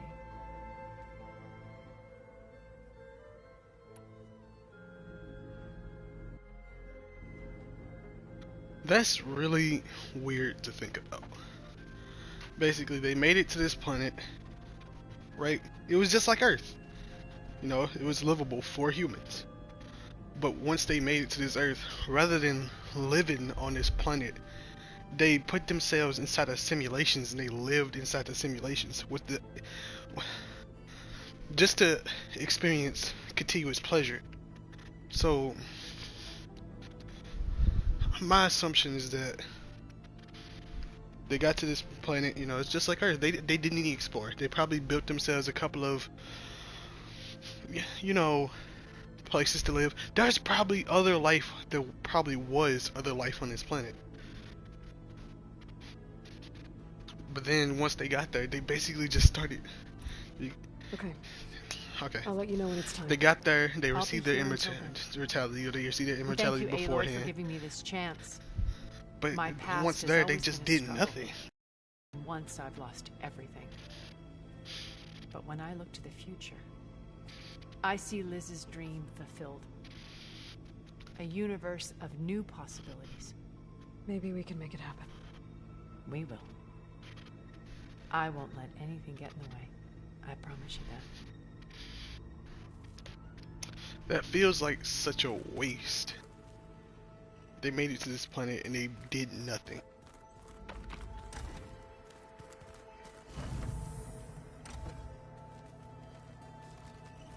Elizabeth and Tilda had a history. The more I learn about her life, the more complicated it seems. I guess she saw something good in Tilda. I don't know what exactly, but seems like it was enough. For a while, at least.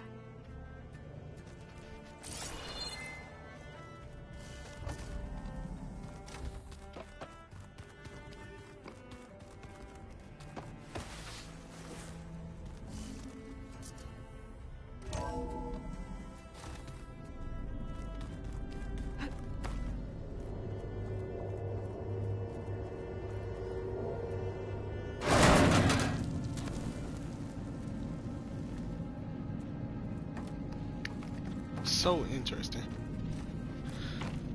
to think that they left Earth because, you know, it was dying. Earth was dying, basically. And then once they made it to Earth, they decided, okay, well, cutscene time, I guess. This place smells wrong. No sand or wind, only cold steel.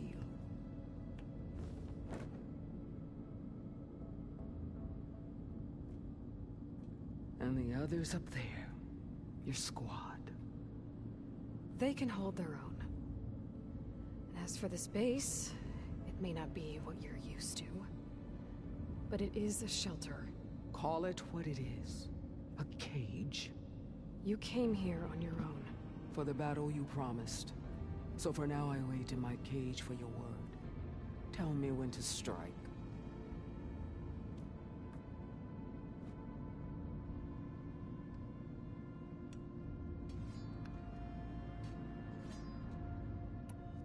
The whole time I've been in the West, I've been fighting you and your rebels.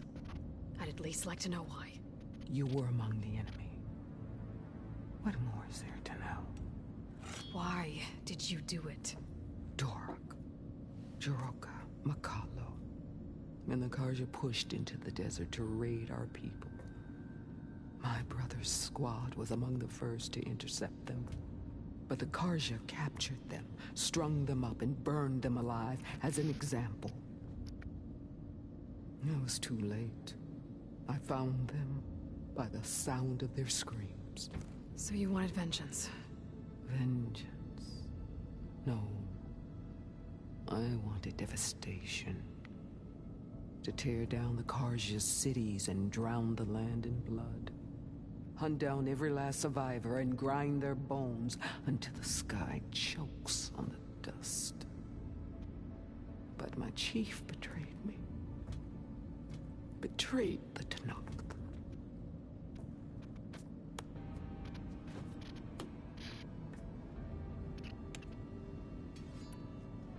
The deal you made. Override tech in exchange for an assault on the Zenith base. How did Sylens approach you? That name means nothing to me. My agreement was with Oseram mercenaries. So all this time, you didn't even know who you were really dealing with? And you trusted a group of Outlanders? If it was a trick, I would have crushed them. But they offered me the chance to run the Carja down with machines. The terror in your enemy's eyes when they see you charge. You know what I'm talking about. I bet you. I don't think so. What about your end of the deal? Would you have honored it? Had I killed Hekarro and become chief, these Zeniths would have been the first of the tribe's victories. But because of you, my people will continue to consort with the enemy. A tribe of weaklings. Because of me, hundreds of Tenakth won't throw away their lives in a battle they can't win.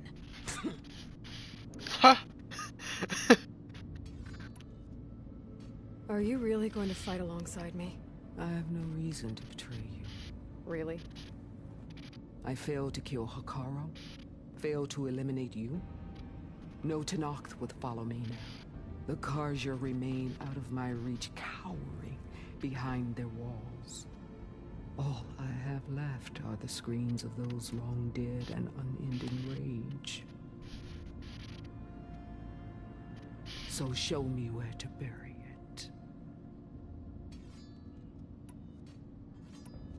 How did Hekarro betray you? Hekarro called on the clans to resist the Carja's red raids.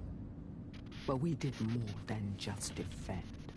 We hunted them, and they fled as children before a pack of Clawstriders all the way to their border. There we ripped down their stone walls. Their domain was ours for the taking. But when it came time to push on, Hekarro ordered us to fall back. What soldier retreats when slaughter is at hand? The kind who wants peace for their people. Peace is just a lull between vendettas. But I thought my chief had greater tactics in mind, so I stood by him, even when he allowed that filthy Carja to join our ranks. Fashav. I enjoyed watching him die at the embassy. He should have been put down when we first captured him on the field. Instead, Hekarro made him a marshal. Fashav told me how he became a marshal. He earned it just like any Tenakth. It was an insult. No Outlander can ever deserve to wear our armor, bear our marks. And then a Carja messenger was brought before us? That's when I knew. I had to run my blade through Hekarro and drag his treacherous corpse to the gates of the sun.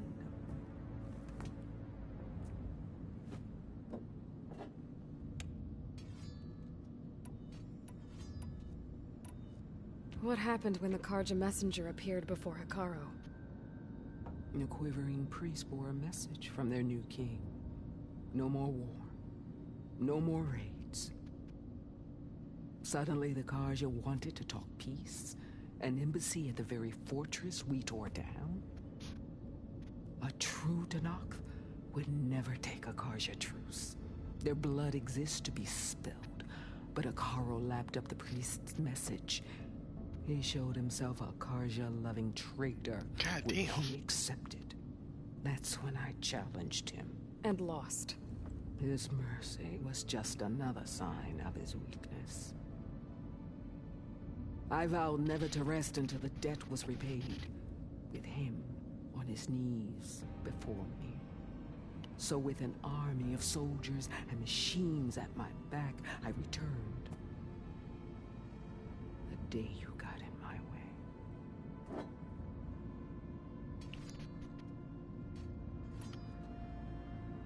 All right. I guess we'll both face the end soon enough. Ever since you got in my way, I've wanted to see your bones burned white beneath the sun.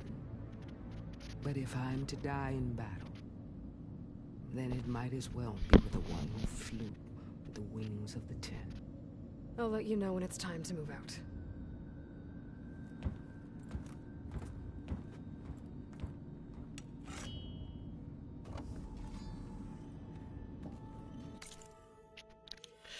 She is intense.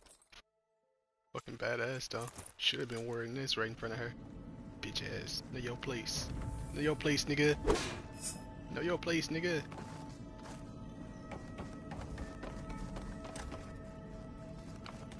Didn't think I would see her down here though.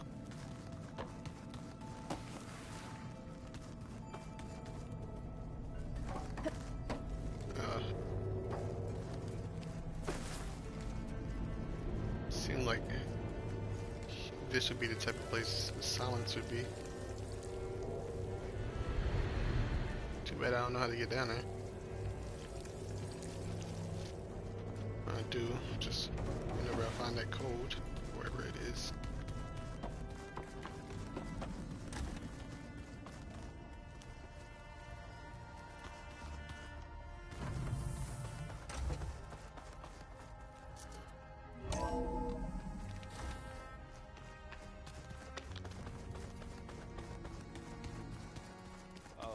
Before I forget, I watered those plants for you. I just know they meant a lot to you, and, well... Thank you, Harry. Why is the exit open? Did you need something? What the fuck, you sneaky bitch?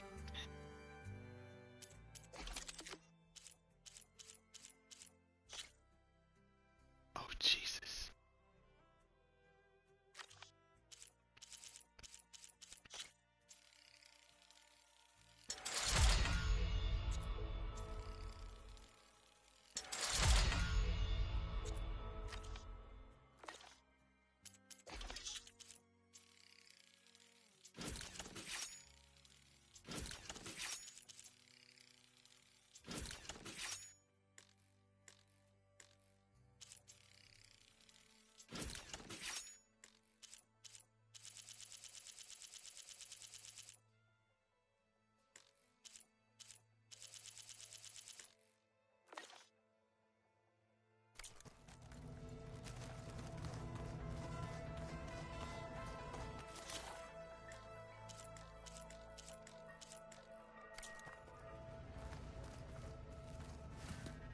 Bravo. You managed to sway a Zenith to your side. Care to explain? Not a chance. I thought you said the weapon was ready. There's always room to optimize. But that's not why you're here. I assume you want to comprehend my undertakings. So, ask away. Since when were you so forthcoming? Since you turned this into a waiting game. And as it seems you have found modest success, perhaps I'm willing to be generous.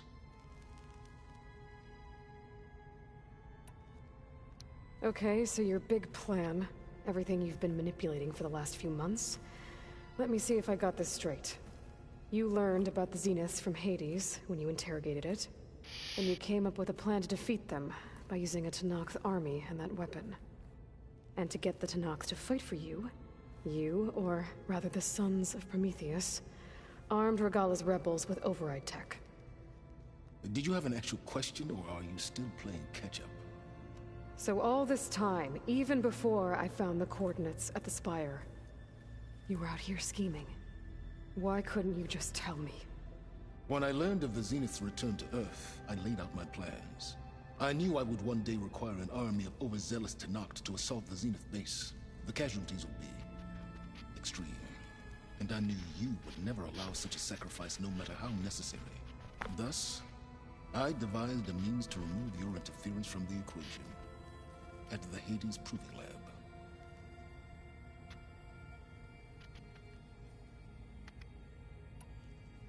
Why create the Sons of Prometheus? You didn't need a bunch of Oseram tinkerers to make override tech. They were a necessary safeguard. My time serving Hades in the Eclipse demonstrated the risks of getting directly involved.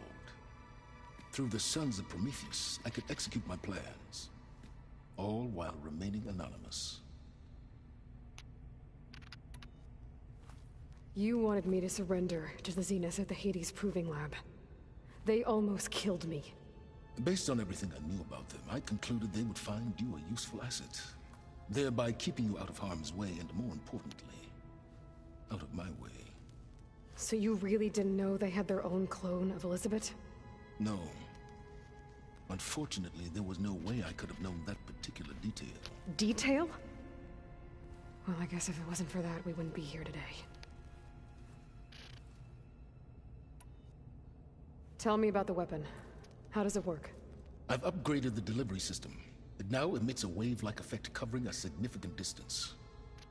That doesn't fully answer my question. No, but I'd be a fool to reveal its inner workings. After all, why did you withhold your plan for dealing with the Zenith drones?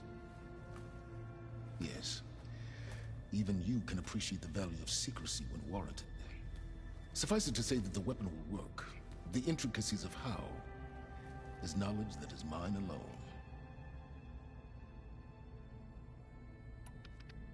Why help Regalla take over? If you wanted an army, you could have just gone to Hekarro. Before Regalla's rebellion, Hekarro was only concerned with battling machines and fostering friendships with Akarja. Even if I gained his ear, he would never agree to send his forces to battle a threat he couldn't understand. So helping a bloodthirsty exile was easier? Yes, exceedingly so.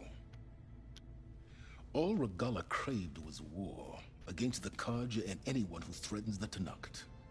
She would have led the tribe into battle without question, which was precisely what I needed.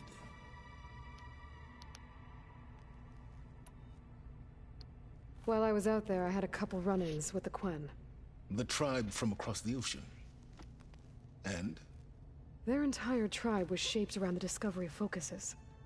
One of them, Alva, even joined me here. Don't you want to know more about them?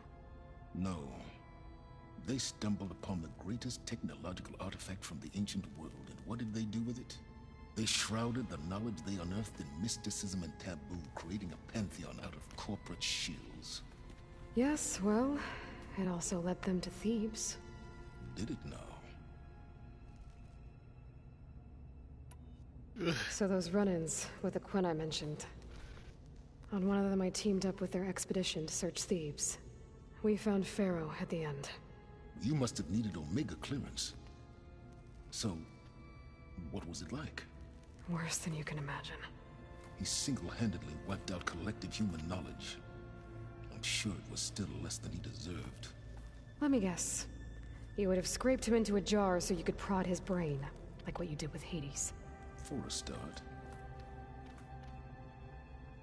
God, I actually would have preferred his silence method. God, Jesus. Alright, Silence, I think I've talked to you long enough. I'll let you know when it's time to go. And try not to mess with Tilda while you're in here, okay? I don't need the two of you butting heads. Ah, yes. About your Zenith ally. I wonder if you understand what kind of person you're dealing with. For someone to live as long as she has, outlast as many calamities, well, your goals may be aligned now, but I'd watch for the moment they diverge. Yeah, I'm aware. Reminds me of someone else I know. Survival is only a necessity to my greater purpose, Aloy. I'd hoped you'd recognize that by now. Do you know something or not? Oh, I know a great deal of things. But on this, you just call it a feeling. Oh, a feeling? You mean you finally had one? Huh. Guess even you can change, Silence.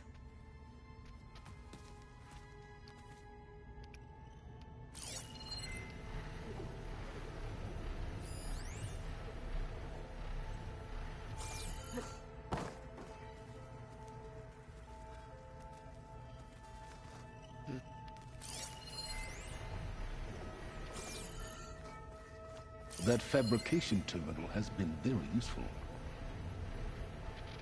Burnt out core from a prototype weapon collected by Aloy.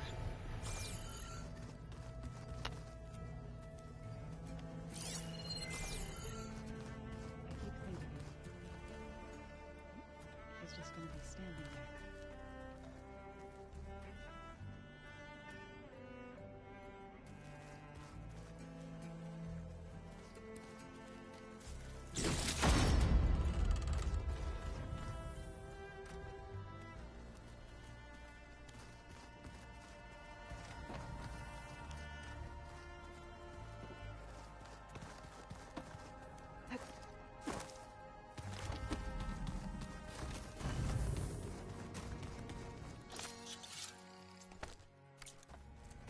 This place is just filled to the brim with people now, huh?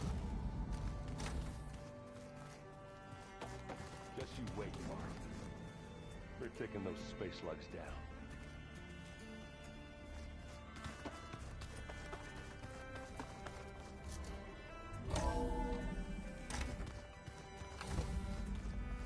Okay. Maybe it's time to get everyone together so Tilda can brief us. But is there anything I should handle before that?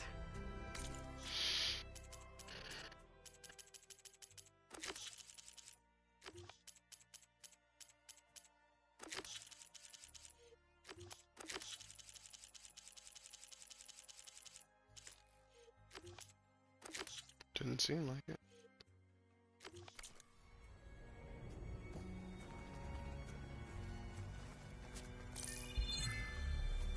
All right, people. I need you up in the control room, right away.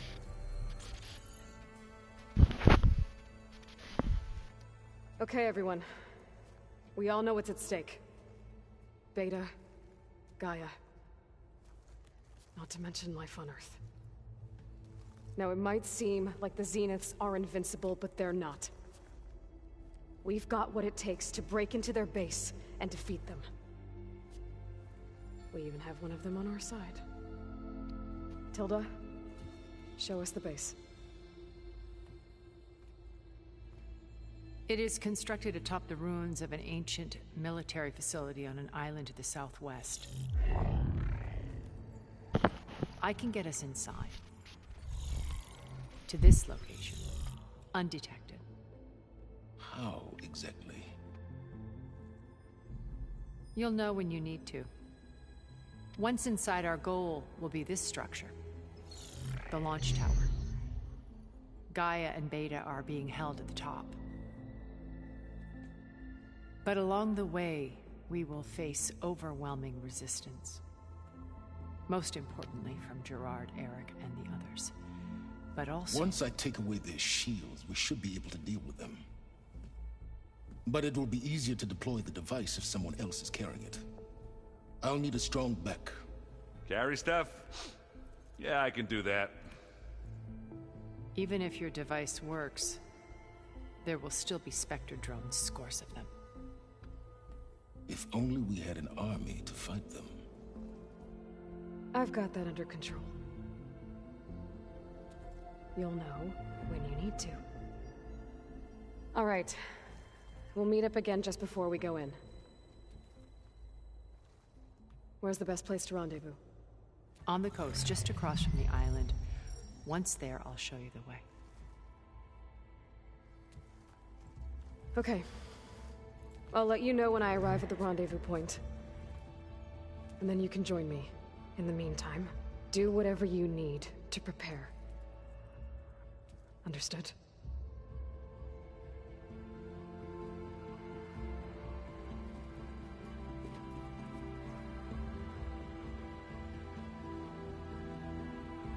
You two? A minute?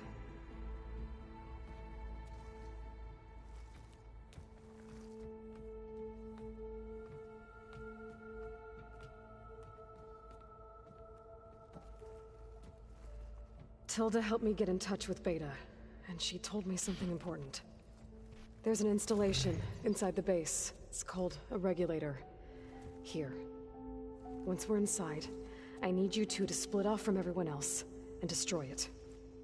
So you'll have to bring explosives. This will help stop the drones. Everything depends on it. You with me? After that, I want you to find a way to infiltrate the Zenith network. How? Go over all the data that Beta left behind. She knew how to do it, I'm sure of that. All right. But why? What am I trying to do? Find information about the Zeniths. Anything Tilda's not telling us. Sylens is right about one thing. There's no way we can take her on her word. I'll do my best. Keep her safe, okay? On my life.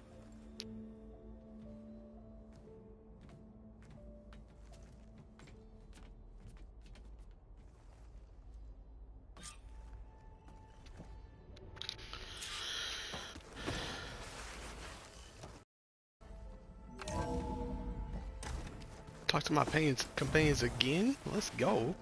We need to get Sylens' weapon to the Zenith base intact if we want to take their shields down. I'll be gentle with it. I promise. Good. Without it, there's no payback. Don't worry. Payback's all I think about. We're finally doing this. Never thought I'd be off on a mission to take down a bunch of immortals from the stars. I can hear the drinking songs already. Varl made the right call. You know, bringing you here. Thanks. Yeah, Varl. You know, I never knew he had a sister. I found out a few days before you guys went to Gemini. I was, well, to be honest, I was terrified I'd screw up the mission somehow. So he sat me down for a drink. Just one, mind you. And we talked about family. Vala, Ursa, loss and revenge. And how you helped us. You know, we never did get that drink you promised back in the Embrace. And you never told me exactly how your sister escaped the Mad Sun King. I guess we never got round to it. World ending and all. No time like the present, though. If you're up for it.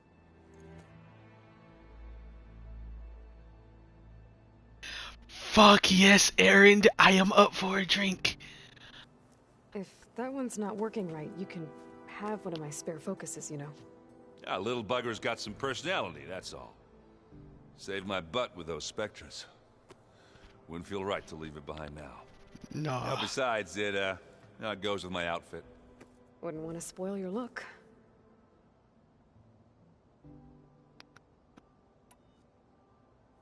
You think it's time for us to finally have that drink? Yeah. I mean, yeah, of course. Yeah.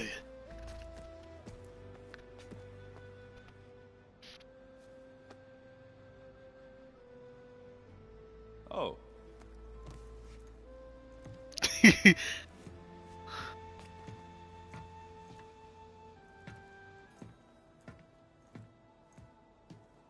So, how did Ursa escape Mad Sun King Jiran's palace? Well, first she had to survive the Sun Ring. See, during the war, the Carja threw a prisoner a day in there. And, you know, for what? To die as sacrifices, fighting machines in a pit. Thinking somehow that was gonna appease all the other deranged machines in the world? Ha! And when it was Ursa's turn, the Carja thought she'd go down if they threw a big machine at her. Oh, but she didn't. And she defeated all of them. Even got some of Jiran's kestrels for good measure. And the Mad Sun King was impressed, I guess. Thought it'd be funny to have her run around his palace as a servant. He enjoyed humiliating her that way. I remember you telling me something about that. That's how she met Avad. He helped her escape. Yeah, but what no Carja scroll will ever tell you is how the young prince snuck Ursa out of the palace. He knew their best chance was to get Ursa to blend in, so he got her everything she needed to disguise herself as a Carja noblewoman. Yeah, perfumes, veils, and all. I get the feeling she wasn't too happy with that. Oh man, Ursa would have rather fought her way out of that palace with her bare hands than put on all of that Carja eye paint. But Avad insisted it was the only way, so she agreed. under one condition. Avad had to dress up as well. She made Avad dress up like a noblewoman? As perfumed and powdered as a babe. Ursa said he looked better like that than he ever did in a crown. That would definitely make for an interesting sight. Oh, it worked like a charm, too. Not only did they make it out of the palace, they paid a traveling merchant to get Ursa to the border, and none were the wiser. Oh, man. That's the story.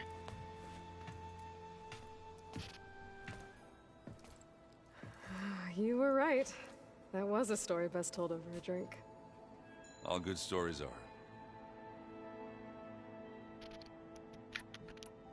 Ah. I guess I should get going. I wish I could have a drink with you more often.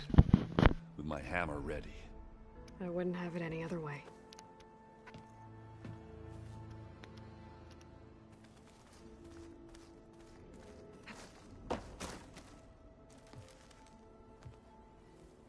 I hope everybody's ready for this. Fighting the Zeniths isn't going to be easy. Aloy, nothing you do ever is. At least, now you don't have to do it alone. Thanks.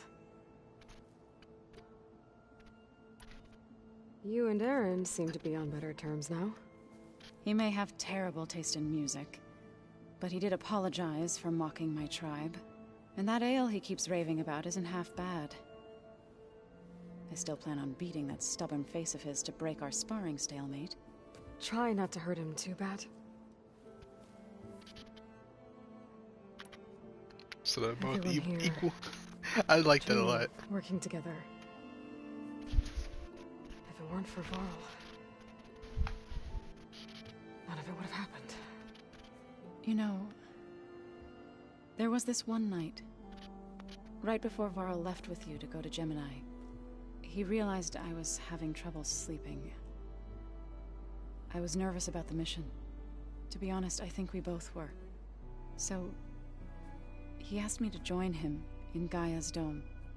He brought up this hologram of Earth that you two found back in the Zenith launch facility.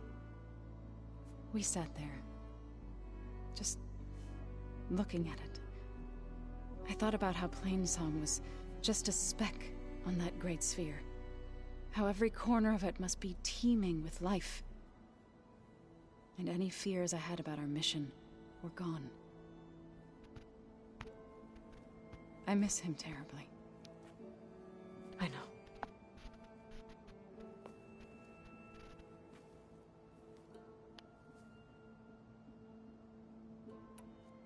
I should go. I'll let you know when I'm ready to head to the base. Before you do, there is one favor I would ask of you. What is it? You placed this focus in my care, and gave me the highest calling an Utaru has ever known. If I should fall in battle, I'd like you to be the one to bury my seed pouch. For the both of us. So, make sure you stay alive to do so. Let's just try to all come back home. Okay?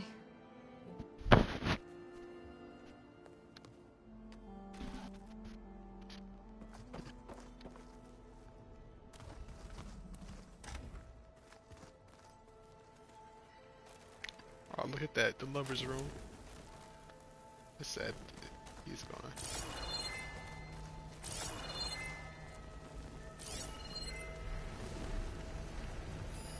That looks like one of the Utaru's land gods. Like the one we killed in the sacred cave. I'm not sure I'll ever fully understand, but seeing something that represents life and prosperity turned into a weapon couldn't have been easy for Zoe. I'm glad I could help Zoe fix the land gods. She never gave up on them. And because of her, Plainsong's fields will bloom again. Sorry, what the fuck is that? Grimoire Control Core. Oh.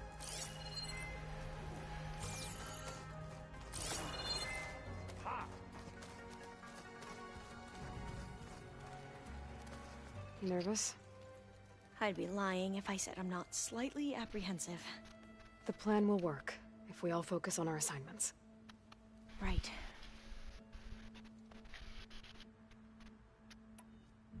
I want you to know I'm glad you're with us, Alva. Whatever happens, I'm grateful that the legacy brought us together. I never thought I'd get to actually meet an ancestor. Come on, do I look that old?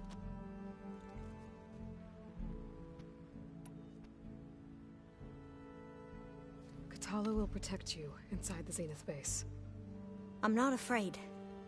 I know Kotallo will fulfill his duty, as will I. If we die doing so, at least it'll be alongside a friend. I'd rather you both stay alive, if you don't mind. We'll try and keep that in mind. Once all this is over, will you go back across the ocean? I don't know. The more I think about it, the more worried I become. Yeah, they'll 100% kill you. If I go back, I don't even know if they'd let me keep this focus you gave me, or what they'd do to me for reading what is clearly forbidden data. Even if I somehow were allowed to carry on my duties as a diviner, would I be willing to let the truths I've learned about the ancestors be buried away by the Board of Overseers? Would I dare challenge them and risk my family's safety? Or losing Federa? I'd like to think that the next game, if they make one, will be about overseas. Who's this Federa you mentioned?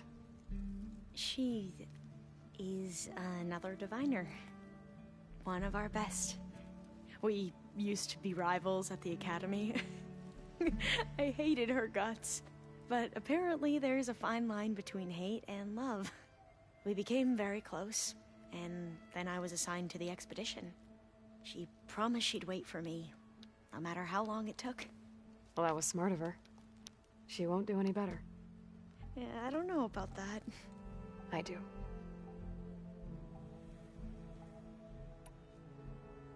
The rest of us should be enough of a distraction to the Zeniths for you to hack into their network undetected. But you'll have to be quick, in case they do. What exactly do you expect me to find, Aloy? I don't know. The truth, if we're lucky. I need to get going. I'll be at the rendezvous point. May truth lead us to victory.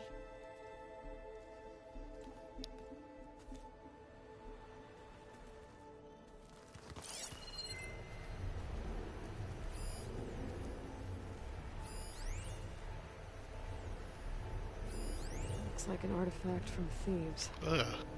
A tomb for Ted Faro and the CO. What a pair. Gross. Why would you keep this? Where have I seen this before? It also make me wonder, did I even get to hear all their voice lines with each other? Like, why would you kill him off? That's so unfair.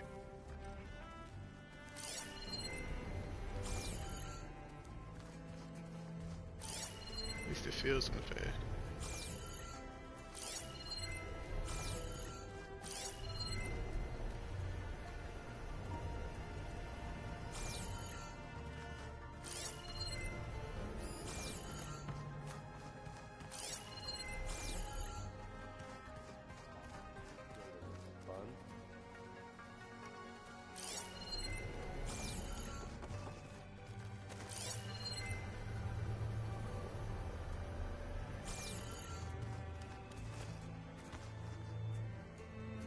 So, how are we feeling about the mission? I do not know everything that you have planned, but it doesn't matter. All that remains is to follow you to the end, whatever that will be. Thank you, Kotallo. I'm glad all this brought us together. You brought us together, and I am grateful too.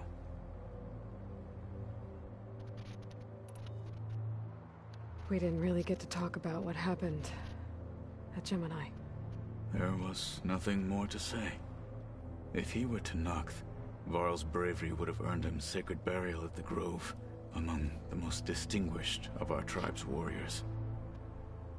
His deeds were worthy of the Ten.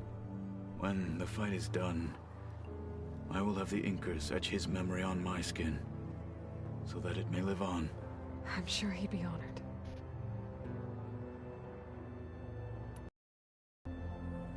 Now that training time is over, what's on your mind? The Bulwark, the Kulrut, and how we need another miracle if we're to survive the Zenith base. I'll try not to let you down. I know you will not. I'll see you soon then. It will be my honor.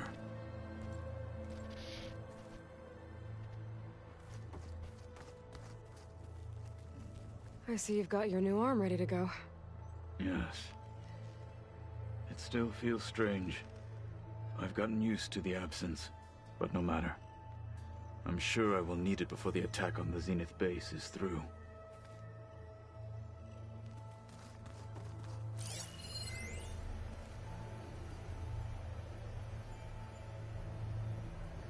Train the body, train the mind.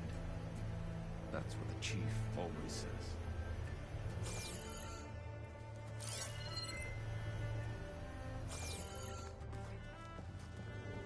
Reckon there's nothing to look at in there.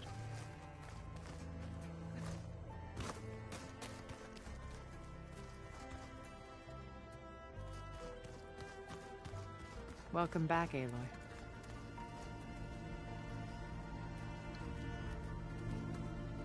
Would you like to continue our chat?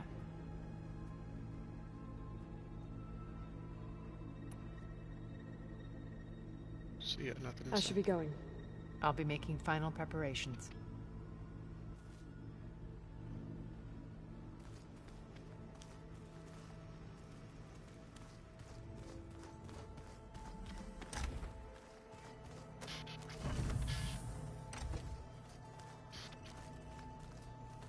I miss Varl. It still hurts to think about him. I don't know if the pain will ever really go away. When I find that bastard, Eric, I'm gonna make him pay.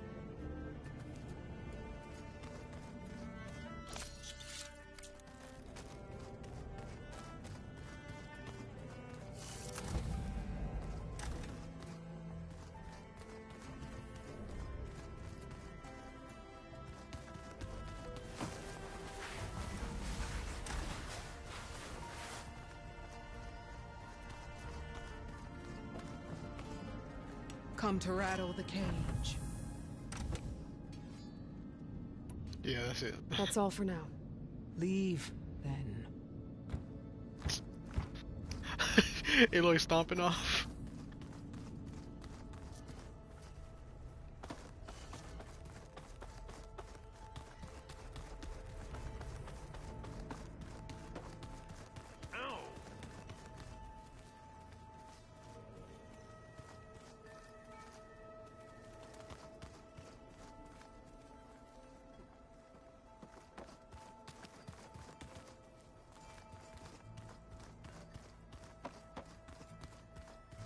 So, you return.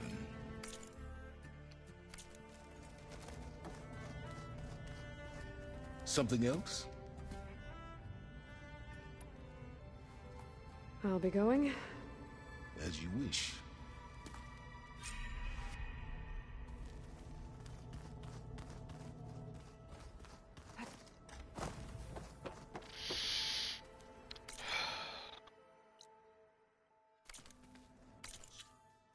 I think I'll end the stream and then start a new one.